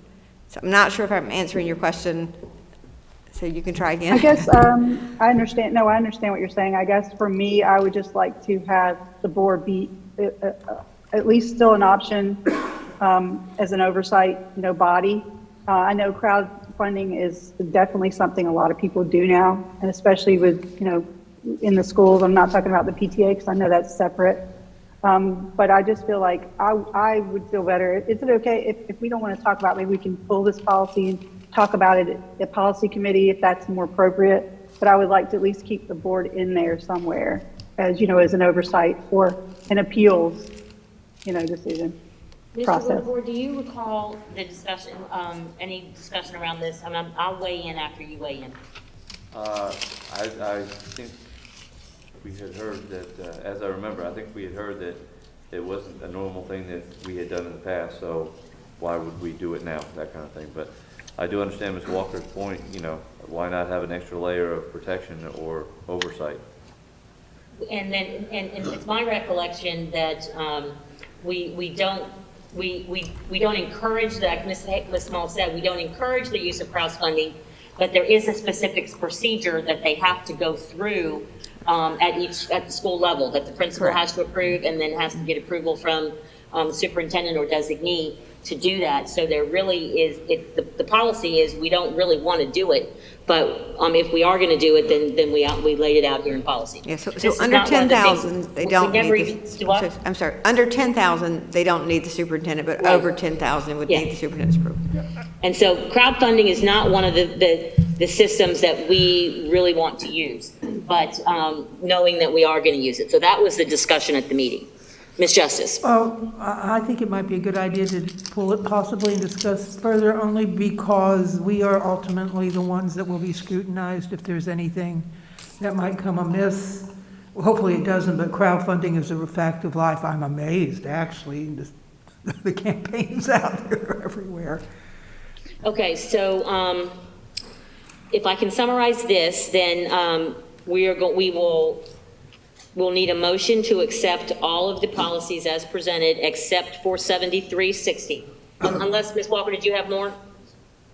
No, I don't. Okay, Thank so you. Does someone want to make that motion? I'll just go ahead and make it. I'll go ahead. Okay. I did. I move that we accept all the policies except for 7360, is that right? Yes. 7360. / 8225. / 8225. Okay. Is there a second? Mr. Second. McManus, thank you for a second. Any discussion? I did just want to add in, rather than sending this just straight back to the policy, if anybody on this board has specific concerns, would they please just write them down or send an email to either me, Mr. Boyer, or actually probably Mr. Boyer is the best one because he's our policy chair. And then if you want to copy in Pete and I, then you can do that. But that will help us inform us on our discussion at the next policy committee meeting. Right, and there is a notation of what I just said too, because that was just my main. I'm sorry? There was a notation too, I hope, of what I just said, because that was my main concern is. Yeah. Okay. But yeah, so just follow up that. Okay, so any more discussion? Okay, hearing none. Ms. Bowie, will you please call the roll? Ms. Adams? Aye. Mr. Billier? Ms. Justice? Aye. Mr. McManus? Yes. Ms. Walker? Yes. Mr. Wildebohr? Aye. And Ms. Craybill? Aye. Okay, so that motion passes 6-0. Okay, so moving right along, the under new business, we have Ms. Varnum coming to talk to us about predicted graduation report, reduced credit elective, and the 50% grading policy. I want to go ahead and introduce my teammates here. Lisa Brenner, Director for Student Support, and Tanya Jordan, Supervisor for Counseling and Social Work. And I would like to reiterate that these are two amazing human beings that I get to work alongside, and they really, they shine, they shine. So I'm really happy to have them here with me this evening. Maybe not so late, but so happy to have them here with me to talk about policies and expected practices for student success. Again, we will be talking about the 50% grading practice, reduced elective credit options, and the predicted graduation report. Ooh, am I moving this myself? Okay. And thank you all for coming back, extending your day for us. I thank them every day for coming Okay. back. I'm getting punchy because it's almost 10. I do want to reiterate that what we're going to be speaking about is a part of our larger goal of supporting students with the opportunities they need to reach their own goals. And again, these are goals that our students might not have today, but we want them to have the opportunities to reach whatever goals they have in their future. So as far as grading practices, what we are doing currently per board policy, per your policy 3400, while attendance and behavior may influence learning, grades assigned will reflect actual academic performance. Evaluation of behaviors will be reported separately. So that's already in policy. And what we have here is our grading scale for grades 3 through 12. As you can see, an F right there, 50 to 59, no credit earned. So we understand that is no credit. In talking about grading practices, we have to talk about why we are doing this. Well, there are regulations to consider, there's research to consider, and then there are, of course, the implications for the students. So traditional grading practices have honestly been used for over 100 years. And to date, there's been no meaningful research to support, research reports to support how we do this. And as we are focused on data-driven decision-making, it's really important that we focus on what research tells us about grading. Also want to mention that as a result of this lack of research base, traditional grading practices have often varied widely from teacher to teacher and based on style, preference, opinions, again, without that research base. With regard to regulations, and some of us will remember talking about No Child Left Behind. Now we talk about Every Student Succeeds Act. It really changed the way we as, at that time, whether we were school teachers or school leaders, school staff, really operate. We talk more about our learning targets in a rigorous and consistent and transparent way. We also have to make sure that we have adjusted to that and we understand that our purpose is to develop talent and not sort the talent. So not using a mathematical equation for that sorting. We do understand that there's got to be higher scrutiny and accountability over how we measure student achievement. And we know that grades, it demands grades to be more reflective of student learning. So we also have to remind ourselves that grades have to be a measure of student learning. In the transition from No Child Left Behind and now Every Student Succeeds Act, we understand that the standards were lessened, but this was about digging deeper with the standards that remained. So really thinking more about the meaningful application of skills. We know that prior versions of curricula really were more rote and memorization. And that is not what No Child Left Behind and now Every Student Succeeds Act pushes. So perhaps a traditional grading model worked at that point, and now it doesn't. So grading experts agree that we have to make sure we're using grading practices aligned with our current policy to better align with the realities of how and what our students are learning. So we know that these federal initiatives have exposed that traditional grading practices haven't been effective in measuring that classroom performance. And it also doesn't equate or correlate to standardized tests. So again, I'm talking about the rationale for current policy with current grading practices. In addition, when we look at state board policy, and specifically in Code of Ethics for North Carolina educators, our policy matches alongside that, suggesting that in this professional conduct, we have a commitment as educators to evaluate students and assign grades based upon the students' demonstrated competencies and performance. Research, and specifically a policy brief titled The Unintended Consequences of Grading Practices in 2015, suggests that assigning zeros to students is a barrier to learning and is often non-recoverable. If a student receives a grade of 0 on an assignment, it may take as many as 9 scores of 100 to pull the average grade into the passing range. So it's argued that once a student work has been deemed a failure, delineating the degrees of failure does not encourage further learning or persistence. Additionally, that grade of a 0 provides no communication on what that student has learned. So consistent research again shows the use of zeros as a barrier to learning. So while we intend to prepare students to be responsible learners and workers, we know that a traditional grading-based system has that adverse effect on motivation and is adverse in understanding subject matter.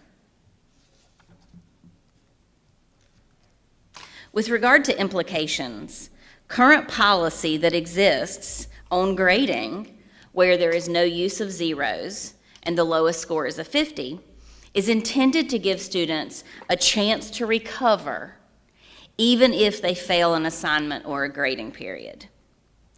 along with being mathematically unjust, because a 0 and a perfect score still average to be a failing grade.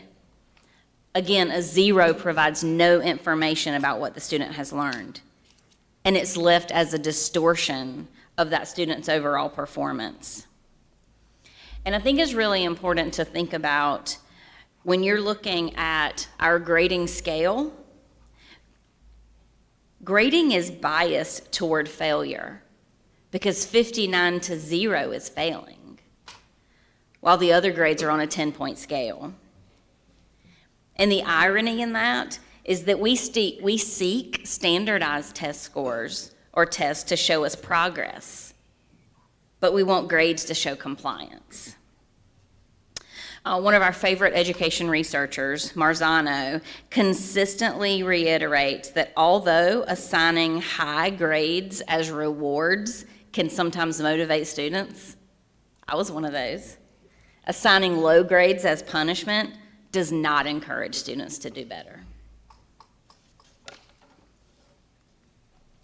So consistent with adopting grading practices, as you have done, to support student learning and self-efficacy, local graduation requirements are able to be waived for students experiencing extenuating circumstances. Again, this is one more example of supporting students when they need it most. State board policy, again, requires a minimum state graduation requirement to earn a diploma, and the graduation requirements are considered future-ready course of study requirements, and they prepare students for post-secondary success. So although the state has this minimum, the state does allow local school districts to increase that requirement for local elective options. Therefore, New Hanover County Schools Board Policy 3460 has done just that. Knowing that it's important to have rigorous graduation requirements and to ensure that we're preparing students to be career and college ready and productive members of society, and again, to reach their own goals, whether they are their goals now or their goals later. This policy increases the elective requirement from 6 to 12. Again, that additional 6 is that local credit requirement. But the policy also allows for the reduced elective credit option. So if students have extenuating circumstances and cannot meet all 12, the 6 required of the state and the additional 6 locally, then we can revert back to the state requirements for those students, again, with documented extenuating circumstances. And I want to mention that this is not to be recommended lightly, because rigor for preparation for post-secondary success can't be minimized lightly. These should be rare, and all of our resources should be exhausted before we look at those as those reduced elective credit options. I want to move now and talk about I want to move to our predicted graduation report. And just before I do that, I want to highlight that consistent with our New Hanover County Schools policy, we have principals utilizing this team approach to support student opportunities for success and looking at including the student, the parent, and any conditions needed for this reduced elective credit option. But I want us to also focus on how we are monitoring and tracking for our graduation reporting. And I'll continue to add in, but I'm going to ask for Ms. Brenner to step up now. Before she speaks, because you know I like to say all the words, but I'm going to walk away, I want to let you know that with her guidance and her work history, we created the predicted graduation report earlier in the school year, so in the first semester, to be really fully functional by now in the school year. But again, this is our first year using this, and we're pretty excited with what it's going to share, what it's going to give you and us. Thank you. So one of the things I wanted to point out as we were looking at the reduced elective credit opportunity was that even if a student and family and school team determines that that is needed, they still must meet all of the state requirements. And so I think that's really critical. But as we're talking about that, I really want to point out that we're very fortunate because this district, you all have allocated the resources to schools that are necessary to provide supports, to address barriers, interventions, to help really students achieve their full potential. So I'm looking forward to where we are and where we're going. So I'm going to talk to you a little bit about how we plan on doing that, utilizing the predicted graduation report. The guidance that we have provided really focuses on prevention, intervention, and monitoring. So the PGR report really helps us track at an individual level and monitor the student status towards graduation and then the supports that they're receiving. It also really, I'm going to say, ensures when utilized fully, when it's used as intended, it ensures that we're not missing anyone. I'm going to try to stay really, really focused and tight here because when I get started talking about this, I can get really excited. So forgive me, I'm going to try and stay right here. We really want to make sure that all of our students have individualized plans that are designed to help overcome any obstacles that they are facing. We want to have strong processes in place to make sure that if any student is facing a challenge towards graduation, that the appropriate staff is notified, that the administrators are notified, even if they slightly indicate that they may be considering dropping out. We want to identify why.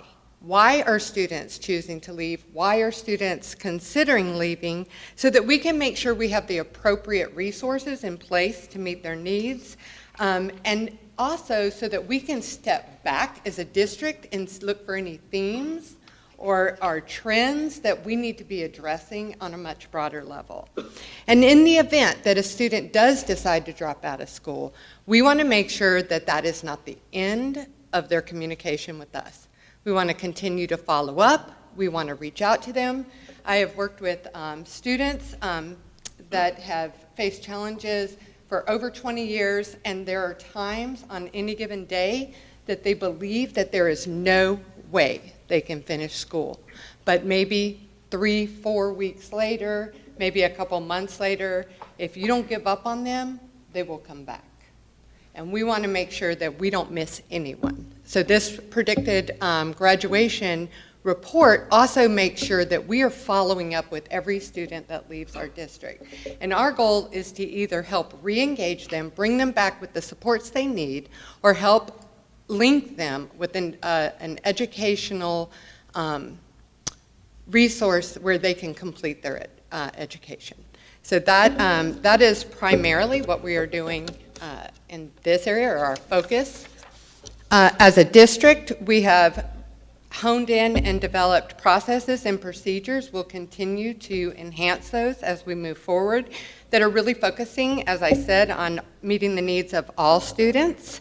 We're going to be monitoring this on a monthly basis, and we are establishing practices such as ensuring that students' transcripts, failure rates, their audit sheets towards graduation are reviewed and updated every semester to make sure that we are checking clearly each month on where the student is, because if you've worked and we're all in education, some students are doing very, very well. They have a life event happen and it can throw them off, and we can't afford to miss that. And we don't want to wait until they fail before we start to intervene. We want to make sure that our goal as a district is to maintaining, monitoring, and analyzing data to ensure that students receive individualized supports necessary to help them reach their goals, post-secondary goals, as Ms. Barnum said, in order to thrive not only in school, but in college, their career, and in their life. So it's very important to us.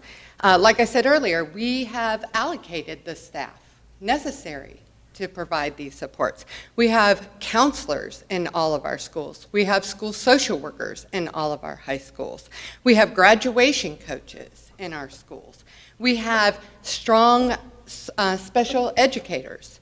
We have ESL supports in our schools. And when all of these people, each one of them, bring a unique skill set to the table, and when you put all those skills together, it provides tremendous wraparound services to meet the needs of the whole child. And so that's where we're working towards. That's what we're expecting, and that's what we're looking towards highlighting, showcasing. We have these teams. They're doing incredible work, but as we look to moving forward, we'll be not only monitoring it from our level, but they're monitoring it at the school level, because the idea of continuous improvement and constantly using our data to make decisions on what our students need is incredibly important. These staff members also receive ongoing professional development that will help enhance and keep all of their skill sets so that they have the latest resources to provide to students, that they know what we're doing as a district. As Ms. Barnum said, the grad coaches were the first ones trained in the predicted graduation report. That occurred, I think, in November. It was a huge task. It is a huge task to make sure that we are looking at the individual level of every single student and tracking it monthly. But they did it. They got us started, and each month that'll go deeper and deeper. And so one thing that I want to do, and I don't know, I think I just kept talking, I didn't flip my screen, so I'm going to apologize. But I'm going to give you, this is just a snapshot. And this one right here is a snapshot of a school level. It's the first page. But I want you to know that each month we're looking at how many students are totally on track to graduate. How many that, provided nothing happens, which it could, provided nothing happens this month, how many are on track to graduate?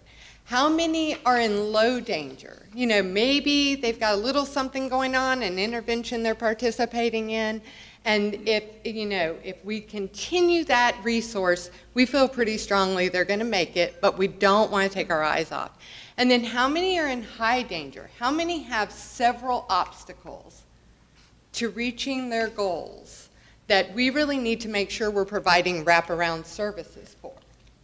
And then we have our certificate students. These students are in the appropriate placement and they are progressing as they should, but we just identify them because we're looking at the total number in the cohort, and we want to make sure that we are addressing every student and that we're just not overlooking anyone. And then our mathematically cannot graduate. It looks like no matter what we do, they may not graduate on time. Doesn't mean they won't graduate. It just means that we really need to be providing very intense services to keep them engaged and help them achieve their goals.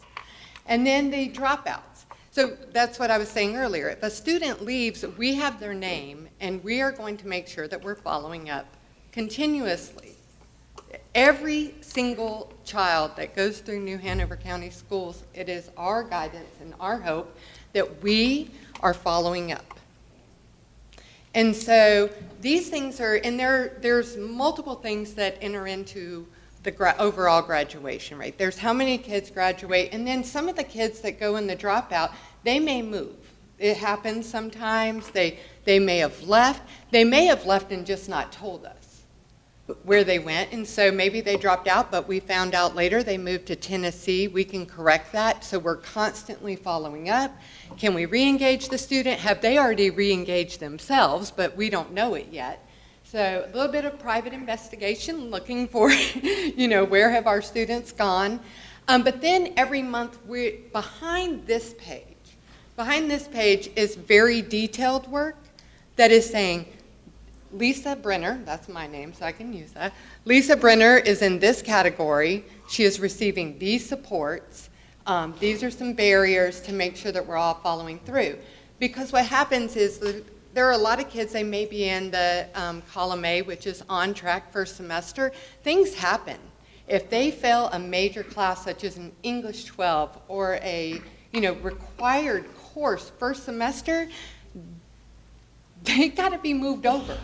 We need to pay attention, and we can't afford to miss it. So there was a lot of work expected done in the month of January as grades came in to make sure that we have followed up on all the kids and gotten them in the right categories. The schools have been working extremely hard on doing that. The support staff extremely hard on making sure that they're in the right categories, and that all the people with the individual knowledge of what's going on are saying, okay, I'm providing this support, but we want to make sure between all of us that somebody is supporting every single student. And then there are kids that, the flip side of that, they were, a little bit, on the bubble, and they've turned the corner and they're really on track. And so we want to make sure we're moving. We don't want kids to withdraw from our schools and we didn't notice. So every single month, the expectation is we get the state cohort report. This is another way for us to double check that we're not missing anyone. It's not on a list that we have, made up ourselves. We're pulling the state report. We're putting them in here. We're identifying the supports. We're monitoring the supports, and we're seeing where they are. From there, we can predict where our graduation rate can land at various things. I want to take it to the next level of where our guidance is going, because this is what really excites me, and I heard somebody mention this earlier in the call to the audience, is we are, as we track this, we're also identifying who has special ed status and who has ESL status, so that we're not just looking at the overall graduation rate and missing anyone. We can drill down into where are we looking at with our special ed students and where are we looking at with ESL. So next level, where we're going is so that we make sure that our subcategories have the proper supports. I told you, I get a little excited. Love it. Thank you. I know our time is almost up, but as we look at our grading practices, our reduced elective credit opportunity, and also our graduation report, the important thing for us to remember is that each of our students is unique. Education is not one size fits all. We are looking to customize our services to children, our supports for children. I feel very fortunate to be able to work with the counselors and social workers and graduation coaches as we collaborate as a team to make sure that children meet their full potential and that they meet their goals, and sometimes the goals that they didn't even know they could achieve. So all these tools are put together along with the individuals in the building to make sure children have their best opportunity for their future. And I just feel very grateful for all these opportunities and for your time and listening to us. I won't belabor what my colleagues have already said, but thank you for your time. So I just want to leave you with one piece of information. Our predicted grad report tells us that if graduation is tomorrow, we are at 84% at best. Last year, we were at 88.5. So we definitely have work that needs to be done in a very precise way. I know that you all have some questions and discussion. I want to leave it with the policies that are in place and the expected practices outline recovery opportunities with an evidence base. Of course, we know this requires a good faith effort on all parts. Parent communication taking place, tutoring and relearning opportunities assigned to our students who are underperforming. All of those pieces have to be in place. We are happy to answer any questions that you may have. Okay, does anybody have any questions? Mr. McManus. Madam Chair, thank you. I need your indulgence. I'm a little passionate about this, as many of you might know. I'm going to ask some questions, if I may. I applaud what you're doing. I support what you're doing, but I have some questions that I'm receiving from, obviously, my background in high school, dealt with the same situation many years ago. Are there any expectations that the students must deliver to receive a 50? An example. Are they expected to go to any tutoring opportunities? Their attendance, behavior probably, but not even worry about that one. Are they expected to retake a test? Are they expected to rewrite? Are they allowed or expected? And lastly, but most importantly, we stopped running after-school buses, is my understanding, this semester. Is that true for after-school activities? 2 weeks. For 2 weeks. For 2 weeks. Just for 2 weeks. So they'll be reinstated. Is there an expectation of tutoring of these students? That's all I'm asking. Are there expectations that, because it goes back to saying, we will provide individual intervention services for students in danger of not graduating and or failing. So Right. I guess, so those are my questions. The second is what most people don't understand if you haven't been in a high school, and that's where I'm coming from, is how about that child that got an 88 in their class and they worked so hard, they got an 88 or an 89. You shouldn't give nines. I mean, that's a value judgment, 1 point, everybody. But you give someone a 50, I haven't heard the expectations yet, but somebody gets an 88 or 89. I'm just saying the perception. I understand what and why you're doing it, how hard you're working. And I also understand we used to have in the high schools, correct me if I'm wrong, a specific designated position for the counseling, graduation counseling. And now that's been given to one of the individual counselors. Is that correct? So that was an additional position added to the schools, and they could choose so that how is an they additional use that. counselor. Okay, Right. okay, That good. wasn't within existing allocation. Okay. And so I guess my question is, what are the expectations for a student? And are we providing those opportunities to give them an opportunity to do better? So we are definitely providing the guidance and the suggested practices to do that. Again, like I said, it really requires a good faith effort on all parts. If I'm in the classroom or if I'm in a particular school and I'm assigning a 50 to a student that hasn't made any effort, I'm looking at that student having relearning opportunities. Now, is that a requirement or a practice? That is a trained practice from us, again, with individualized student plans. But, I mean, it's not in the policy, but that is an expectation. Is it in writing? In training. Is it In training, we have, I mean, you've seen part of the information that was pulled right from the training, that students require individualized plans. No, are they participating in all of those activities that you are availing to them? That's a different question. Okay, but it's a fair question, and that's why I'm asking it. Right.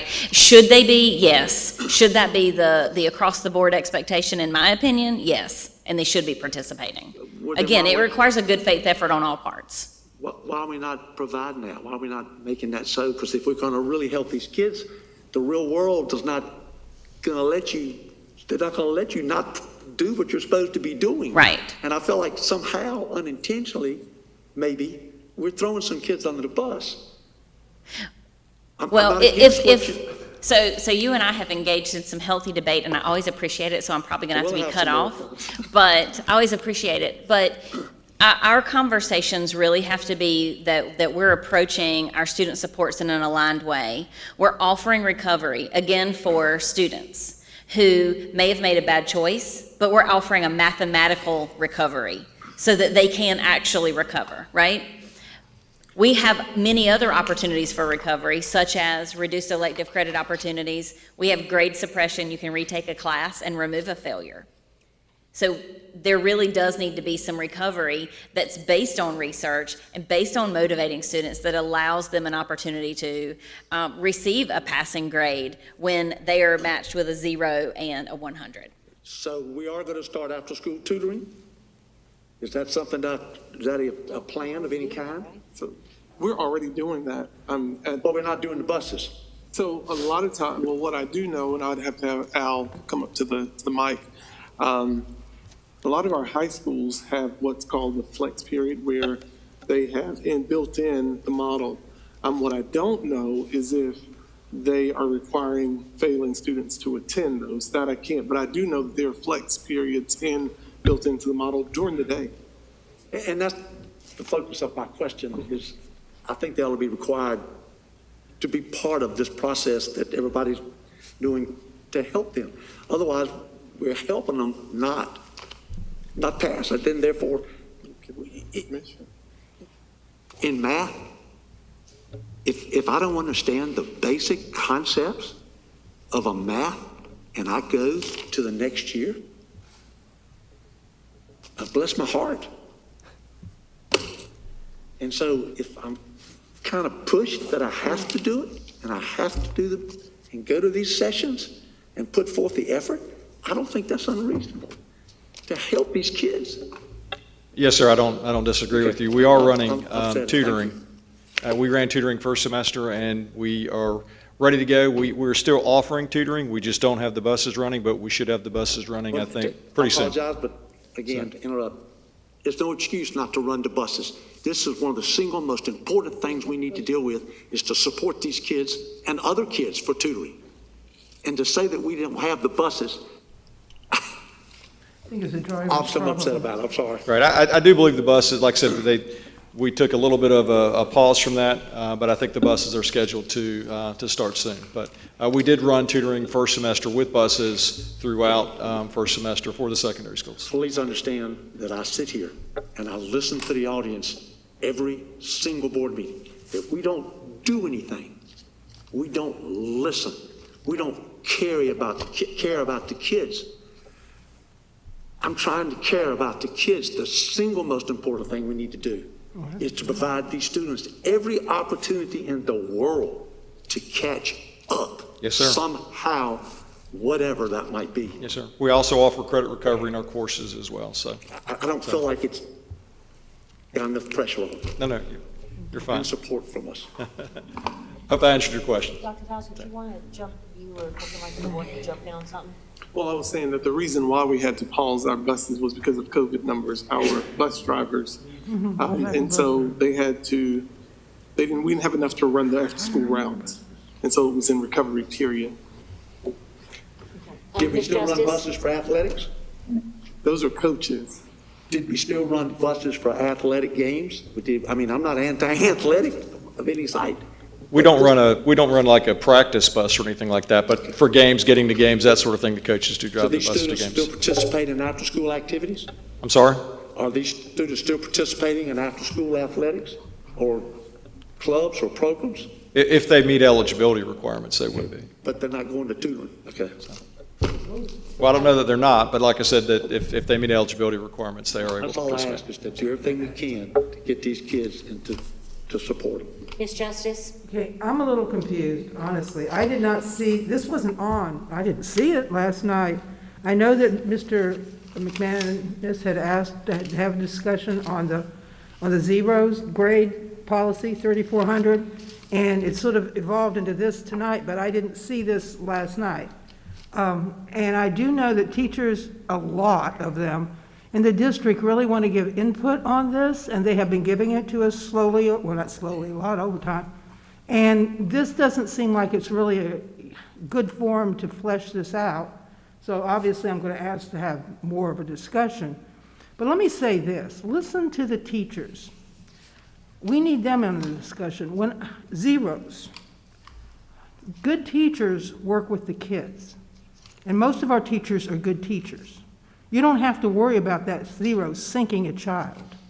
What you do is you offer all the alternatives, and then you get to that point. One of the reasons that I voted for this, I guess it was last year, one thing I think we were supposed to have updates, I never heard any. But not just that, times have changed from when we were involved with a similar process in the 90s. We have a lot more going on. We have the pandemic. The social emotional learning of these kids, the kids are just they're going through so much trauma right now that they've lost heart, a lot of them, and so they're willing to take the 60 by not doing the work. I mean, there's a lot of things we've got to address right now. This discussion isn't going to do it. I think, just saying zero numerically is going to sink somebody, we know that. But it's a lot more complex of a topic, and I would like to discuss this further. And I will ask for to the agenda, because I think the teachers, they're the ones that really know what's going on here, and they're the ones that can give more insight, and that's why I was saying this wasn't on here last night, because I know that teachers look at the agendas when it comes out last Thursday or whatever, and if they'd seen that, we would have gotten more input. Mr. Wedderburn? And first off, I'd like to thank you all for your presentation. It was Yeah, it very was good. But I do agree, Dr. Fauci and I have kind of talked about it some, and I do agree that we need to look at something, whether it be an incomplete, or something as a motivator. A student can say, oh, I get a 50. Well, I have a problem when a child works their hardest and gets a 50, and another child says, I'm not even doing it. I mean, right in the teacher's face, I'm not even doing it, forget it. There needs to be the process where they can go back and remediate, reteach, help that student. It falls upon the teachers to know their students, to know the data, be able to help them. But I don't think it's fair that, as we said, a child that gets an 89, we're not going to give you a point, but we're going to give you 50 points. And I hear what you guys are saying about zeros and trying to make it up, and the whole idea of you have to have 9 100s to balance that. Yeah, if they want to get back to an A, obviously, but a child that gets a 0 probably hadn't tried. Now, and we have to give the teachers the benefit of the doubt when, hopefully that they're talking to parents and they're working with the child. And if the child says, hey, I just forgot my thing, I'll be honest, as a former principal, if a child said, I just forgot, I'm really sorry, but I've done everything else, I used to have a lot of teachers that would drop the lowest grade. There you go. That took care of that whole problem. But if it's habitual, the child just says, I'm not doing it, then we need to find another way to motivate the child, and giving them 50 points is not doing that. So I would concur that we need to have a further discussion about this. Ms. Craybill? Oh, Ms. Walker, I'm like, where's that coming from? Ms. Walker? No, it's getting late, I know. Sorry. I just wanted to, because I was in on the discussion with Ms. Barnum and with Mr. McManus, and I just want to, from what I remember, we did have a little bit of discussion about incomplete, and it does come down to with some students, to the motivation and also, accountability for students. And I think just giving a grade, I think the grade is fine for the grace part of it, and for students to be able to recover. I think what's missing here, and I think that we could probably help by shoring it up with maybe some more steps, like, to Mr. Waterwell's point about incomplete, or giving students motivation to want to go back and actually learn material, because some of the stories I've heard were that now they know they had 50s, they don't have to worry about it, or they skip test days and things like that.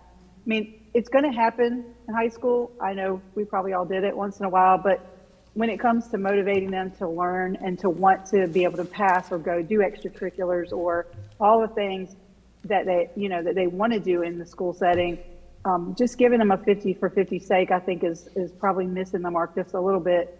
If we can figure out how to shore this up where it's not just straight 50, and that there's some accountability mechanisms that are kind of built in, and maybe giving more leeway to teachers, like, was suggested, it might be helpful. So I'm up for more discussion on this. Thank you. Okay, so this item was not for any action. This was basically, it probably should have been an information instead of new business. So thank you for that presentation, and we will talk with Dr. Faust about, how, if we need to talk about more. Do I? Huh? Oh yeah, duh. So we had talked about this a little bit, and wanted to suggest to you guys about forming a committee that, but it wouldn't be a board-led committee. This is kind of spitballing. It wouldn't be a board-led committee. It would be a committee led by Ms. Varnum or one of her staff. That would include staff members, teachers, parents, and a board member on that committee, similarly to what we do with Jack or calendar or curriculum and all that kind of stuff. So that is not, I can't direct that, our board really can't direct that, but we can certainly support that if we want. Is there any momentum around doing something like that to kind of, do what each one of us have suggested? What's the purpose of the committee? What's the goal? Exactly what you've just said, is that we need to look at it more and get input from teachers, students, parents, staff on how we need to approach our grading policy, the new predicted graduation report and how that's being used on the individual plans for all students. To talk about all this stuff that Ms. Varnum has just, and her team has just described to us. Question. Yeah. Did this go, you have a teacher advisory group. Is there a counselor or the practicing counselor on that group, in that group? I would have to ask. I know they're all certified, but that I think they're all. Is there a practicing counselor in that group? Well, may I make a recommendation that there's not, that you add one? I'm sorry, what, Ms. Clegg? There is not a gap for Okay. Well, I'd make a recommendation that you consider adding a high school at least acting presently counselor when you're making these decisions, so for input. Again, I want to close by saying I'm not against what you're doing at all, but I do think we need to have some accountability and some expectations. So I mean, I agree with you. I mean, everything, we've had several conversations. But what I would definitely want is have a couple of you on that committee where it can be full discussion. I don't want to run the committee. I think everyone knows where I stand on this, but I want input because what has happened is, and everything that you're saying is absolutely correct. What we haven't done is we haven't engaged parents. So if a child is failing, who can help fix this? Well, to me, part of it, is actually the parent and getting the parent involved. And have we done? But I don't want to make that decision. I definitely want Ms. Varnum to create a committee that works specifically around this and then make recommendations back to the board. And put it, and have a board member as part of that As a part of that. group. Yeah, so I would ask if we can, if whomever if we can have one member from the board. I don't know if you and I have had the most conversations around it, which you by default. Excuse me, Mr. McManus, you had a question? Hold on. I think it was answered. Okay, Ms. Justice. Well, I know that Pete, he just volunteered Pete, but I'd also like to volunteer myself. Not only was I a high school teacher for many years, but I also am a parent now. It's a guardian, but a parent. Well, folks, here's what we can do. Like I asked before, if anybody's interested in CHAP, no one said anything. If anybody's interested in this committee, let me know because it's time for me to get those assigned out. We've got a lot of different things to do and we were just kind of seeing where we were. So if you're interested in that, then in joining that committee, then we can look at seeing maybe one or two people rather than, just one. So if anybody's interested, please just go ahead and send me an email, so I can gather all these things together and we can do that. And then Dr. Even Fauci. students. We'll even have students on. And well, yeah, and so, but that's up to Ms. Varnum, to assemble her team, and, look at how we reach out to parents, kind of in the same way that we do with all of our other committees to make sure that we get a good cross-sectional group of people, on that team. So, Ms. Adams, you're just like jumping around in there. Did you have a comment? listening. Okay.